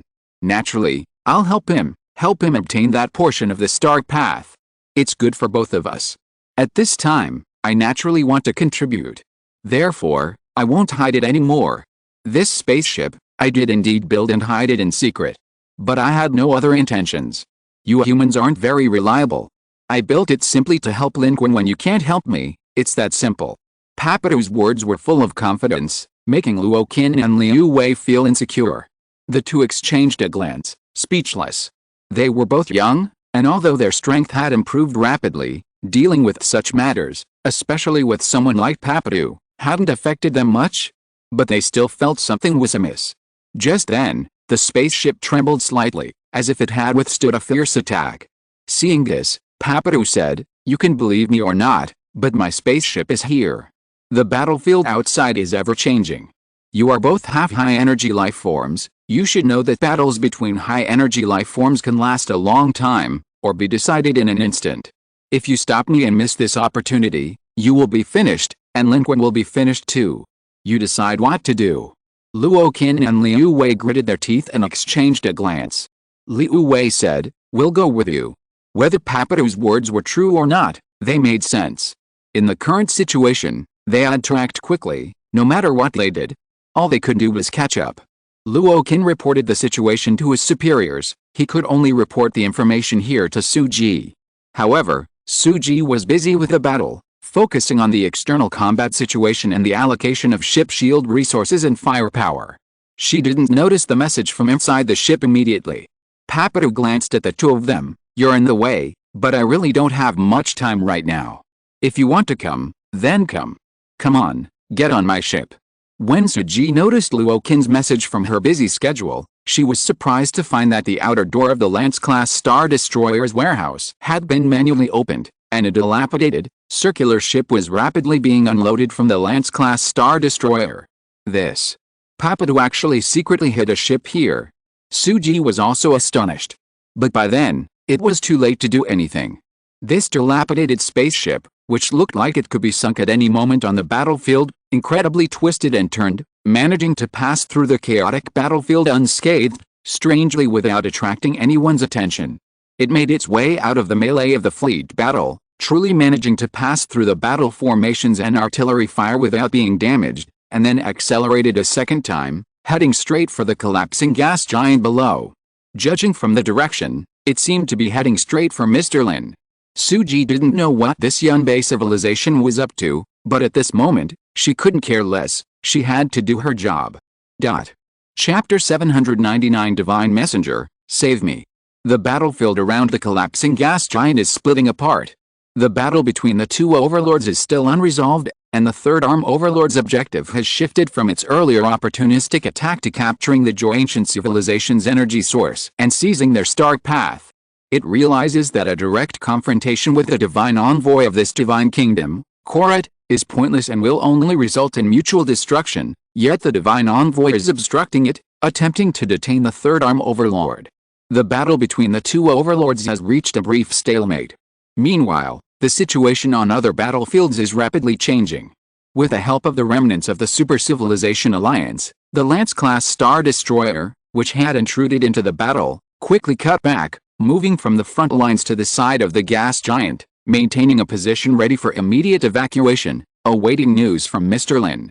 The Lance-class Star Destroyer's location data indicates that Lin Qun has fallen deep into the collapsing gas giant, his exact situation completely unknown. They have tried to contact Lin Qun, but he has no time to reply. All they could do now is wait, a heart-pounding wait, because on the other side of the gas giant, the battle between two overlord-level beings was like a clash of guns, the entire starry sky illuminated by a shimmering, iridescent light. Their main battlefield wasn't even the gas giant, otherwise, it would have been shattered long ago. Whichever of these two overlords ended the battle first, they had to retreat immediately, or it would be too late. Meanwhile, within the gas giant, Lin Qun had indeed fallen deep into its depths. He, the top-tier source energy of the ancient civilization, and Chai were entangled together, plummeting into the gas giant, where the atmospheric currents were growing increasingly swift and terrifying. At this moment, the gas flow within the gas giant was enough to tear a human to shreds. Even someone with Lin Qun's physique felt the sharpness of the air currents. But at this point, they couldn't worry about that. Chai, a top-tier source energy, spearheaded the attack, while Lin Qun provided support from the side. Although Chai was severely injured, and the top-tier source energy of the Jagu civilization was in better condition, the combined efforts of Lin Qun and Chai managed to suppress it, relentlessly pushing it down and forcing it to fall into the depths of the planet, even landing it in a collapsed city. This was a massive factory built by the Jagu civilization on this gas giant planet, now crumbling, its dome cracking to reveal its complex industrial structure. Large numbers of people were rushing towards several ports, trying to board spaceships and escape. Due to the gas giant planet's loss of control and the collapse of its defensive dome, the terrifying storm within was further tearing the area apart. At this moment, three powerful figures descended from the sky, completely shattering the dome. The fragments, unable to fall, were swept away by the terrifying storm within the gas giant planet, engulfed in unseen darkness. The lives of the Jagu civilization inside were also terrified and thrown out, screaming in agony as they disappeared into the planet's depths. But the depths of the planet weren't dark. From here, one could see terrifying flashes of light erupting from the very core of the gas giant, as if a supernova was condensing and forming deep within, about to burst forth. This gas giant was rapidly disintegrating. The war rhythm of the Super Civilization Alliance, coupled with the axial super laser cannons of the human Spear-class star destroyers, completely annihilated it. From a macroscopic perspective, it was shattered into pieces. Explosions surged from the planet's interior all the way to its surface, gas surging into space tens of thousands of meters high like ocean waves, a scene more terrifying and horrifying than the apocalypse. But inside the planet, the destruction wasn't yet so swift. Lin Qun landed on the platform and saw many ancient civilization beings desperately clinging to various objects to hold themselves together. His eyes instantly blazed with a scarlet light. Superhuman strength. Heat rays. Astonishing heat rays swept across horizontally and vertically, and the entire platform collapsed in an instant, sliced open like a cake by Lin Qun's heat rays, killing large numbers of ancient civilization beings. The figures of the Jagu civilization's top-tier energy source and Chai, locked in combat in the distance, reappeared. Amidst a terrifying sonic boom, Lin Qun suddenly accelerated, the surrounding high-speed airflow rippled outwards. He closed in instantly, his iron fist, burning with the power of judgment and hellfire, slamming into them. Together with Chai, they once again knocked down the Jagu civilization's top-tier energy source, piercing through the platform fragments torn apart by Lin Qun below, continuing its descent into the depths of this gas giant planet, towards its exploding core. A gale swept past their ears. At this moment, a terrifying wind speed of 800 kilometers per second swept around Lin Qun. Even someone with his physique felt a noticeable discomfort. Along the way, Jagu civilization ships attempted to attack Lin Qun and Chai, but under the devastating force of the natural environment, most of those attacks were ineffective. Even energy-level weapons were blown away by the terrifying wind speed, their warships were scattered and their formations were already in disarray without even needing to engage. Lin Qun descended from the sky, passing through them in a blur. Thermal rays ripped through the dark, terrifying storm-like flashes of light cleaving the heavens and earth. Ships of the ancient civilization were torn apart and exploded by Lin Qun. The flying debris and fiery explosions were swept away by the storm in the blink of an eye, leaving not a trace. The roar of the ancient civilization's top-tier source energy resounded in Lin Qun's mind. Who are you? You are not a member of the Super Civilization Alliance. Do you know what you are doing? You are an enemy of the Divine Kingdom. You are an enemy of the Divine Envoy. You stand against all civilizations in the entire 613th star system. The ancient civilization's top-tier source energy was filled with shock and rage, but its willingness to speak at this point was actually a sign of extreme fear. It realized that it might not be able to escape alive from these two. Persuading Lin Qun, this powerful intruder, might be its only option. Just now, when Chai pounced, The top-tier source energy of the Jagu civilization thought victory was assured. Chai was already severely injured. A single move from a Dominator-level being was enough to cripple a top-tier source energy. And even with Chai and Yuvadar's combined attack, they hadn't actually inflicted any substantial damage on the Jagu civilization's top-tier source energy. Under those circumstances, Chai was no match for it. Defeating Chai would mean a resounding victory. But unexpectedly, another life appeared out of nowhere. Although not a top-tier source energy, its strength was considerable, and its methods were enough to threaten it. Of course, Lin Qun alone was no match for a top-tier source energy, but with Chai's cooperation, it was a different story. The two of them were overwhelming it. It had no chance to fight back. At this rate, it was certain to die. What makes you think you can represent the entire 613th star system? Who can a divine kingdom represent? Lin Qun sneered. His body descended from the sky, unleashing the fourth move of the heaven-splitting divine palm. Zuanlong shatters the heavens. The terrifying storm was instantly split open, and a terrifying giant palm manifested, striking with a deafening roar. But Lin Qun's true killing move wasn't the heaven-splitting palm, but the pure lotus demonic flame hidden within. Following the power of the Joy ancient civilization's top-tier source energy's transmission in its boiling anger and fear, under the cover of the Zuanlong's shattering heaven, it approached and struck, igniting the opponent's body. What kind of technique is this? Half of the Joy ancient civilization's top-tier source energy's body burst into terrifying flames at that moment. Ignited by the pure lotus demonic flame, even under the pull of the high-speed storm, the pure flame seemed unaffected, burning and eroding its body in midair. The Joy ancient civilization's top-tier source energy howled in agony, horrified to discover that its body, its rule power, and its dark energy were all burning. Even more terrifying, in the face of this unknown energy, its energy limit seemed to be burning away, rapidly decreasing. What kind of technique was this? Was it the power of rules or something else? It didn't know, yet it was filled with boundless terror. It had never seen such a technique before, desperately resisting with its own rule power. It was a top-tier source energy. If it truly relied on the power of rules to resist, it might be able to cleanse the pure lotus demonic flame that Lin Qun had invaded its body in a short time. But now, it didn't have that time. Just as Lin Qun's pure lotus demonic flame struck it, Chai, who had briefly disappeared into the storm, reappeared and grabbed the top-tier source energy of the Joy ancient civilization. It attacked alongside Lin Qun, with almost no communication between them, yet their coordination was impeccable. Both were top-tier powerhouses, knowing exactly what to do in battle. At this moment, it also acted without hesitation, using its own body and the power of rules to control the top-tier source energy of the Joy ancient civilization, carrying it as it continued its descent into the deeper, infinite light, the exploding light from the expanding core of the gas giant planet, and as they fell, they were almost upon the exploding light of the gas giant planet's core. Normally, this wouldn't be possible, but because the exploding light was also rapidly expanding outwards, this two-way rush meant that it was now directly below Lin Qun and the other two. That ball of light was not a true supernova explosion, but rather an endless explosive storm boiling from the interior of a gas giant. It was growing at an alarming rate. If the gas giant hadn't been so enormous, it would have already erupted from within, completely incinerating the entire planet. It was the light of destruction. Chai didn't give the Jagu civilization's top-tier energy source a chance to remove the purifying lotus demonic flame, dragging it towards the light of death. If it hadn't been severely injured, it might have had other choices, but at this moment, it had no choice. The Jagu civilization's top-tier energy source roared furiously, "You're insane! You're insane! You'll die too! You'll die too!"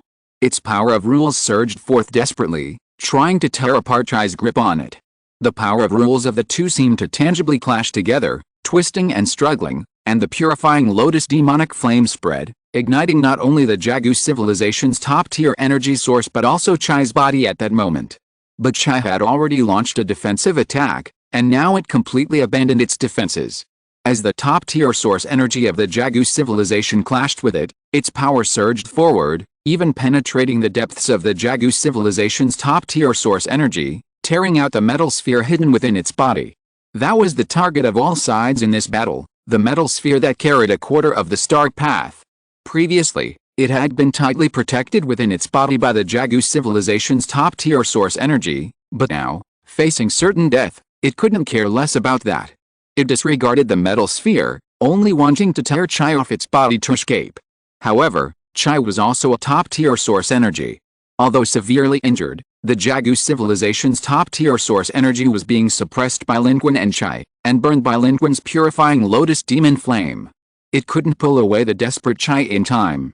They plummeted downwards, crashing into the terrifying ball of light below. Only then did the ball of light become clear.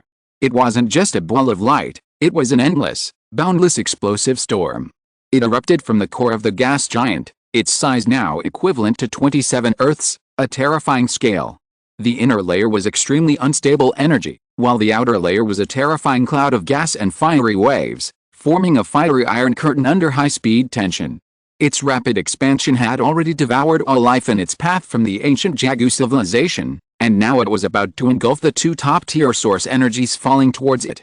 Normally, such an explosion would be devastating to ordinary life forms, but it posed no threat to top-tier source energies. However, at this moment, the top-tier source energies of the Jagu civilization were fighting desperately, already at their limit, and ignited by the pure lotus demon flame. If they fell, they would surely die. Above, Lin Qun's figure froze. He watched this scene with trepidation. He could not and dared not advance any further. The gas giant was about to explode. Lin Qun was neither a large-scale source energy nor a top-tier source energy. He had many methods, but he knew he might not be able to withstand this massive explosion. Chai and the top-tier source energy of the Zhou ancient civilization were locked in a desperate and frenzied battle, plummeting downwards. Plummeting downwards. At this moment, the Zhou ancient civilization's top-tier source energy roared, reaching the heavens. Divine Messenger, save me.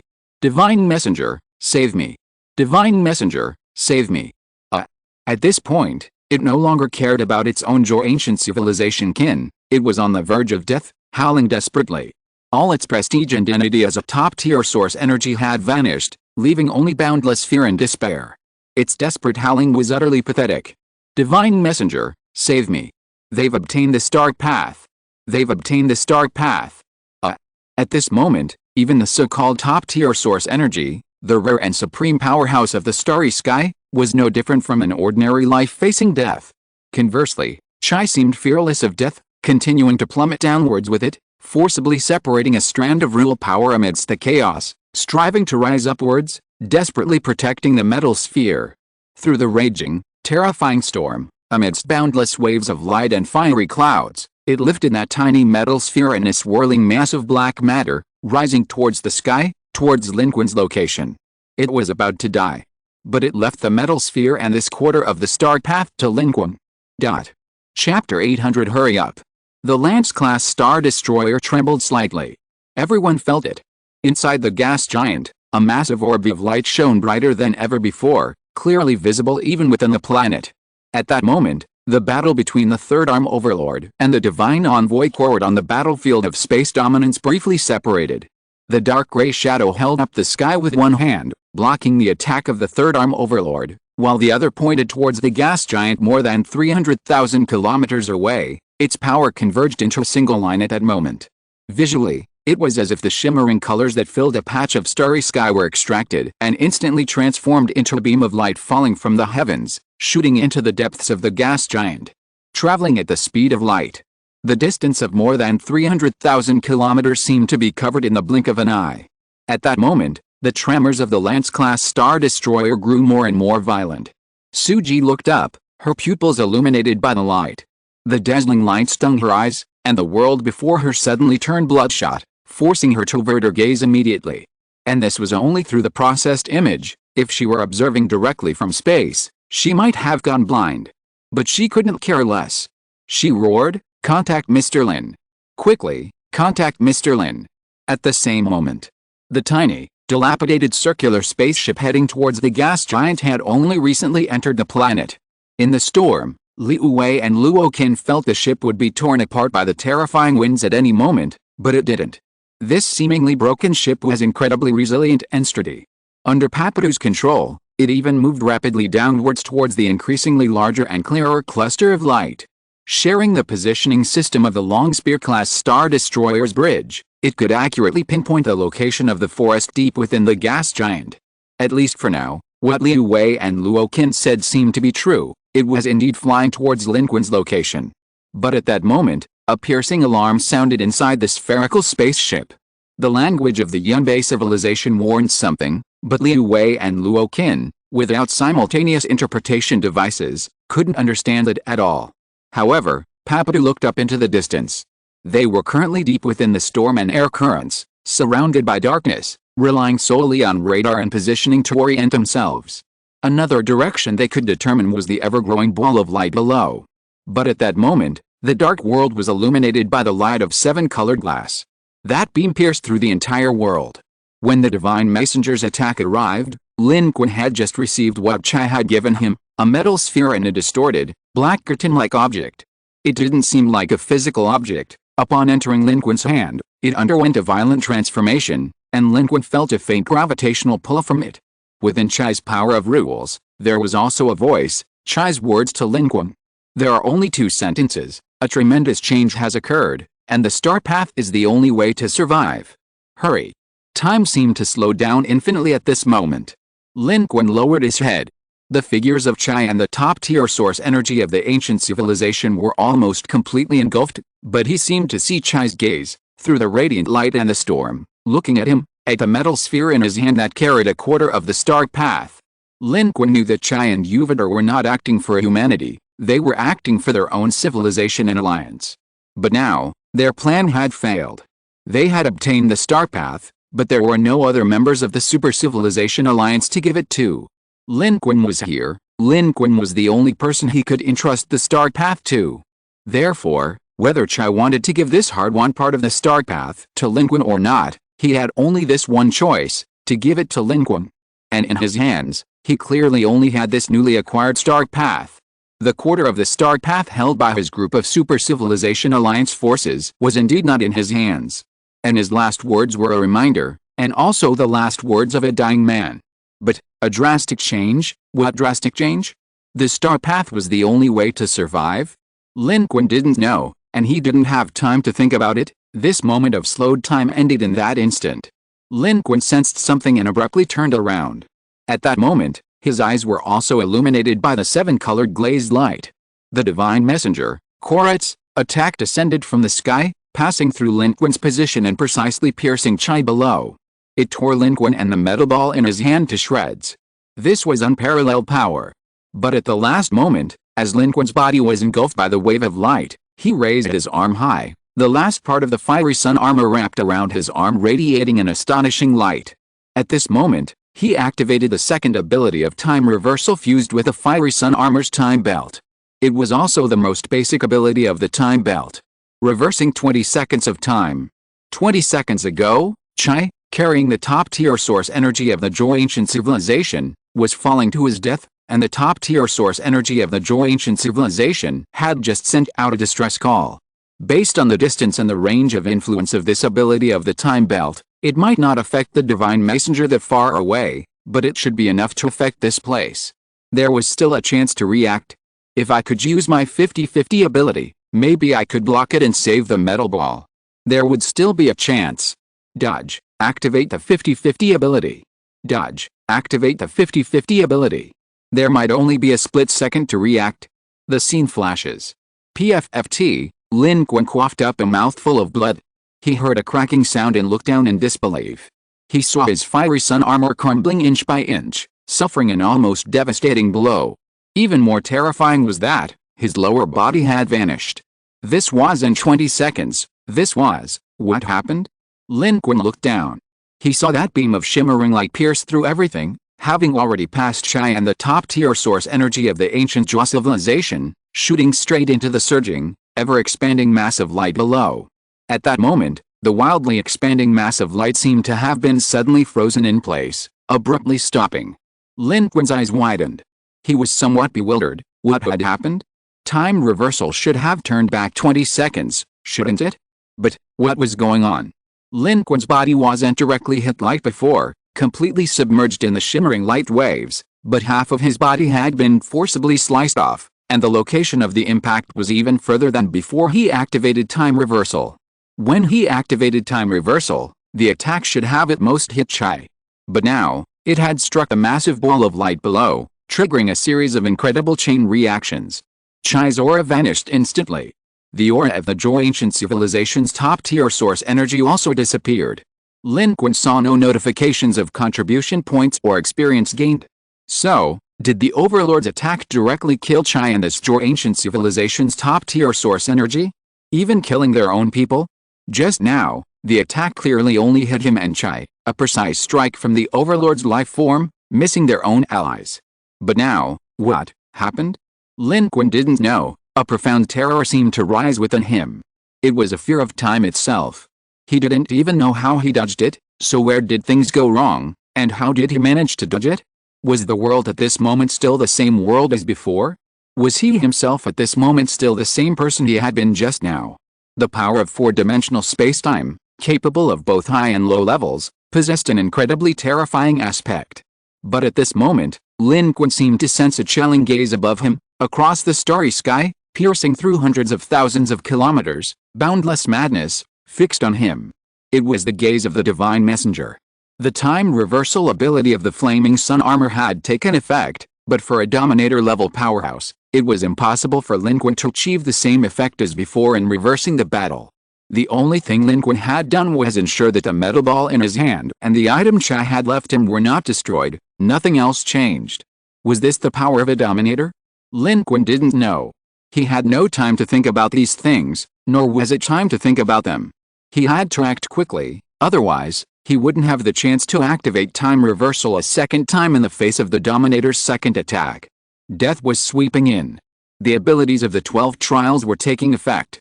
Darkness was enveloping Lin Qun's body, and his severed limbs were regenerating. Lin Qun's 12 trials had 5 lives remaining.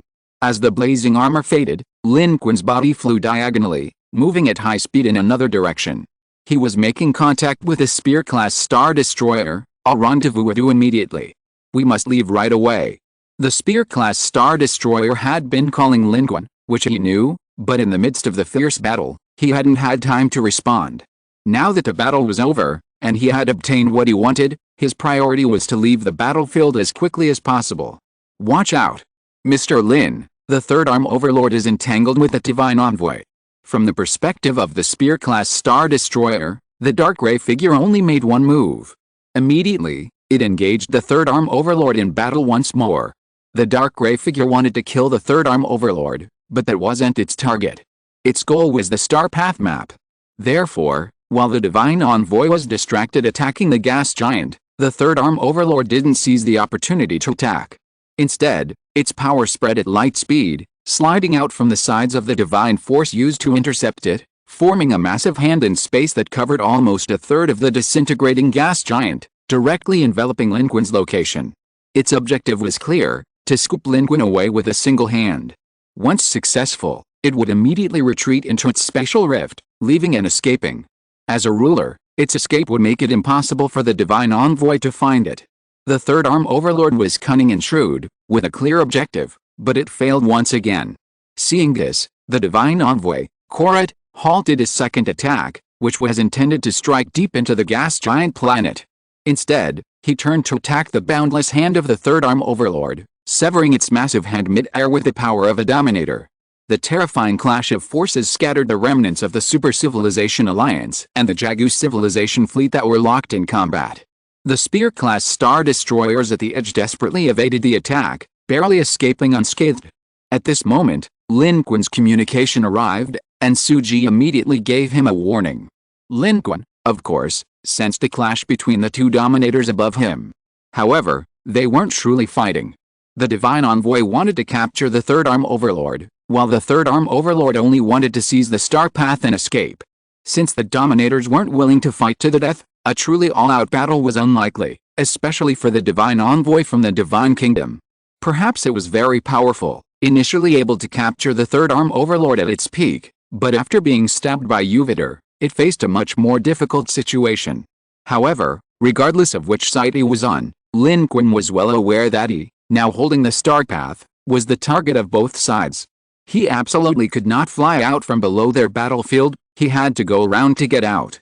Therefore, he had not shown himself and was flying inside the gas giant planet. He didn't know what had happened, But after the divine envoy Korat intervened, the situation on the gas giant planet seemed to be stabilizing. But at this moment, Lin Qun had no time to investigate this. He was accelerating his escape. He had intended to use the apprentices and the portal's abilities to return directly, but for some reason, he failed. He couldn't open the portal and could only fly out of the gas giant planet to see what was happening. During his escape, he also noticed that the black curtain-like object that Cha had given him was becoming increasingly unstable over time. What exactly was it? Lin Qun had never seen it before, and he didn't know. He didn't know if Cha had given it to him as a scheme, to help him, or to convey some kind of message. But now, its unease left Lin Qun somewhat confused. Out of caution, Lin Qun decided to simply discard it. It was better than if Cha used some means to restrain him. But just then, the situation changed again. Lin Qun's senses clearly detected that after the previous exchange, the third arm overlord had exchanged blows with a divine envoy and then decisively and swiftly retreated. Seeing that the situation was stabilizing and the melee was about to end, the third arm overlord knew it had no chance. Although unwilling, it made a rational choice to decisively withdraw from the battlefield and leave. Continuing the fight would be pointless for it. Sensing its aura rapidly receding and about to disappear completely, Lin Qun's heart sank. If the third arm overlord left, it was all over. No one could stop the divine kingdom ruler for them. They were doomed. Lin Qun still vividly remembered the last battle with Abacus. He survived that battle partly because he had used all his trump cards, but also because Abacus had never intended to kill him. But now it was different. This divine envoy, Korat, was not Abacus. If it attacked, could he escape? Can the human fleet escape? It's too late to fly out. If the third cantilever overlord leaves and they haven't left yet, they won't be able to leave. At this moment, Lin Qun gritted his teeth and said, "Suji, you guys leave quickly. This is an order. I want you to leave now. Don't wait for me. I will meet up with you and leave immediately." End of this chapter. Thank you so much for reading until the end. Don't forget to give it a like. Looking for more exclusive content and immediate access? Subscribe to our Patreon. Remember, every like, subscription or donation encourages us to continue. Thank you all. See you in the next video.